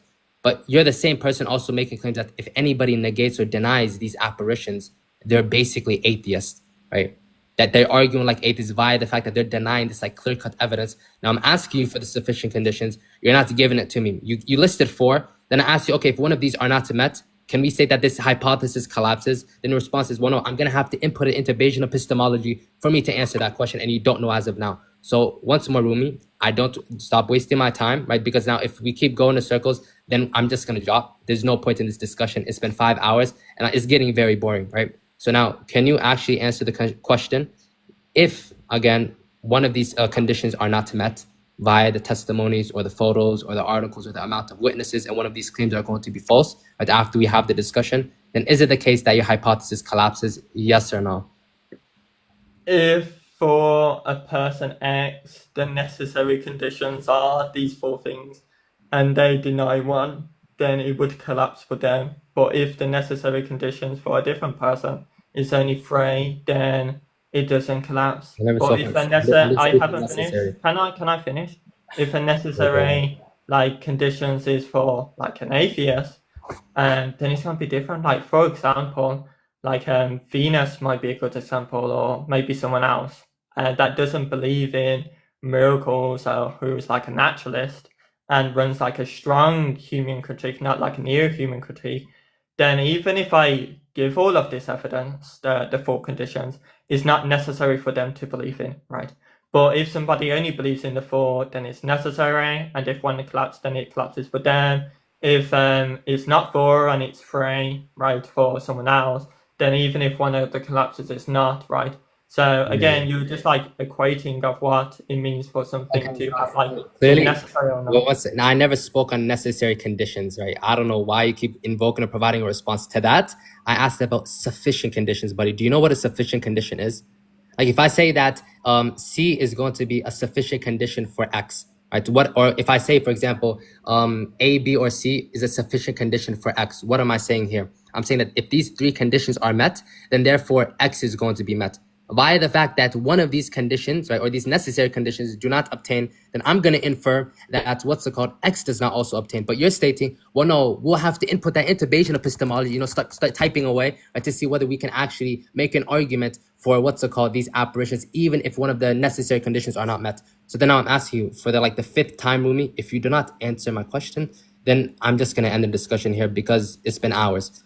Again, wait, can you still make my point, because I think you're failing to understand. No, well, I can. Your point is that again, it's gonna be based upon my epistemology, what I take to be sufficient or necessary conditions. Right? For example, Venus, you gave an account of Venus, the atheist, that if she can hold her own stance, stating that this isn't going to be a sufficient condition, while somebody else in their epistemology, it could be the sufficient condition. That is all irrelevant. I'm asking you, how is it and I'm asking 1 second. I'll tell you because I'm asking you your stance, what you believe is going to be the sufficient conditions to globalize the claim, irregardless of whatever you're going to account for. Then I'm going to, after you bring the sufficient conditions, I'm going to ask how you're going to make the inference and provide the argument for it and why anybody should accept it. So then again, that's why I'm telling you why your responses are irrelevant. I'm asking you for the fifth time, Rumi. If, right, when we speak about sufficient conditions, again, if I say A, B, and C are sufficient to, infer X, that if one of these conditions, or A, or B, or C, they fail to obtain, then we will state that B fails to obtain, in the sense that we have no reason to infer it based upon the necessary conditions, right, to infer the sufficient conditions have yet to obtain, right? So then now, can you respond to my question?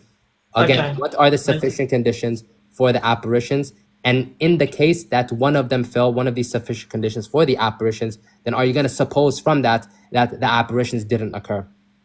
Depends on the person I'm speaking to. What was my response to that? Yeah, well, wait, what was my response to that? I just responded to that. Yeah, and I gave three different responses to that. So why are you again? You're asking the same question, right? Or you're giving the same rebuttal. I'm responding to that, right? So then again, you're wasting my time. I want you to walk through how what you're saying is like it shows you haven't studied epistemology at all. Like I'm like dead ass. Yeah. Okay. So you asked me what is my epistemology or what's going to be sufficient conditions for me, right? My stance is irrelevant right now because we're speaking about you globalizing a thing, right?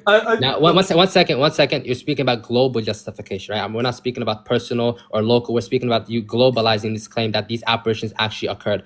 I'm asking what are the sufficient conditions? You set the conditions, right? And then you argue for it.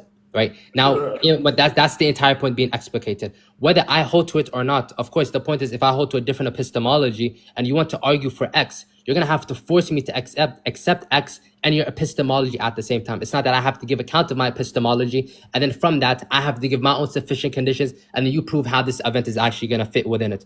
My stance is irrelevant. You give yours, how you're going to provide an argument for these Marian apparitions, the sufficient conditions, and then we can have a discussion after we establish the foundations. Stop wasting my time and answer the question.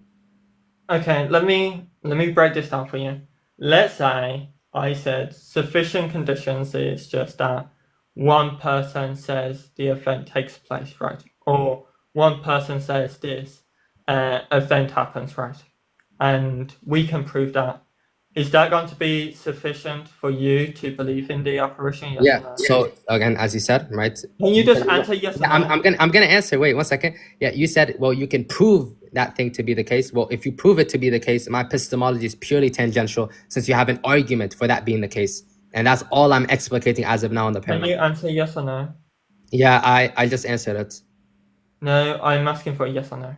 Yeah, no, again, I answered it. I'm stating that if you're saying that this X thing, right, this is the sufficient conditions for it, I hold to something else. right? And you saying that you have an argument or you can prove X, then yes, that's going to be sufficient. Because again, if you can prove X, that means my epistemology is tangential, right? And that in the case of yours, you can justify and globalize the claim. That's when we speak about, we're not speaking about personal justification. We're speaking about you globalizing it and making us accept these apparitions. Actually contend and respond to what I'm stating. Stop wasting our time. So you're saying that if I set these, like, let's say these propositions within the set, right, such as eyewitness testimony, mirror, photos, newspapers, etc., right, then for you to believe in like this, I would need to justify the set and then justify the propositions within the set, right? Yes. Okay, so instead of like going to first, we need to like justify the propositions within the set.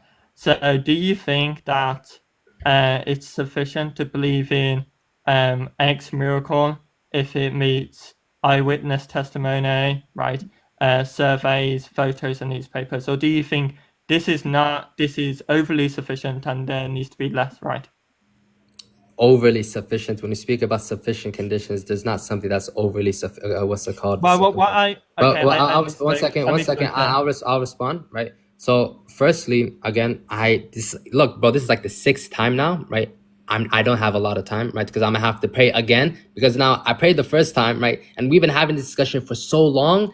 Because of the fact that you don't want to establish a foundation that we can operate under. Again, my epistemology is irrelevant. Right, I already answered the question that you would have to provide an argument for the set, and also after providing an argument as to why these are going to be the sufficient conditions. And to be fair, we don't even have to go over it. I'm stating that even these sufficient conditions, whatever they are, or the necessary conditions to infer the sufficient condition, that if one of them fails, then I'm going to infer even from your own stance that it's going to fail to obtain. So I'm asking you again, give the sufficient conditions. We're going to operate under your position or stance, right? Then once you give the conditions, I'm going to reduce them, right? So we can either speak about the photos, we can speak about the testimonies, or the news articles, or the amount of people, or the explanations as to why those people were at the event in the first place. So actually give me an account and stop wasting my time.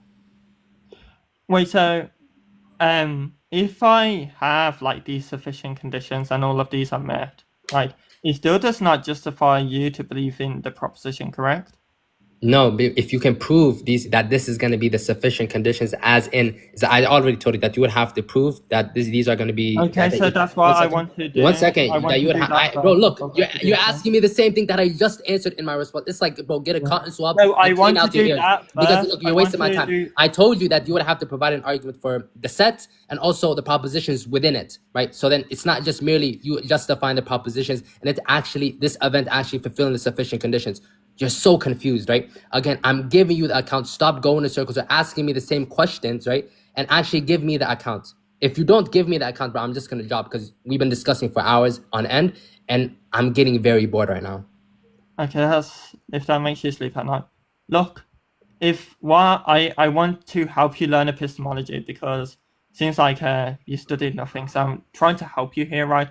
I'm actually like doing you a favor and helping you here so much. No, right? look, forget about you're not helping me with anything, right? It's very simple. If you were, you would have actually given an argument for the apparitions. You've yet to do so for 5 hours. But yeah, go ahead.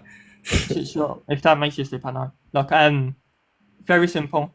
If I have like, let's say, four propositions within the set said, right, and all of these propositions within the set said is met, does that give you justification to believe in the set said? Yes or no? There's no 1 second. No, it's not. I'm not gonna answer with a yes or no, you clown. Right? Actually, I'm gonna leave after this. There's no way. One second. Yes wait, Rumi. In my last 2 rebuttals, you clown. I answered that question. I said, one second, you clown.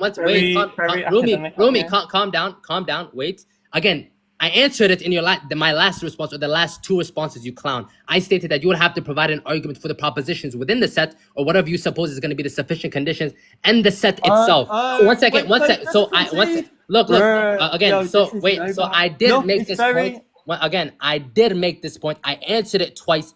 You didn't listen, right? Again, and I told you right now. For the 7th time, you wasted my time. We've been going in circles. You're asking the same thing. I'm giving a rebuttal. You're not following at all. Clearly, you're a confused individual. Get a cotton swab and clean out your ears. Again, I told you. One second, Rumi. Very academic of you. Calm down. Like, actually deal with her. Well, once like look, all again, you've done is again, like for pure notice rhetoric and how no for substance 40 here. minutes, so far, we've been discussing what is the sufficient conditions, and you gave an account, right? Then I'm asking you regarding your account, the propositions or the premises within the sufficient conditions, whether if one of them fail, the hypothesis fails, right? That this what's it called, this apparition took place. Then you started speaking about, well, no, I'd have to input this into Bayesian epistemology, whether it obtains. Then you started diverting whether speaking about randomly, completely irrelevant to the discussion between personal, local, and justification. Although we're discussing an account or an argument for you to globalize and make me accept or this apparition. Right? So you one second, you waffling about personal, local justification did not get us anywhere. You asked me the same question one second, you asked the same question 5 different times. I gave a response. Clearly, this discussion is not going anywhere. It's been, I think, maybe 6 hours now, right? And I'm just going to end it here, right? Because if we continue, because we haven't even dissected the different testimonies or the photos or the articles or the amount of people there or the hypothesis regarding it, we've been arguing for 5 hours on Waghirez Meta, that one testimony, and also what's it called, the foundations, right? We haven't even established either of them, nor have we concluded in a 6-hour discussion, because you're not contending, nor are you following any of my responses, nor are you actually attempting, and it seems like you're like demoralized. You don't actually want to give an argument or force me to accept these apparitions, since you're not given the sufficient conditions, right? You're not providing an argument for the set or even proposing it. So you're clearly confused. You agreed, right, that, or you stated yourself, one second, you stated yourself that even if one of the sufficient conditions fail, that I'd have to input it into Bayesian epistemology for me to answer that question, meaning that you don't know what the sufficient conditions are, meaning there's no point in this discussion. I told you. One second, I told you, right, that we've been discussing for 6 hours. You can leave, and then I can explain to people, because you don't know. No issue. Explain it, right? But what a waste of time. Okay, that's if that makes you sleep at night. It's very simple for people listening, right? If, let's say, I speak to an atheist and they believe that photos are necessary to believe in a miracle, then if I don't have that proposition within the set, then the miracle is the miracle doesn't exist. So while I'm speaking to Jibrīl, if Jibrīl says, well, we only need testimony of 1,000 people, then it's just going to be sufficient for him.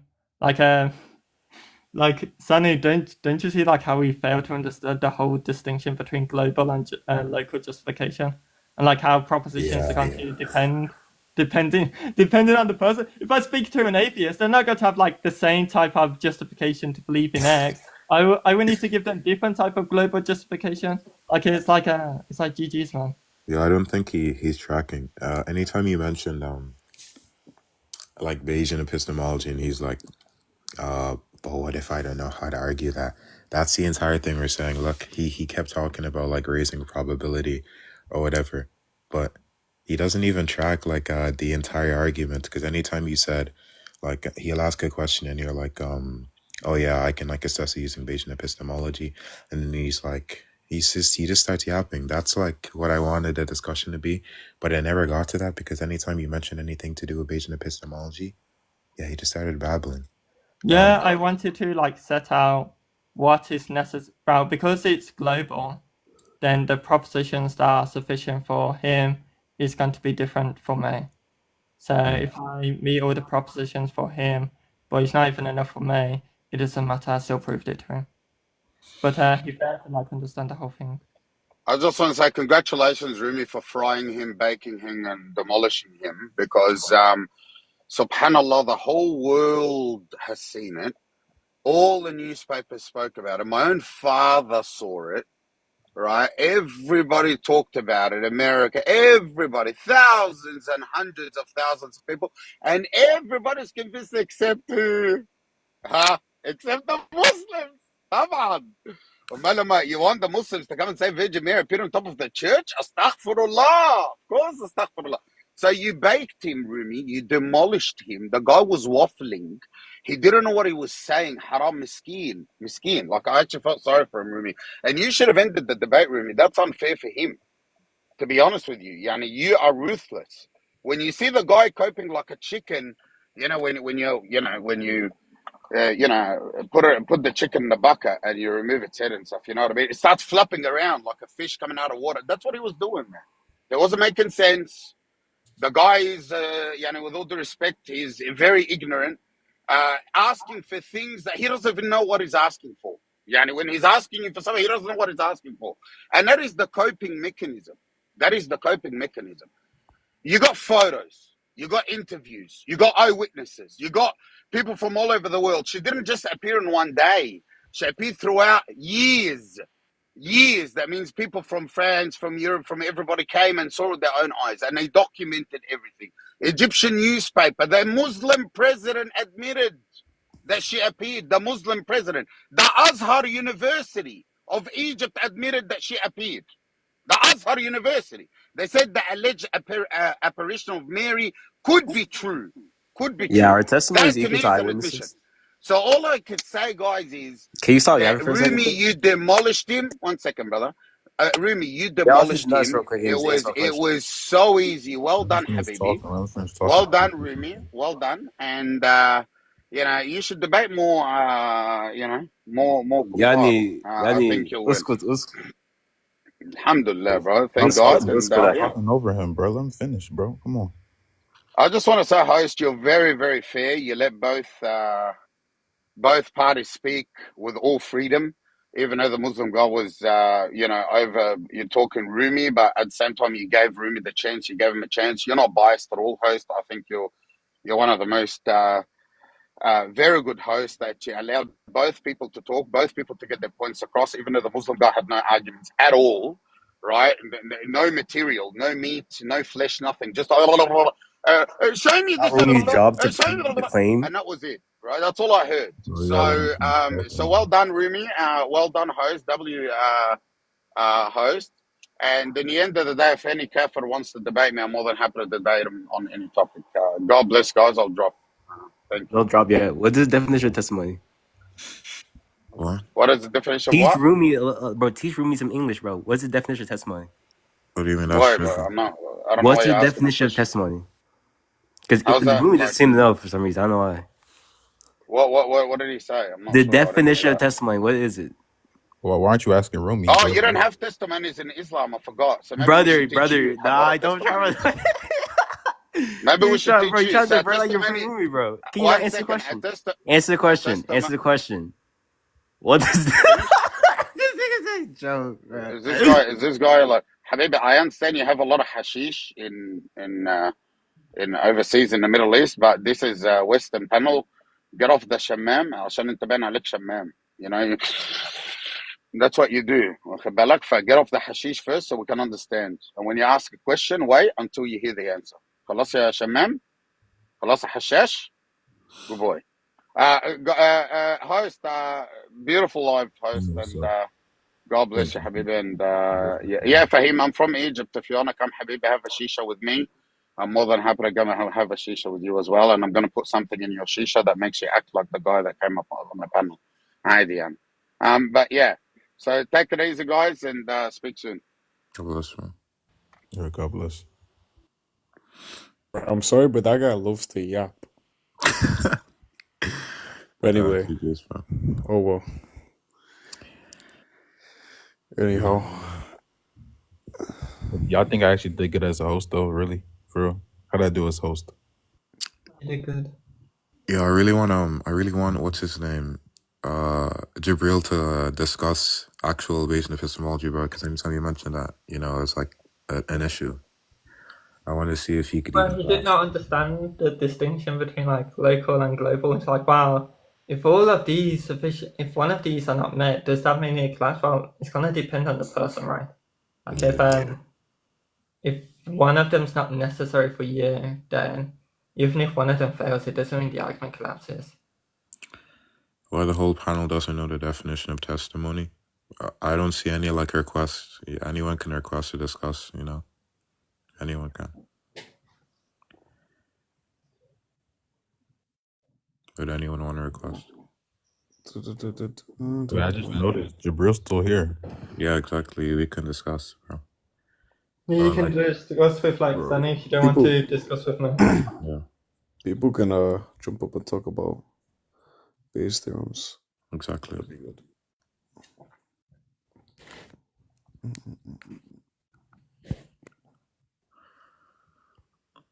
Then You he can guys just come back. kicked him not to answer him. Nobody kicked. Wait, did I thought he left by his own volition. Who? Jibrīl? Yeah, he just left. Yeah.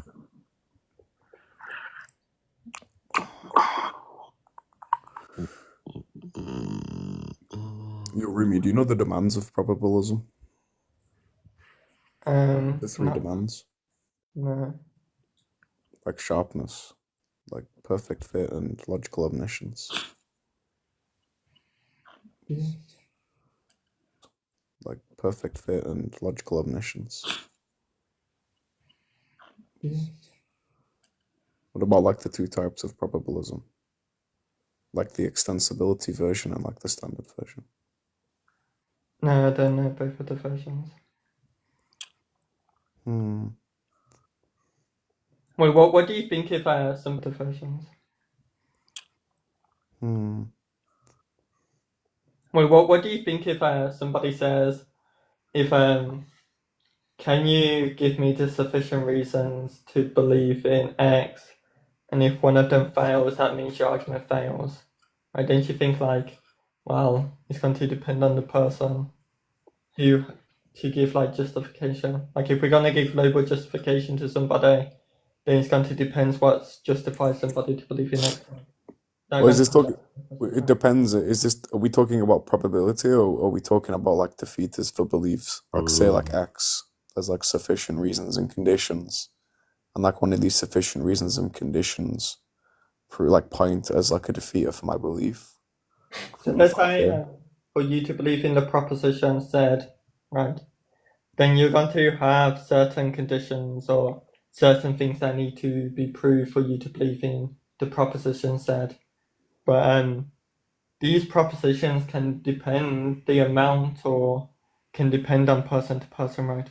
Like let's say you're Catholic. For you to believe in proposition said, it could just literally be like the Pope said so. But for like an atheist, it has to be like way more, right? Yeah, I mean, if you're taking it in that sense, then no, I don't think it's a defeater. I don't think it's like problematic. It depends what you mean when you say problematic, because if you're invoking like the problem in reference to like sensitivity towards like truth or like truthfulness. Yeah, I was speaking to Jibrīl and he was saying, well, you're trying to grant us some global justification. So now give us like your set for what's necessary. And if one of them fails, then the whole thing fails. Well, that's just going to like confuse on, well, for me, something necessary is not necessary for you to be necessary, right? Yeah, I mean, if you just like take the basic principle of conditionalization, that your credences ought to change is like if you follow the procedure in terms of like updating the beliefs, then I mean obviously I don't think that like in most cases like things like one sufficient reason being like obviously false is a defeater for a belief. I just think it would lower the credence, but yeah, I don't know, dude. Conditionalization is interesting because there's three things that like conditionalization speaks about, which is like zeroing, which is for like each possibility incompatible with evidence. Let's say like E, you drop its credence down to 0, and then you have like something called like the rescaling principle.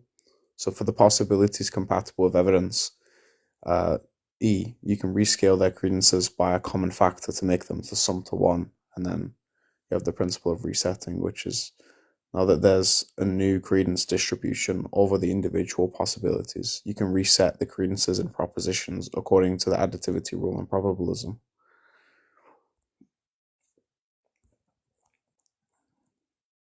GG's.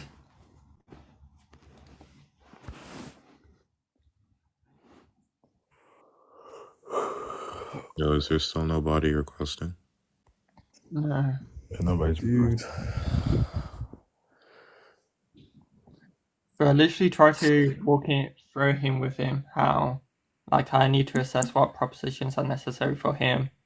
And then Change like the when he's like, "Ah, then it's on you," I said, "Okay, so let's speak if these are like necessary or not." And he's like, "Well, if one of them's removed, then does that make it false?" I'm like, "Wow, we need to access like using like Bayesian epistemology, like would give us like assess it removing one gives us the probability of the event being true." Yeah, I mean it depends because like obviously it could be a consequence that like removing like x from the thing and its inverse being like obviously like in favor of like another thing, and its inverse possibly being like a defeater for like the belief that we hold, for example about Zeitoun, then we could say obviously it's the case that it's a defeater and it's also the lowering of the credence levels. But obviously, like you said, you have to access, I guess, if you want to even like extend it to like Kolmogorov's axioms, where he says you have a sample space and you take the sample space and you review the sample space, and via that sample space, we can basically mix and match. We can take, we can add, and we can see how much it really affects the credence levels on said belief that you hold to.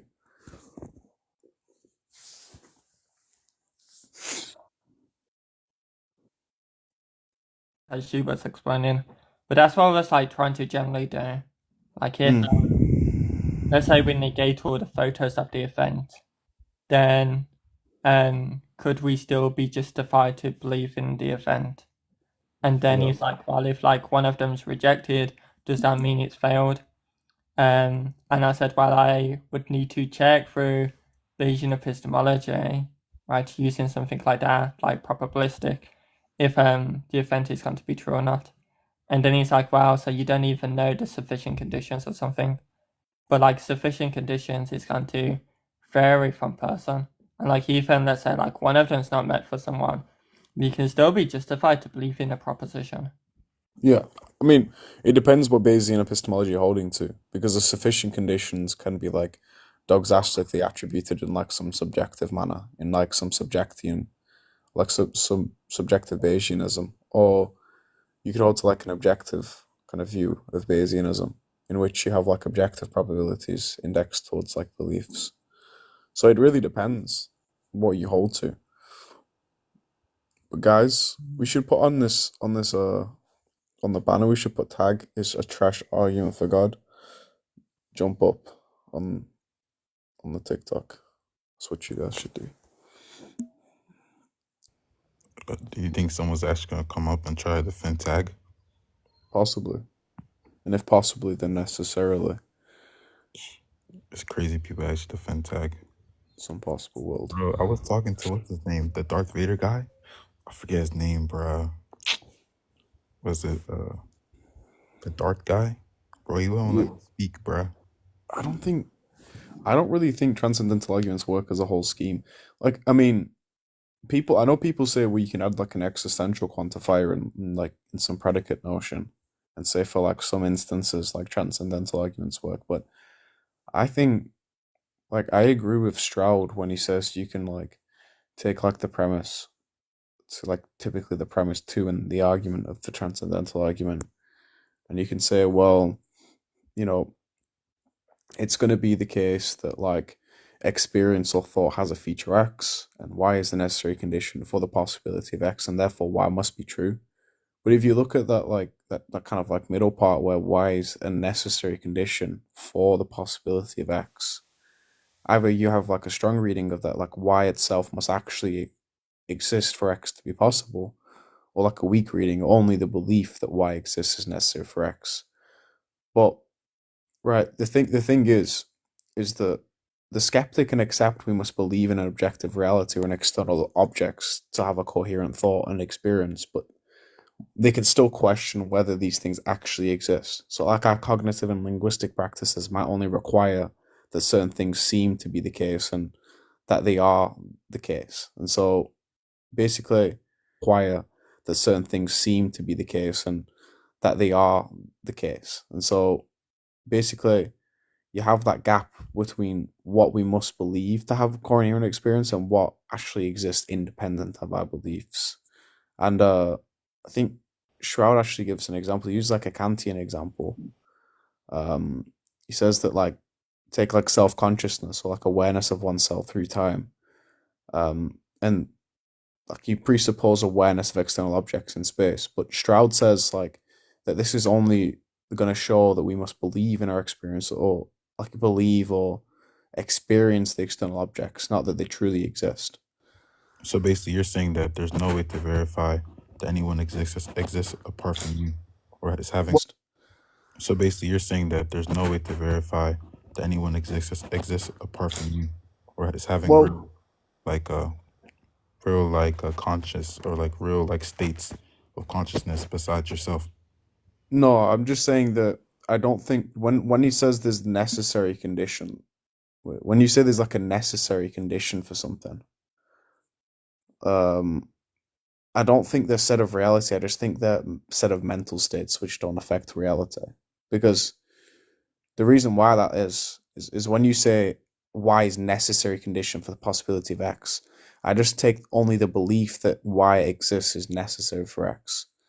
So the reason why that is because you start from facts about experience or thought, which a skeptic is already going to accept.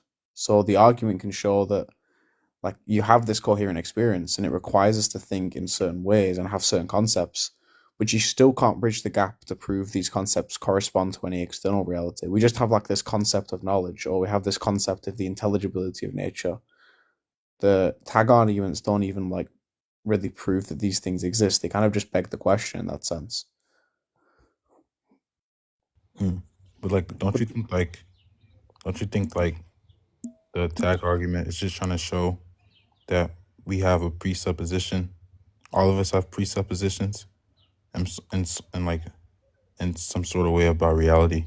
Yeah, it's more of a self-defeater, like a possibility of the contrary. But I don't like those kinds of arguments because because you say like X is false. Like for example, just because you say the usage or like the denial of the law of non-contradiction implies its usage, reductio, that's not actually evidence for the principle, right? It's just saying the inverse is obviously false, but you're not giving evidence or justification for it. Yeah, that's what's hard about the argument. But then they would say, why would we need to? I think that's what the response would be. Yeah, well, I mean, it depends because they hold that these things aren't axiomatic, whereas we do. And I'm assuming you're a Catholic, so I'm assuming you're like a foundationalist, like some form of foundationalism. Yeah, they would have to like warrant it on their position. Typically, like there's some epistemic holdist or some coherentist, so they would have to. They'd have to give justification in somewhere. But I mean, there's other arguments that you can give. Like there's a guy called David Rethier, and there's a guy called James Anderson too, and he gives like 3 patterns of tag. He says like premise like 1 P, and then if P then G, so then the G, which is like a pattern 1 argument, and there's like a pattern 2 argument where he says like P, and then necessarily if P then G, so then it's G, and then pattern 3, which is necessarily P, necessarily if P then G, so then necessarily G. So all of those patterns are obviously valid. But then only pattern 3 arguments were going to yield the conclusion that God exists necessarily according to Rethier. So God doesn't just exist in the actual world, but in every possible world. But a guy called Sheen Choi actually says it's understood best as a pattern 2 argument. But basically, what he basically tries to argue is that tag is super fallacious, because if you just take tag to be a pattern 3 argument, in which you're like proving the necessity of God over all worlds, and that can just be done by a pattern 1 argument, then it's just super fallacious in both ways, because it gives this dilemma, because that's the first way you can attack it. So that's the first one. And then he says, well, if that's also the case, then when you speak of God necessarily existing, then across possible worlds, the only way you can yield that conclusion is through some like form of ontological argument. But if that's the case and the ontological argument already works, if it does work, it doesn't work, it doesn't really matter. But if it already works, then tag is unnecessary, because we could just argue from the ontological argument, because the tag requires the ontological argument to ground the conclusion. What is your thoughts on the aloneness argument? I don't really think about stuff like that, but I don't think it's a very good argument. Yo, who's this? Before y'all say anything, I have a form of dwarfism, so I am a male. I might sound like a woman, but I am a male. Yo, how tall are you? How tall are you, dude? I'm trying to understand. What do you mean Jesus is God? Like, what are you meaning? Meta's gonna discuss this with you. Go ahead. Yo, what's up, Soy? Yeah. How you doing? I'm doing good, bro. How tall are you? Well, why? I'm 5'10". How are you a dwarf? How are you a dwarf if you're 5'10"? Did you just lie? No. Bro, Honestly, yes, I did. So you think you sound like a girl, so you blamed it on dwarfism? I'm a dwarf. Wait, bro, like dwarfs aren't 5'10", bro. Bro. Somebody clip this? Bro. This guy just came and just said, I'm a dwarf. Bro left. And then just leaves. Oh my gosh, bro. That's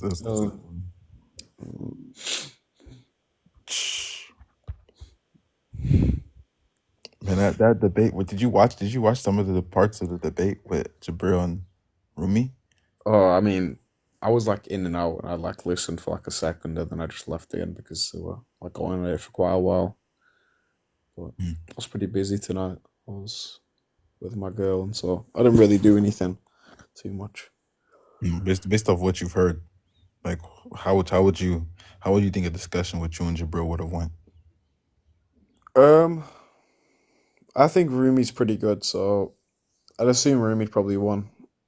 No, yeah. I mean, I wasn't really tracking much of what was being said. Like there was like a good 2 hours where they were just like kind of going through the sources of the people, like that attest to the miracle and stuff. But yeah, I feel you. What's up, Blame? Yo, what up? Yo, blame. Are you Catholic or are you Christian? What do you mean, bro? That's like the same thing. I'm inquiring, so I don't really know what I'm gonna like be yet. No, it's the same. If I want to be like, yeah, I know the same thing. I'm talking about like, I don't know if I want to be Catholic, yo. I don't know yet. I'm just inquiring. Bro, I'm looking Catholic, into Yo, hold up, I'll be right back though. I think the move is Eastern Catholic. That's the move. Get a little of both of the both of the worlds, you know. Get a mix of it. You know, you could venerate Palamas and like, you know, love Aquinas. Bro, I don't want to venerate Palamas. But it's crazy. I actually heard there's some like Eastern Catholics that actually venerate Palamas. I've actually heard that. Yeah, that's true. I mean, it's kind of weird why they do that. I mean, some Orthodox people like venerate it. I think I've heard it's more like of a, you know, a traditional thing. But yeah, that's kind of weird. Yeah, but there's some Eastern Catholics giving hyperdulia to Palamas. No, I'm joking. Is it true that like Eastern bishops or Eastern priests could get married? Eastern priest? Yeah. I'm pretty sure they can. Well, I don't know how the Catholic. I don't know how the church like reconciles that with like I don't know, man. For me, it's because it's not doctrine. It's not like dogma. It's just a vow. Right. Like you're right. they make, and it's nothing more, nothing less. So it's like their personal vow that they make, and it's like a decision made among the church in terms of like a personal decision. So I guess you can still be united in terms that they're following the same doctrines and dogmas, but they have some side things. I mean, it's a pretty big thing, but I mean, I don't think a lot of Eastern priests even get married anyway. I think most of them still remain celibate. Yeah, I think they still hold the vow of celibacy. That's true. Like Yeah. the commitment of celibacy. Nah, but yeah, Eastern Catholic is the move, man. I ain't gonna lie.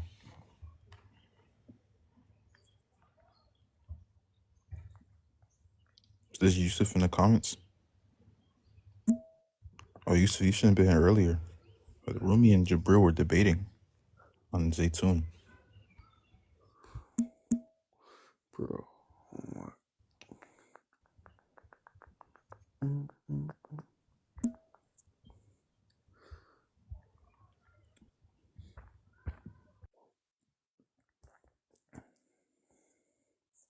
Bro, I'm trying to level up Rumi in philosophy.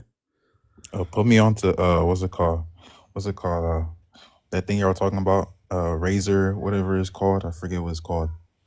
The specific Bayesian? the Bayesian epistemology, yeah. Yeah. I mean, there's just different types of stuff and So like you're telling me like with Bayesian epistemology you can prove miracles. well, Bayesian epistemology doesn't deal with proof. It deals with like credence levels. Hello. Or like updating beliefs, like using conditionalization. So As a kid myself, well, when I was a kid, but I'm obviously age 23.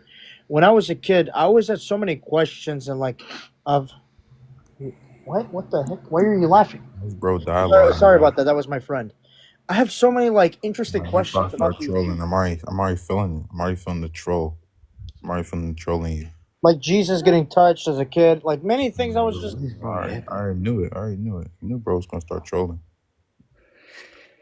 Yeah, bro, I'm probably gonna go, bro. You've been live for 7 hours, bro. Yeah, I'm actually about to end live now. Yeah, holy, bro.